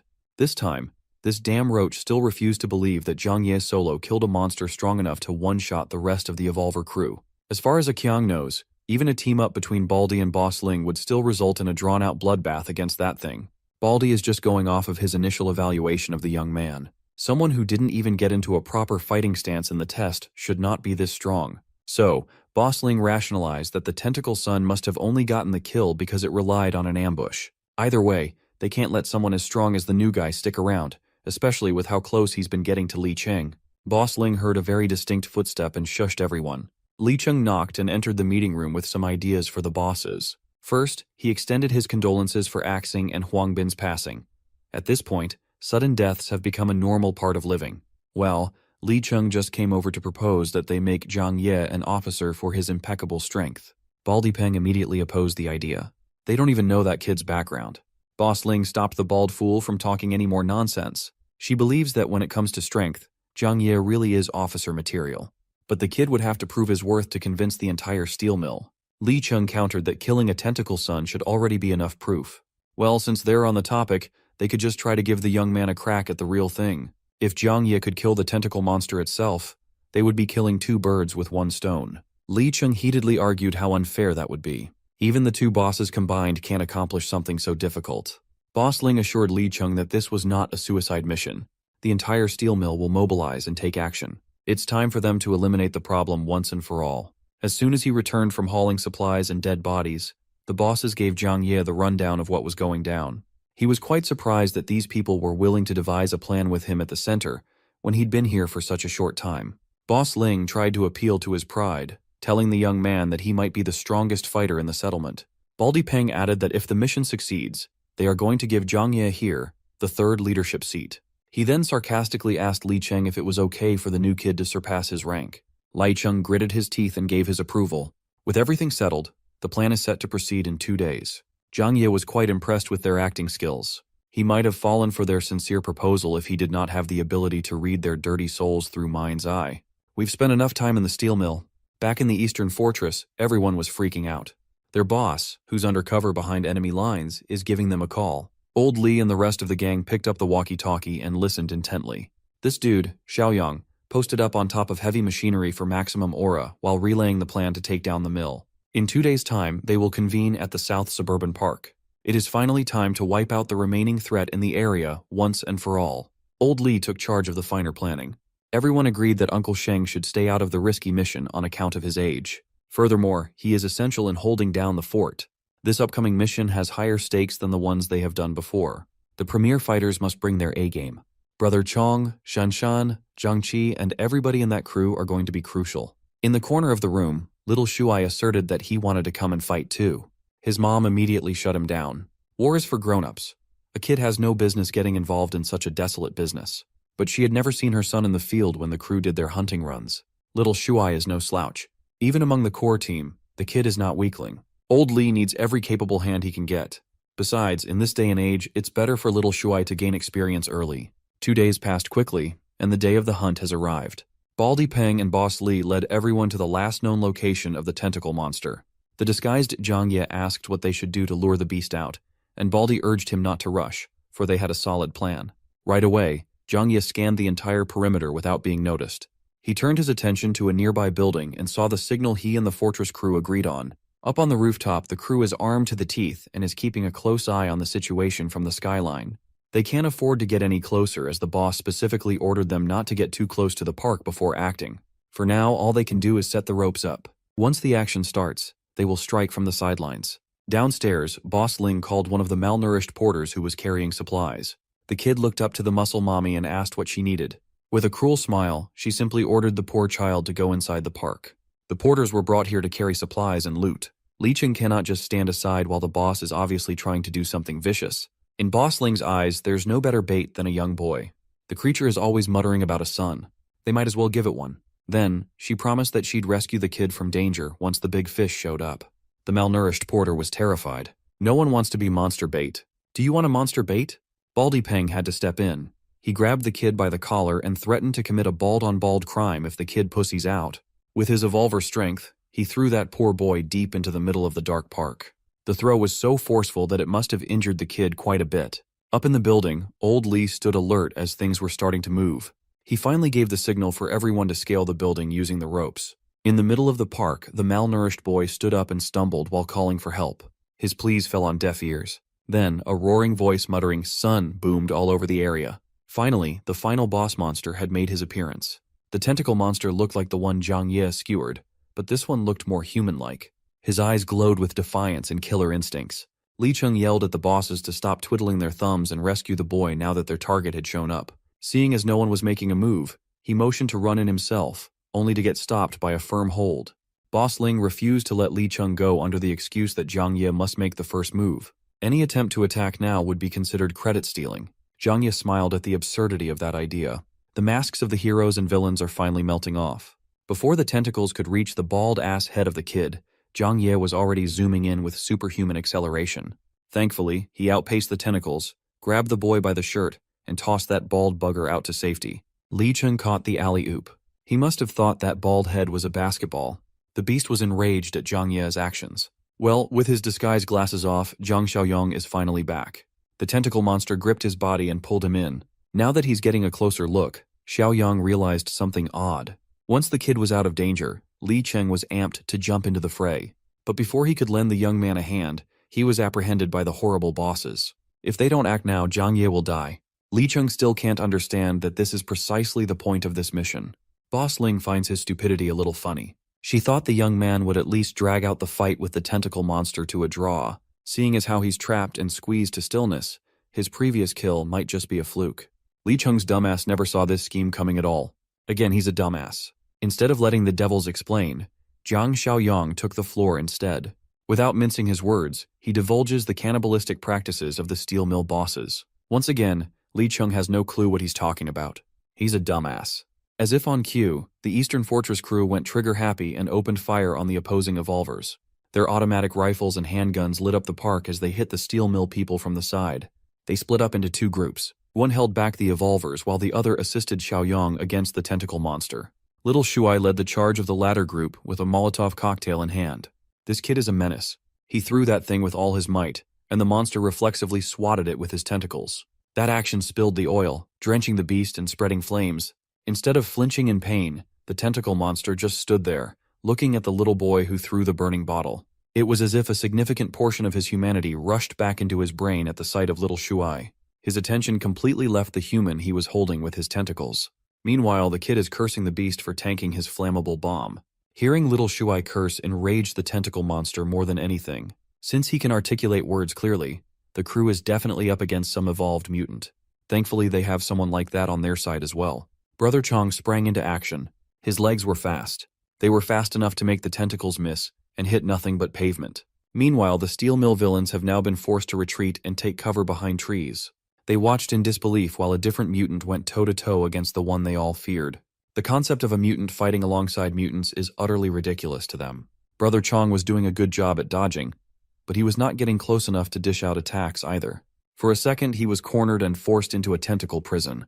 With his brute strength, he easily broke free by tearing those phony tentacles to bits. However, all those suppressive maneuvers were just a distraction. The real attack was coming from behind. If it wasn't for his comrade's warning, the main tentacle would have made a large gaping hole in the back of his skull. After an intense exchange, the mutants reset to catch their breaths. Seeing Brother Chong have a tough time, the captured Xiaoyong laughed and teased his mutant buddy. Baldy Peng's mind was boggled. The brat they picked up a few days ago is joking with a dreadful mutant. As if to absolutely break common sense, Xiaoyong proceeded to tear the tentacles holding him like they were made of paper. Qiang made himself useful by pointing out the fact that one of the ambushers referred to Zhang Ye as Xiaoyong. Old Axing mentioned before that the party leader of the Eastern Fortress had that exact name. Now everything had clicked. The young man played them like fools, and this hunt was a counter setup. That means the steel mill crew is being hunted by the main combat force of a powerful stronghold. Boss Ling scanned the enemy's lineup and stressed over how to get past this trap. She estimated that the strongest individual amongst the fortress crew was only on par with Li Cheng in strength. But when it comes to firepower, they are unbeatable. Furthermore, the biggest obstacle is Zhang Xiaoyong himself. The cherry on top of that fucked up cake is that masked mutant who's roughly equal in strength to the tentacle monster. Boss Ling calculated that victory was virtually impossible. Even if they try to fight back, heavy losses would be unavoidable. But she has one idea that might work. For now, Baldy Peng has to hold the fortress crew off. These two have a lot of experience working together. Covering for each other is what they are good at. Baldy threw his hatchet with superhuman force, causing it to heat up like a meteor. When it landed on the fortress crew's side, it made a massive explosion that kicked up a hefty amount of dust and debris, limiting their vision. Baldy Peng did not stop there. He continued randomly firing off heavy-duty attacks while the normies provided cover fire. This sort of chaos was very effective in neutralizing Old Lee's group, forcing them to cover their asses. While everyone was focused on their targets, Boss Ling had her eyes on someone else. The youngest member of the fortress. That kid on the front lines. Xiao Kai was the only one who noticed the incoming threat and used his hefty body to shield the boy. He tried to raise his guard up to his head, but the muscle mommy's long legs were way too fast. Fatty Kai was sent stumbling away. He was not a match for an elite evolver. Finally, Boss Ling's diabolical plan is within grasp, and the central piece is one grab away. She snatched little Shuai by his little collar, alerting everybody else. I know she's horrible, but can I go next? This is the worst scenario. Little Shuai does not want to be a burden to everyone as a hostage. He tried his hardest to break out of Muscle Mommy's grasp to no avail. To stop him from squirming and trying to escape, Boss Ling delivered a solid punch to his face. The one most affected by this act of violence was none other than the tentacle monster. He yelled for his son as his rage brewed. Brother Chung took this moment of distraction as an opportunity to close the distance and get into an attacking position. While he was perching on the tentacle monster's shoulders, he felt something odd. The beast was ignoring him. Xiaoyang told Brother Chung to just let go of the big guy. This instruction only served to confuse the mutant even further. Well, Xiaoyang could see that the monster was ready to risk his life for something very important. Right now, getting in his way would not be smart. With hands wringing little Shua's neck, Boss Ling hissed at the fortress crew and threatened to make the boys head roll if they didn't put their weapons down. The ever-so-noble Li Hongli pleaded to change places with the kid. Seeing how shaken and desperate the fortress crew was, Boss Ling felt great about her hostage targeting. If anything happens to little Shuai, how the hell are they supposed to face his mom back in camp? Boss Ling repeated herself. All she needs is a complete surrender of weapons and for the ambushers to move back at least 100 meters away from her boys. Old Lee chose to play it safely and lowered his gun, advising everyone to do the same. They have no leverage. Muscle Mommy is not done barking orders yet. Next, she wants the masked mutant to take out the tentacle monster once and for all. She was so high on her newfound authority that she failed to notice the incoming attack.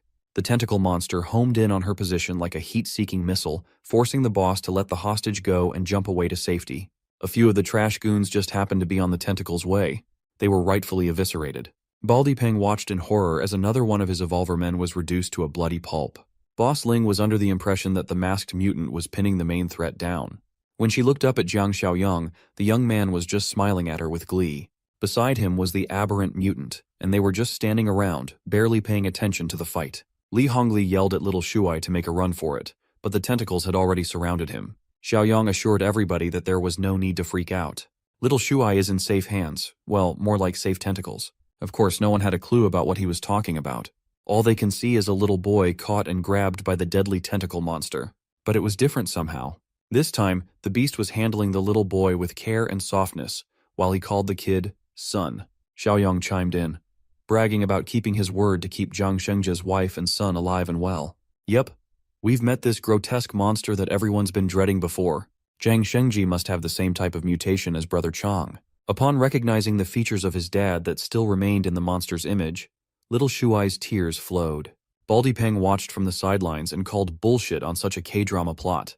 They need to get the hell out. So he issued a retreat order. Unfortunately for his bald head and the rest of the steel mill people, they made an enemy out of something out of this world. While holding his boy with utmost tenderness, Shengji's tentacles extended for blood-soaked revenge.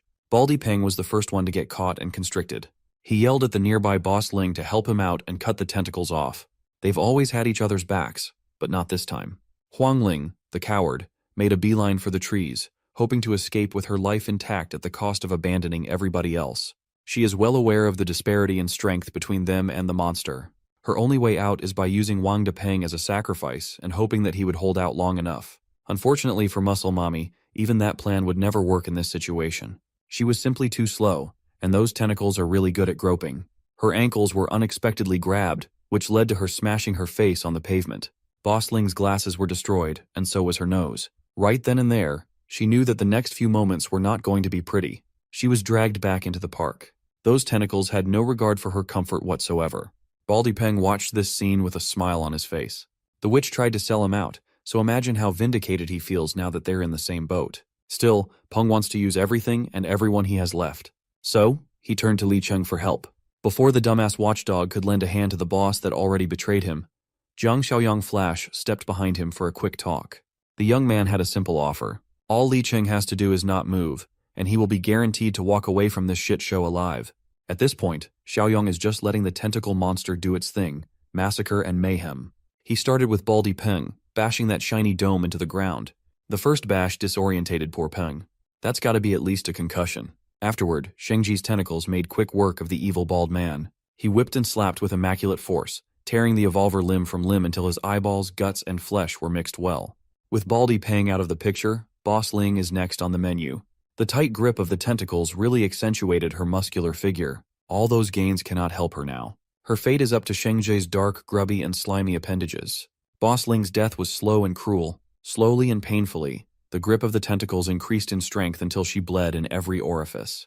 The crush continued to increase in pressure until she was reduced to what can only be described as meat paste. Shengji punished her with the worst death for daring to take his kid hostage. With the death of the final boss, Nemesis of Evil Volume 3 has been completed. With another 80 points in the bag, Xiaoyang's total savings are up to 151. Now he can finally understand why the mission mentioned the appearance of a potential ally. Who would have thought that he would recruit yet another mutant into the fold? Then he turned to Li Cheng. He knows that the clueless bum has some questions that need to be answered. First, he confirmed if Xiaoyang was the figurehead of the East Fortress. Next, the question burning in his mind is regarding the mention of cannibalism in the heat of the moment earlier. Xiaoyang did not mince his words. People do not become evolvers just based on pure luck. Slowly, things started to click inside Li Cheng's slow brain. He remembered the early days in the steel mill when he would look after a lady and her daughter. One day, the little girl tried asking for his supply share, some kind of canned meat. He wholeheartedly offered that thing to the girl, thinking that it was not a big deal. When realization struck, Li Cheng hit that pose when a character was about to crash out. A few days later, he offered that little girl his meat. Wait, don't call the FBI. The first batch of the alleged tentacle monster attacks happened. The lady Li Cheng had been looking after had lost sight of her child. He's now realizing that those so-called tentacle monster attacks were just an elaborate excuse to thin the herd and slaughter their own people. It made him feel sick. Those fucking canned meats distributed among decent fighters were filled with human flesh. Those steel mill bosses turned him into an evolver by deceiving him into being a cannibal. Li Cheng wanted to rage. He pounded on the puddle of blood and goo that used to be his boss. He punched and screamed his heart out, letting the crimson hue paint his body. When exhaustion hit, he looked like he just came out of the womb. Then, he turned to Xiaoyang, baring his fangs, and asked if the young man also got his superhuman powers through such an abhorrent practice. Li Hongli stepped in to defuse the situation and clear the air. They are not cannibals. They know more than the average survivor. With Xiaoyang's intel, they know of other ways to gain power. He passed a mutant core to Li Cheng. It's better to show the secret than to explain. Mutant cores are not as common as human flesh, but they are far more potent and carry no side effects. As far as side effects are concerned, Li Cheng must have experienced the symptoms too. After evolving through cannibalism, the evolver tends to have a hard time regulating intense emotions. They become more prone to outbursts and committing violence. Unfortunately for Li Cheng, there is no going back to his old life. All he can do now is stop munching on human flesh so the twisted urges won't worsen. As for Shengji, Xiaoyang is just glad that the father and son have been reunited. When asked if he could speak clearly, Shengji replied with a string of gibberish that was hard to decipher. All he can do is throw vague words together, but Xiaoyang seemingly understands him well enough. Like Brother Chong, even though the mutation damaged the speech center, Shengji's mind is still reasonably intact. Right now, bringing the loathsome tentacle monster back to the base would surely scare the people. Thankfully, Shengji has become used to the city as his lair. He's just glad to see his son safe. For that alone, he's at peace. He called Xiaoyang super high IQ. That's his way of telling someone they are clever. Now that all threats are eliminated, the remaining people at the West Wind Steel Mill are left without a leading figure. Perhaps Li Cheng should take the mantle. However, he cannot trust himself at the helm after finding out that he has become a cannibal. To compromise, Xiaoyang assigned Li Hongli to take over the supervision of the steel mill, and the cop gladly accepted. As for Li Cheng, the young man swore to keep watch over the demon in his heart as long as he joined the fortress. While the bloody business in the park was wrapping up, something intense is happening in the nearby border of City S. A group of survivors are under attack. They are being chased by a bunch of bizarre creatures under a green haze blanketing the city. They had to make a bunch of tough decisions. They had to abandon those that were beyond saving. When the wiry plant bastards are upon you, running is the only option. And so, that's what they did. They ran and never looked back. Those who were left behind were subjected to an agonizing end. As the thick green smog bellows, the plants continued to take over. When they were done with their victims, the poor survivor was unrecognizable. After a few moments, a corpse taken over by seemingly sentient plant monsters rose. City S really needs a gardener. The number of survivors thinned as they ran away from the plant mutants. But the remaining lady's lungs had given up. Her man tried to force her to continue running or be torn apart. Suddenly, eerie sounds echoed from nearby. Upon paying closer attention, they determined that it was the sound of wind. That means they are close to the forest edge. Well, the exit is ahead, but the mutants are hot in their heels. They cannot afford to dawdle and waste any more time. The couple in the back tried to hype each other up. Victory and safety are in sight after all. After a few more minutes of running, the light from the forest's edge was finally visible. Due to no fault of her own, the lady was caught by a loose vine moving on its own like it had eyes.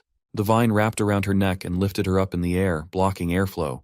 That green appendage belonged to a giant Venus flytrap mutant, hungry for bigger prey. Everything happened so fast.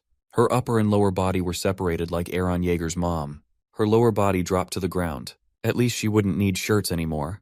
Her man crashed out like a crazy person, calling Xiaotong her virgin girl and whatnot. The dude is a weirdo. The group has no time to grieve. The plant mutants are close enough that their gurgling sounds have become audible. The leader of the troop had to slap the dog shit out of the crash-out dude to bring him back to Earth. Xiaotong is dead. They can't do anything about that. Now, it's up to him if he wants to join his girl in the afterlife. In the end, the group made it out of there, entering a different city. The plant mutants continued chasing, moving as slow as proper horror villains. What they lack in speed, they make up for in numbers. They look like the Last of Us zombies low-key. The survivor leader continued running in circles until he found a place he recognized. He's positive that they've just entered M City Wilderness Park. What's strange was the lack of any and all signs of activity. It's like the park had been neatly abandoned, undisturbed by humans or zombies. With what happened in their last settlement in S City, it's no surprise that the neighbors have evacuated too. On a random street and a random street pole, the group found someone hiding and not doing a good job at it. Since the figure did not attack, they assumed it was human. So, they politely asked where the evacuation point was. Well, the guy they're asking for directions is the farthest thing from a human. It was Jiang Shengzhe, the tentacle monster. When he showed his tinted skin, dark eyes, and wriggling tentacles, the survivors realized that they were idiots. They thought Shengzhe was like those mindless plant mutants that had been haunting their dreams. The bums continued another round of running until they were certain that the beast was away. They deliberated on the possibility that the areas outside the forest have also fallen. Then, the hunters that have locked onto their scents have shown up once more. The gods must hate these dudes. They are sprinting marathons left and right. This time, they are surrounded on all sides. Every angle had been blocked by a coordinated encirclement. Hopeless, the survivors started breaking mentally. If they just stayed in the forest, they could have pulled through and lived for a few months. Maybe Xiaotong would still be alive.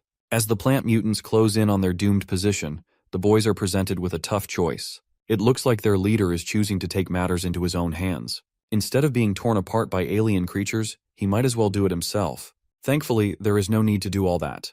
Shengji's tentacles zoomed across the streets, handily deleting the heads of those frail plant mutants. This is his territory, and he won't allow foreign encroachment on the park. Back in the eastern fortress, Zhang Xiaoyong is emptily staring at his kingdom under the bright moonlight. His utopian mission has progressed quite well. Right now, his community score has grown to 62, and store points are up to 231. At this point, he can be considered rich. When you have points to burn, checking the daily shop is a treat. Right now, he can buy a level 2 armed deterrence box for 20, a level 2 black tech box for 50, or a level 3 superpower awakening supply box for 100. Xiaoyong is rarely ever surprised, but that last choice knocked his socks off. Without hesitation, he spent his points like a madman and cleaned out the shop. Armed deterrence contained an armored jeep. Black tech gave him another physical enhancement serum. Finally, the superpower awakening box contained a level 1 enslavement mark. The skill allows him to enslave one life form. He doesn't see the need to use it right now. Brother Chong, Brother Shengzhe, and Li Cheng are still stable. After all that spending, a chance to earn points presented itself. The mission. Weed Control Volume 1 has officially begun. He thought the mission was a literal gardening job, but things became clearer when Brother Shengzhe relayed updates about that encroaching army of plant mutants. Later that night, the people of the fortress gathered outside the wall to cautiously look at the tentacle monster. Shengji escorted the party he just saved to the east to meet the big boss. He's dragging a plant mutant corpse for examination. From the crowd, Shengji's wife and son ran up to him with glee. While he has no problem saying the words son, the word wife must have been wiped from his vocabulary. He called her marry me. To this day, Xiaoyang is the only one who has no trouble translating his broken speech pattern. The reunion of the family was bizarre and sweet. Tears were shed and hugs were shared. Xiaoyang immediately got down to business and examined the shriveled mutant corpse. Shengji tried to explain what happened, but he did not have enough words to form a coherent story. So, the leader of the survivor troop stepped in to elaborate. They came from City S and were forced to run away because of these mutated plant creatures. While City M is also unsafe, it's in far better shape than City S. On the way to the fortress, the new group passed by a lot of zombies roaming the area. Xiaoyang sent one of his men to retrieve his new armored jeep, parked 2 blocks from the base. Tonight, he wants to see the border between the 2 cities. Using the armored jeep and the survivors' guidance, they reached the place without a hitch. It's only been a few hours, but the vines have already grown a lot taller, covering more ground. To get a better understanding of the situation, Xiaoyang wants to venture deep into the jungle. Survivor Bro just got out of that hellish place, so it's understandable that he's against going back in. Well, ignoring the problem is not an option. At this rate, the nearby West Wind steel mill will get swallowed up. By then, quality of life and production will suffer. Before going a deeper dive, perhaps it would be wiser to do something else first. Xiaoyang thinks it would be better if his people could gain more strength to handle crises on their own. Old Li and his new steel mill crew will tag along too.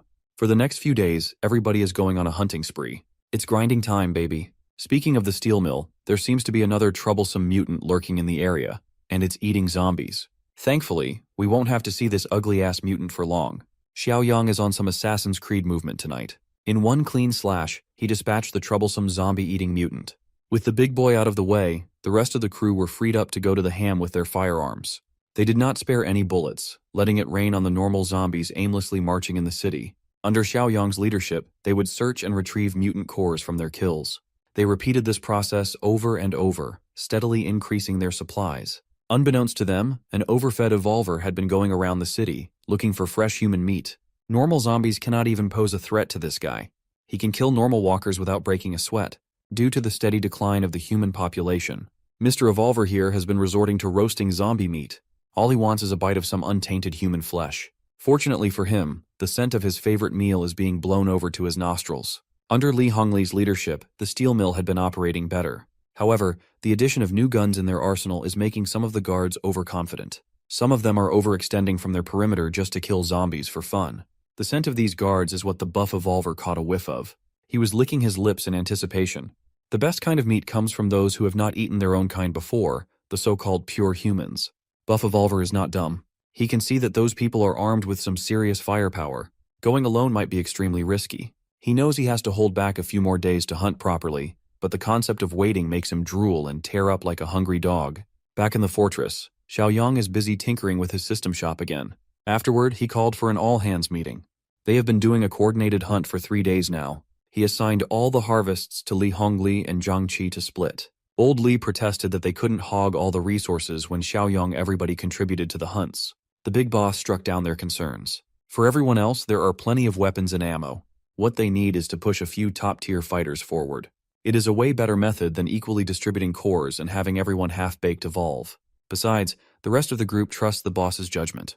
Xiaoyang had never made a bad call before. As for Shanshan, the boss has something else for her. He invited her to an isolated room with just the 2 of them inside. With a hint of nervousness, she asked what was about to happen. Outside that secluded room, little Shuai, Wan, Zhang Qi, and brother Chong eavesdropped. All they could hear was their boss telling the lady to bear with the pain. After a few minutes of suspicious noises, the door swung open, exposing the nosy bunch. Zhang Qi awkwardly gulped and commented on how fast brother Xiaoyang finished. They thought he was clapping Shanshan's cheeks for real. Well, it's better that Zhang Qi is here anyway. At the moment, Shanshan is gently holding her arm while an empty syringe is parked on the table. She really was penetrated in some way. After absorbing so many mutant cores, Zhang Qi is basically one of the settlement's top fighters. Right now, Xiaoyang wants to see a spar between the humble Zhang Qi and the feisty Shanshan. Zhang Chai was opposed to the idea. He refused to hit girls. Hearing that statement, Xiaoyang gave Shanshan permission to slap the boy across the face. There's no need to hold back. She can use her full strength. When it comes to taking hits, Zhang is quite confident in his durability after being boosted by a bunch of mutant cores. Before he could finish bragging, Shanshan unleashed a slap that nearly dislocated his jaw and disfigured his whole face. Brother Chong and Xiao Kai had to jump in and break his momentum. Shanshan was quite surprised at her sudden power-up. Xiaoyang was kind enough to inject her with a physical enhancement serum, bringing her up to the level just below Brother Chong's. Zhang Qi thought he was higher up on the totem pole of power. Of course, Xiao Kai had to trash-talk his buddy a little for being so mopey. With every preparation settled, Xiaoyang assigned everyone their respective roles for the upcoming woodland expedition. Alongside his best fighters, he selected the leader of the new troop as their guide. Mr. Leader here quickly turned down the assignment. He's already escaped that place once. He vowed to never come back. Lai Cheng goaded the man for chickening out. But Mr. Leader is reasonable. He doesn't have comrades or family in the neighboring city. He would gladly stay in the fortress to work as a laborer, away from danger. So, the guy who lost his girl stepped up to the plate and volunteered to be the guide. In western suburbs, buff evolvers are combing through buildings for someone. Day by day, his brain is functioning slower and slower. If he doesn't get fresh human meat soon, it will only get worse. The banging on his head was interrupted by the sound of banging in the distance. He quickly ran and followed the lustful sounds. Upon opening the metal door of an abandoned building, he was greeted by the sight of two couples going at it like animals in heat. Buff Evolver cleared his throat to catch their attention and stop the penetration. The foursome immediately recognized him, but they were not happy to see him again. Buff Evolver assured them that he did not come to this place to steal anything this time. In fact, he came over to share information. The women did not trust his worst at all. Everybody here had bitten the bullet and embraced being half-monsters. There is no point in lying. Buff Evolver swore that he was not lying. He found a community of pure humans, saw that they were armed to the teeth, and now he's asking for help to hunt. The half-monsters crowded him with their equally buff bodies, evaluating his every word and action. In the end, the half-monsters agreed to trust the words of the thief this once. If the bastard lied, they could just eat him instead. Just like that, he was accepted into the group. With her kitty hanging out, the redhead half-monster welcomed the new addition to their group with something tight and warm. Buff half-monster is not one to turn down such a generous offer. While something freaky was happening inside the city, Xiaoyang's group had officially entered the border.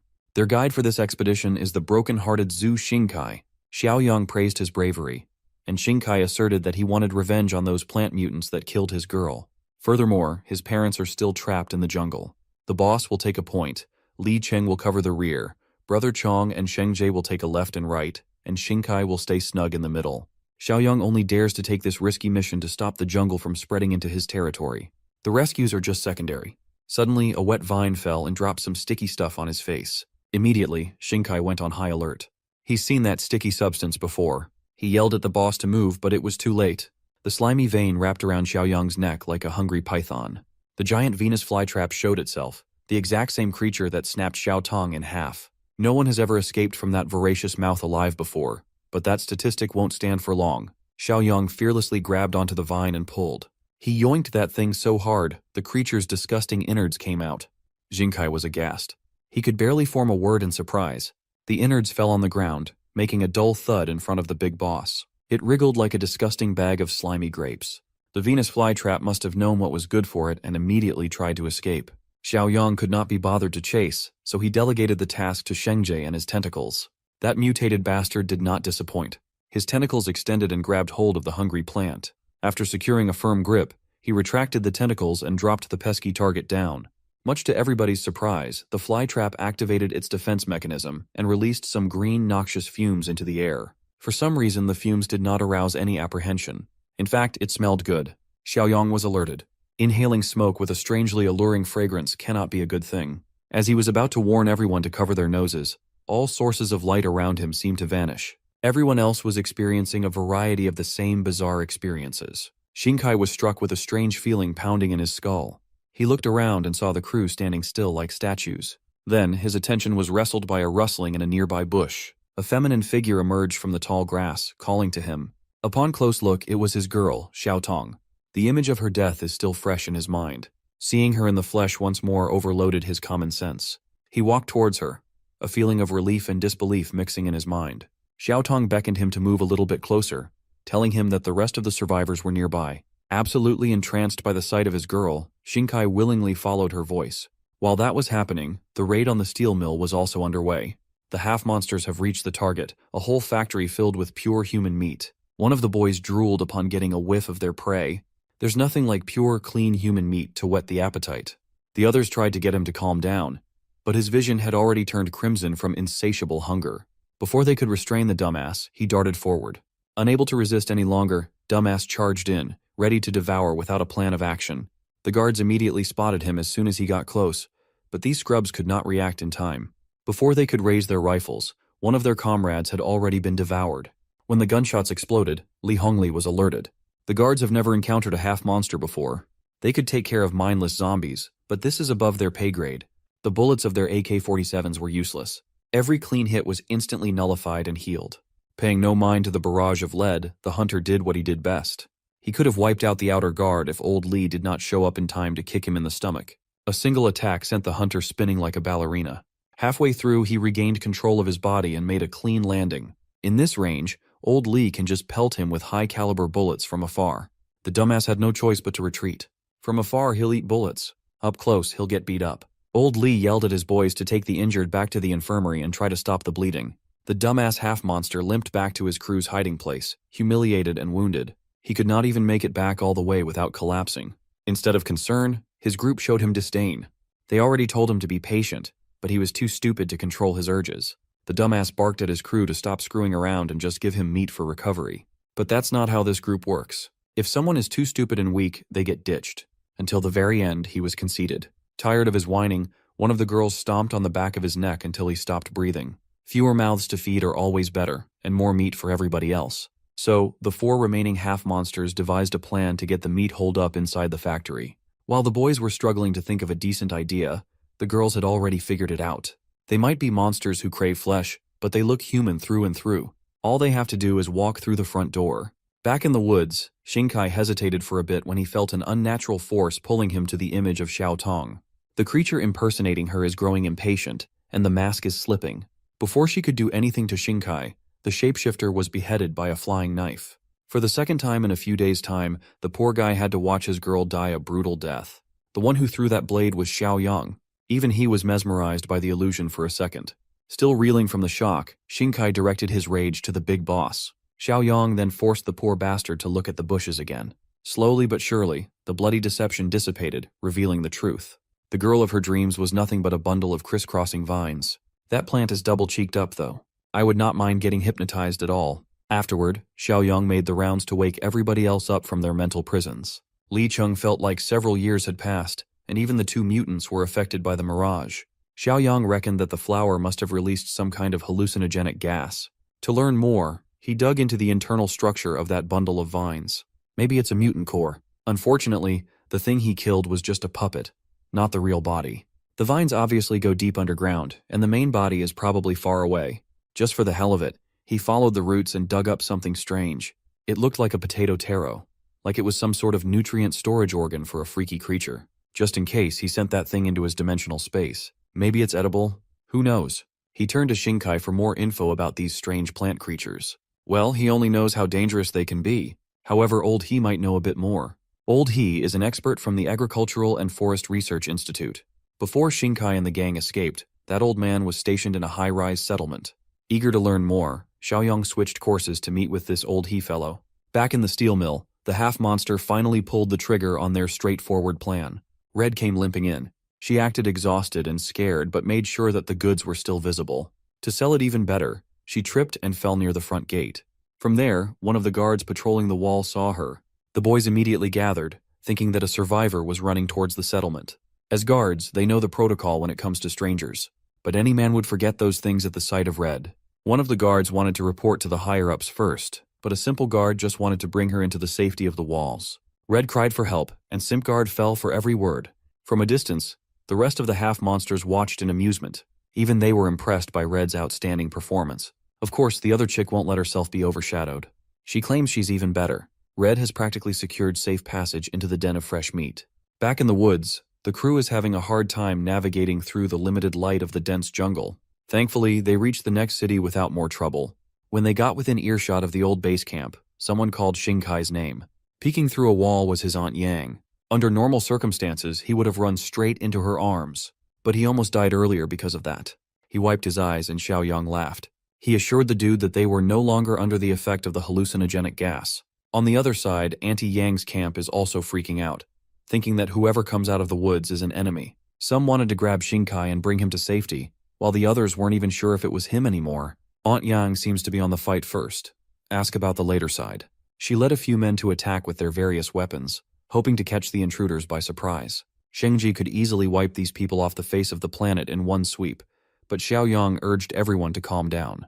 A couple of arrows flew in their direction, and the big boss easily swatted them away with his bare hands. With his commanding voice, he yelled at the opposing strangers to stand down, and it seemed to work. Xingkai jumped in the middle to convince his aunt that these people with him were not enemies. Aunt Yang seemed convinced enough and ordered her boys to stop shooting their useless shots. Xingkai elaborated that Xiaoyang and the gang are from outside the jungle. When asked about the rest of the party, Xingkai had to break the news that half of his friends were killed or injured, including Xiao Tong. When asked to be let inside, the city's people were naturally ambivalent about the idea. The main reason was, of course, Brother Chong and Brother Shengji. The big boss chimed in to offer some assurances. He even asked the mutants to say something to ease the tension. Brother Chong removed his mask and asserted that even if he's ugly, he's actually very gentle. Shengji, on the other hand, flexed his muscles so that everyone could gawk at him. Xiaoyang was embarrassed. He thought the two would act normally. After much deliberation, Auntie Yang finally permitted them entry. Back in the steel mill, Shanshan Akira drifted to the front gate to check on their people in the west. He radioed Old Li to open the gates. Before going in, her sharp senses picked up something hostile lurking nearby. It was faint, and it came as fast as it went. The half-monsters quickly retracted their bloodlust and continued hiding. Old Li personally opened the door for Shanshan. Once she was inside, the half-monsters could finally breathe. They almost got exposed. All three of them sensed that the girl was an evolver, a pure evolver at that. They never thought it would be possible. Regardless, all they could think about was how good she would taste. Furthermore, eating an evolver would surely grant them a huge power boost. Shanshan went straight to the infirmary to check on the victims attacked by that madman earlier. Xiaoyang put Shanshan in charge of carrying the infection inhibitors in case something like this happened. Old Li felt hesitant. His men have been bitten for hours and are yet to exhibit any symptoms. It's highly likely that the guy who attacked them was not a zombie. There are so many questions in the air, and Red asserts that she has the answer. She alleged that in the western suburbs, mutated people have gathered to hunt humans. Old Li had never seen Red before, but it sounds like the woman knows what she's talking about. She cried and added that those mutants are worse than zombies. They are intelligent and hungry for flesh. According to her, she barely escaped the grasp of one after coming across a bike. To Old Li, it sounds like Red led the damn problem into his lawn. Red profusely apologized for causing trouble, and the simp guard immediately backed her up by condemning Old Li for passing blame. Li Hongli cleared up that he just wants to know everything he can about the enemy. So, Red warned everyone to get ready for another wave of attack. Seeing as the poor woman doesn't even have clothes on, Old Li urged her to get some rest first. While the rest of the group petered out of the room, Shanshan was the only one keeping a close eye on that newcomer. She can't quite put her finger on it, but something about Red rubs her the wrong way. In the end, she attributed it to the paranoia and stress, given how heavy his responsibilities are these days. Back in City S, the group had finally reached the high-rise located in an area covered in green smog. Xiaoyang asked why the survivors did not use a more convenient location with stronger structures nearby. Well, that's because staying low on the ground is a death sentence in this city. The green mist gets denser the lower you go. Breathing in this nasty stuff for too long will turn a normal human into a plant mutant. Only buildings with 10 floors or higher are safe as the fog is thin enough. Everybody took the stairs and continued talking on the way up. At the top of the high-rise, Xiaoyang finally met up with Professor He. They gave the rundown of the situation outside the jungle and the problems in the other city, lowering morale. After explaining the mutant situation, Xiaoyang invited Brother Chong and Shengji to come in and meet everyone in the high-rise settlement. As for T-City, B-City, or abroad, there is no available information out there. Up to now, there are no signs of organized rescue. Everyone is on their own. Xiaoyang brought out the weird potato he dug up earlier and asked the professor what he knew about it. Professor. He calmly identified it as the tuber of those plant mutants. It is edible, and the high-rise people have been living off it for a while now. If not for the food shortage, they would not have dared to eat something that looked so freaky. Nevertheless, good survival food is an impactful discovery. Their meeting was interrupted by an emergency happening right outside the building. Looking out the windows, one can see a ton of plant mutants gathering and surrounding the high-rise. They identified the enemies as something called flower carts. Hearing that term turned Professor He's expression dark. Flower carts might become the cause of death for everyone in this building today. The professor raised his voice and demanded everyone's attention. Women and kids must climb up to the top floor and lock themselves in sealed rooms. Everyone who can fight must take arms. Professor. He would rather let a few survive than let everyone die. His people listen to him. They are willing to lay their lives on the line for the settlement. Professor. He reckoned that Xiaoyang was still young, so he should join the others in hiding on the higher floors. The big boss scoffed and assured the professor that he'd be just fine. In fact, he's a little curious about what kind of monster could scare everybody this badly. Professor He warned everyone that if they failed to reach the flower cart's core body in time, everyone would be as good as dead. You see, the flower cart can control other plant mutants. It likely uses something akin to pheromones and can launch large-scale organized attacks. Its main body must be nearby, and it is pissed. Much to the professor's panic, Xiaoyang opened the window to the room. He pulled out a rifle out of thin air with the intent to test the enemy's strength first. From the top floor, he sniped the encroaching plant mutants one by one. As expected, those buggers are incredibly resilient. They can regenerate fatal injuries in just a moment. Still, Xiaoyang wants to test the limits of that overpowered regenerative ability. He focus-fired one of the mutants, turning its body into Swiss cheese from afar. Like the other ones, this bullet-ridden insult to Mother Nature stood strong, but it only held on to dear life for a bit before collapsing on the ground. Going by that experiment, it seems like killing one of those bastards requires 2 magazines. It's hardly a good trade, so it's no wonder everyone's so scared. Nevertheless, Zhang Xiaoyang has a near-infinite supply of weapons and ammo stashed in his personal dimension. Pulling dozens of crates out of thin air was shocking enough. But when the young man used his bare hands to pry those nailed wooden crates open, the high-rise people were befuddled. The crates contained the natural counter for plants and Molotov cocktails. Xiaoyang instructed the high-risers to use those crates in case any of the mutants slipped through the cracks. Without elaborating, the young man jumped out of the window without delay. His mutant brothers swiftly followed suit. 3 insane bastards leaped off the 16th floor like they didn't value their lives. At least their landings were cool. Each one posed for maximum aura gain as they stunted the ugly plant mutants. As soon as they entered the melee range, the eager creatures rushed in. They were met by Xiaoyang's hand digging into their wiry skulls. With one forceful pull, the big boss beheaded the first enemy that crossed him. Brother Chong was no slouch either. He was fast and strong, and his fighting style was comparable to that of the boss. As for Shengji, this dude is just pure aura and hype moments. His tentacles did most of the work, and it was bloody and glorious. Professor. He finally realizes how dumb he sounded when he urged Xiaoyang to hide earlier. Thankfully, Li Cheng was also up there to prime everyone to deal with stragglers. He took over and invited anyone confident in their skills to grab Molotov cocktails and guard the stairwell. Seeing hope for the first time in months, the morale of the high-rise residents could not get any higher. Downstairs, Xiaoyang cleaned up the remaining mutant plant that was to be disposed of. Like clockwork, he tasked his mutant brothers to search and check the bodies for cores. As for him, he's itching to personally see that flower cart thing everybody's raving about. The few stragglers that snuck past the killing machines were easily dealt with using fire. Thanks to Xiaoyang and his crew, there were no casualties this time around. While everybody was busy making sure that the high-rise was safe, our boy followed his instincts deep into the woodlands. He traversed the land like a damn shinobi, and finally found the twisted thing, the subject of everybody's nightmare, the flower cart.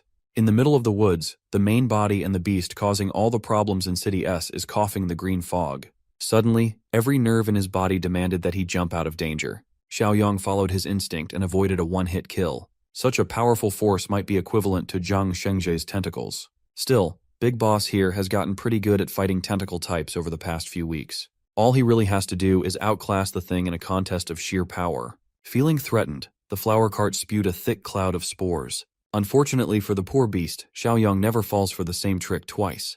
Before the spores reached him, he drew in a deep breath and held it in his lungs. While the field is filled with those nasty green clouds, the flower cart starts wriggling around like a bug. It dropped its balls, and feet emerged from underneath them. The flower cart is trying to flee with its plethora of disgusting limbs. That pitiful attempt at escaping won't work against Zhang Xiaoyang. He moved his fingers to draw a sigil and summoned the slave mark. His new power swirled around the mutated beast. A few minutes later, the people in the survivor building were alerted by the arrival of Flower Cart's true body. Professor, he was beside himself. He'll never forget how brutal that beast was with its twisted form. After parking his new slave in the driveway, Xiaoyang pulled up as if it were business as usual. He just asked Zhang Shengji and Brother Chong if they harvested every mutant core downstairs. In his own broken language, Shengji reported collecting quite a bit of cores. Brother Chong translated reliably. One of his mutant buddies talks like he's chewing gravel, and the other spouts gibberish. Listening to them is exhausting. Then, Professor he brought up the elephant in the room. What the hell is with the flower cart parked in the building's driveway? Xiaoyong nonchalantly answered that the mutant was one of them now. To convince the survivors, he brought them out to the parkway to prove that there was no need to be afraid anymore. The old professor bit the bullet and approached the veiny anomaly. He touched the flower cart with apprehension and asked how the hell the young man tamed such a monster. Ignoring his question, Xiaoyong asked what the professor's opinion about the plant was as a seasoned botanist. The old man reckoned that although it's mutated to an unrecognizable degree, it should still retain its botanical instincts and traits. Just like in the animal kingdom, competition among plants can be just as brutal. Instead of prey, the fight for sunlight is a constant theme in their world.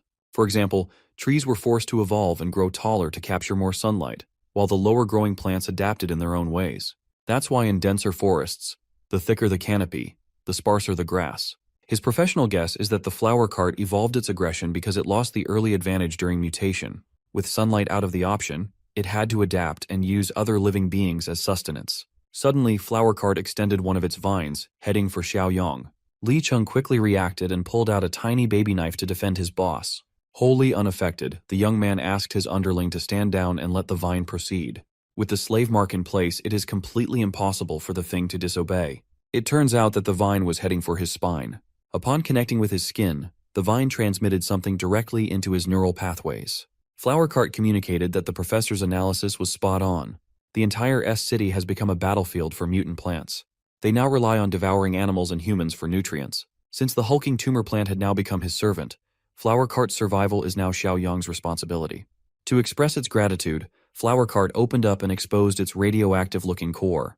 As a sign of mutual trust, it willingly handed the spongy core to its new master. Upon making contact with Xiaoyong's palm, the core seamlessly integrated itself into his body. As usual, Li Cheng was worried. But this was a simple ritual to cement the master and servant symbiosis.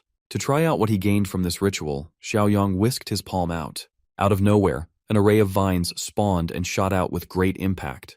The vines swiftly wrapped around a nearby tree, holding it with great force. Then, with a simple thought, Xiaoyong's vine crushed the thick tree trunk into 2 pieces. Shengji was befuddled. As far as he can tell, the vines were stronger than his own tentacles. In that moment, Xiaoyong unlocked the Gardener achievement, rewarding him with a hefty 150 points. While City S was being liberated, the Western Steel Mill was under attack by an unknown threat. That cannibalistic mutant redhead had been laying down hooks, and the survivors in the mill kept on taking the bait. After hearing a knock on her door, she put on a helpless look and opened her room to a man trying to deliver a late-night snack. A pretty tasty one at that. She was an expert in pretending to be the damsel in distress.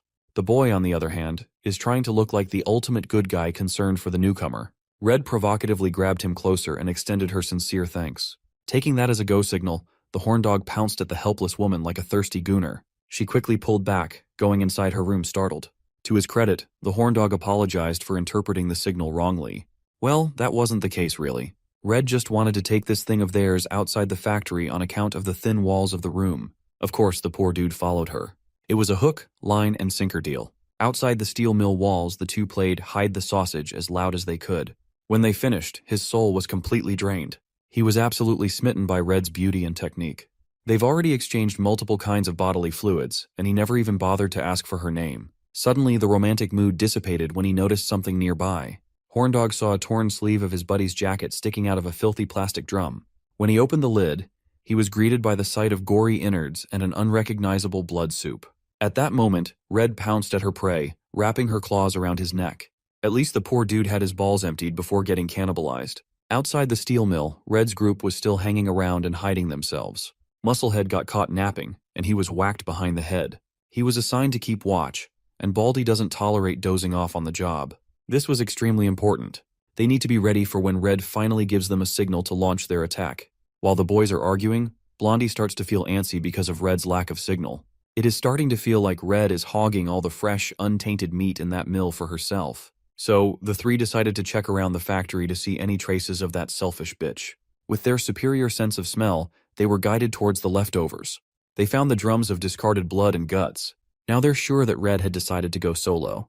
Blondie assured the boys that there was a simple solution for this. If Red can charm her way in, so can she. Already betrayed once tonight, Baldy was naturally opposed to the idea.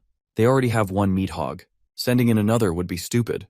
Musclehead had to step in to try and pull Baldy away from Blondie. She is not entirely wrong. She's their best and only shot at getting in right now. Baldy can see that too. He agreed to send Blondie in but warned her that if she copies Red, he will storm in and kill the traitorous bitches even if he dies in the process. So, after a little more deliberation, they went with the plan that succeeded earlier. Blondie put on her best helpless act and knocked at the gates.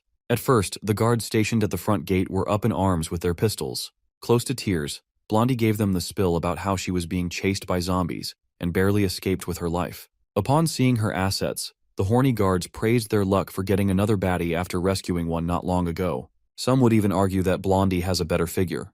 Before Blondie was let in without the required examination, Red stormed out of the mill to warn the boys to not trust the witch. She asserted that Blondie was the mutant disguised as a human that had tried to eat her before. Red erratically yelled at the boys to shoot the flesh-eating bitch.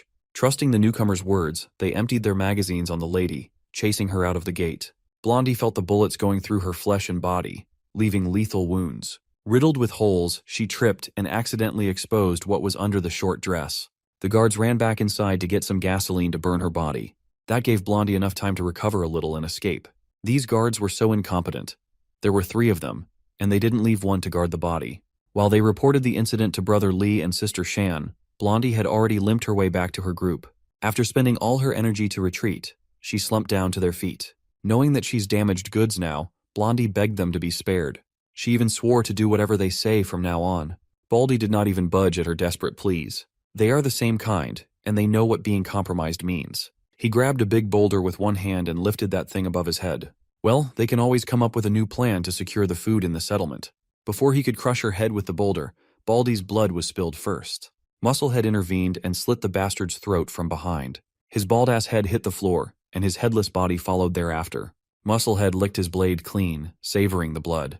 Blondie thanked him profusely, and he promised to give her Baldy's arm and leg to heal just enough. As for the rest of their buddy's meat, Musclehead will feast. Blondie could tell that Musclehead acted with greed in mind. If she was the one who died tonight, Musclehead would get nothing but scrap meat. With this ambush, he gets the upper hand and the lion's share. Back inside the steel mill, the leaders are finally taking note of the increasing number of missing members. Li Hongli is stressed. What kind of leader would he be if these missing cases kept on happening under his nose? Having had enough of this mysterious problem, Shan Shan decided to make her move. She surveyed the outskirts of the steel mill, hoping to see any sort of clue. It did not take her long to find the bloody drums of horror and slaughter. She brought some more armed men over, and they confirmed that their boy's torn jacket was mixed with the viscera. They even saw Horndog's shoe floating in there. Red felt as though the walls were starting to close on her. That Baldy and his gang must have dug up her leftovers and left them in the open. Shan Shan doesn't see any signs of a struggle inside or around the settlement. It had been a pretty quiet night too. So, she turned to the newcomer and asked what this all meant. Knowing that she's fucked, Red's whole body shivered. She can't exactly use her usual moves on Shan Shan. Without hesitation, Sister Shan drew her blade and tossed it toward Red's vital points. The cannibalistic newcomer felt her life flashing before her eyes through the tip of the blade. Before the dagger could be stabbed into her ample chest, Red collected herself and dashed out of the way with her inhuman speed. The knife sped past her and decimated some poor trees. Shan Shan was the only one who suspected Red when she first arrived, and now they have confirmation. Red realized how this looked. She is completely exposed now. Her free meat scam is short-lived. Put in a desperate position, she lunged towards the nearest dude she could grab. She brought out a knife she stashed in God knows where and took the guy hostage, threatening to slit the poor guy's throat if anybody moved. Shan Shan pushed back. If the bitch killed another one of their people, Red wouldn't be walking out of here alive. Red could not accept that she was caught by a young lady. If push comes to shove, she will accept death just to take a few guys with her to the afterlife. Slowly, she walked away from the crowd while continuously hurling threats to slice her hostage's carotid artery open. Once she was far enough, Red grabbed her hostage's gun and kicked him to the curb. She shot the poor guy in the ass out of spite and booked it out of the steel mill's outskirts. Maintaining her calm, Shan Shan grabbed her gun and aimed with utmost precision. She pulled the trigger and managed to pop the cannibal in multiple places. Red powered through the new holes in her body while bleeding out. Refusing to let the mutant bitch off, Shan Shan ran for her bike to chase. Li Hongli stepped in to discourage her from doing so. They don't know if Red has a group waiting for her. Just to be safe, they have to lock down the settlement. Uncle Lee made a lot of sense. Shan Shan efficiently ordered their boys to heighten the screening of new survivors. Newcomers will be quarantined in the safe house. For now, she'll head back to the main fortress to get them up to date about the looming threat. In all honesty, Li Hongli was quite impressed by the young woman's capability and decisiveness in handling such a tricky situation. Back in the woods of S City, normal mutated plant undead are still roaming freely. But not for long. To get some practice with his new ability, Zhang Xiaoyong and Sheng Jie led the whole pack while clearing obstacles with their vines and tentacles. For these two overpowered mutants, clearing out the area was as simple as breathing. This process freed Brother Chong and Li Qing to retrieve cores and burn down their bodies. They made quite a big bonfire using undead bodies as firewood. Professor. He didn't know whether to feel safe with their savior or feel a sense of pressure in front of their power. Xiaoyong's ongoing Utopia mission is accelerating and netting him a lot of points to spend. His group is firing on all cylinders. With the threat of plant mutants trivialized, it did not take too long for Xiaoyong's crew and the survivors of S-City to reach the main fortress. Uncle Sheng welcomed them and gave the young boss a rundown of what happened while he was briefly away. Xiaoyong introduced the people of S-City, led by the botany expert from the Agricultural and Forestry Academy, Professor He. For now, S-City people will stay in the fortress temporarily. After preparations are in place, they will be moved to the edge of the city jungle. In there, they will establish a third settlement. At that moment, Shanshan pulled up on her bike. With urgency, she reported everything that happened in the western steel mill and proposed the same heightened security for the main fortress. The rigorous screening process won't apply to Professor He's people. The boss already vouched for them. After receiving news that they had lost a few people in the steel mill, Xiaoyong wasn't alarmed. He took it as good news instead. The more threats loom over his utopia, the more mission rewards he can reap.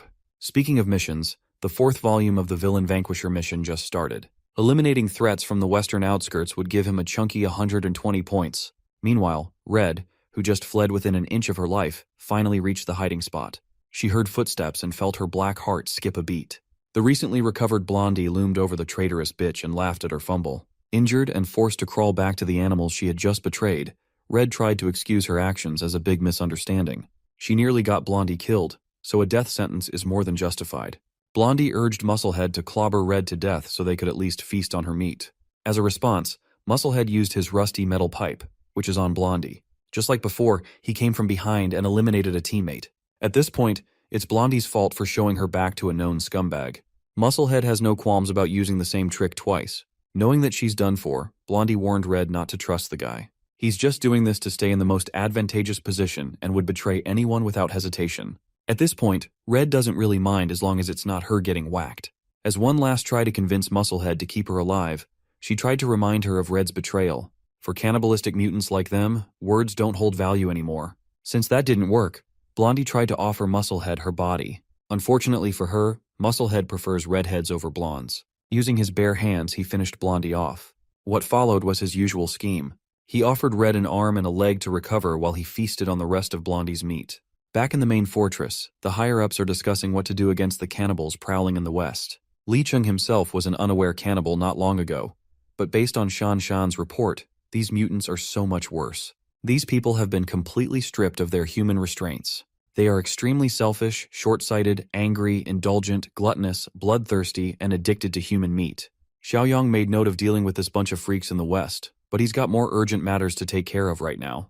Lai Chung will return to the steel mill as added support and to straighten security out. In the blink of an eye, 2 months passed without any major incidents occurring. Somewhere in the woods, a group of survivors are contemplating relocation. If they stay in their current hideout, they'll all die. So, they packed their remaining food and essentials and braved the woods. They chose to venture out in the dark since the plant creatures are more active during the day. Unfortunately for them, the time of departure didn't matter. They were still spotted by a battalion of mutant plants. At the initial contact, a lot of them were captured and consumed right off the bat. The remaining group tried their hardest to run for their lives but ended up trapped in a deadly encirclement. There was one path left, but there were some spooky noises coming from the path. They'd be dead either way, so they might as well risk going down a possibly dangerous route. After a few more miles of running, the survivors were completely and utterly winded. Interrupting their run, a massive tree came careening down towards their position. The group ran to take cover, scared of what kind of creature could knock a whole tree over. When the dust settled, they saw a group of people chopping down trees using chainsaws. One of the survivors recognized Zhu Xingkai among the loggers. Xingkai was taken aback by seeing a familiar face, a dude named Liang. He gave his buddy the rundown of how they had settled down in M City. Then, the sound of plant mutant footsteps getting closer interrupted the reunion. Seeing Liang freaking out, Xingkai laughed. There's no need to get so worked out about a bunch of plant freaks at this point. Casually, Xingkai pulled out a radio and reported a creature encounter in his squad's area. After relaying the message, he invited Liang and his boys to join them and step out of the way. A few moments later, The anti-plant squad pulled up with full gear equipped with flamethrowers. Liang and his boys were absolutely floored. The firing squad took position and fired up the grills to cook some mindless undead. With their flamethrowers, they burned the bastards, making the mutants growl and scream in pain. Li Cheng, Brother Chong, and Shengji also stopped over. At this point, they barely need to lift a finger to deal with minor inconveniences like this. Liang could not believe that there was a human force out there that had gathered such terrifying strength.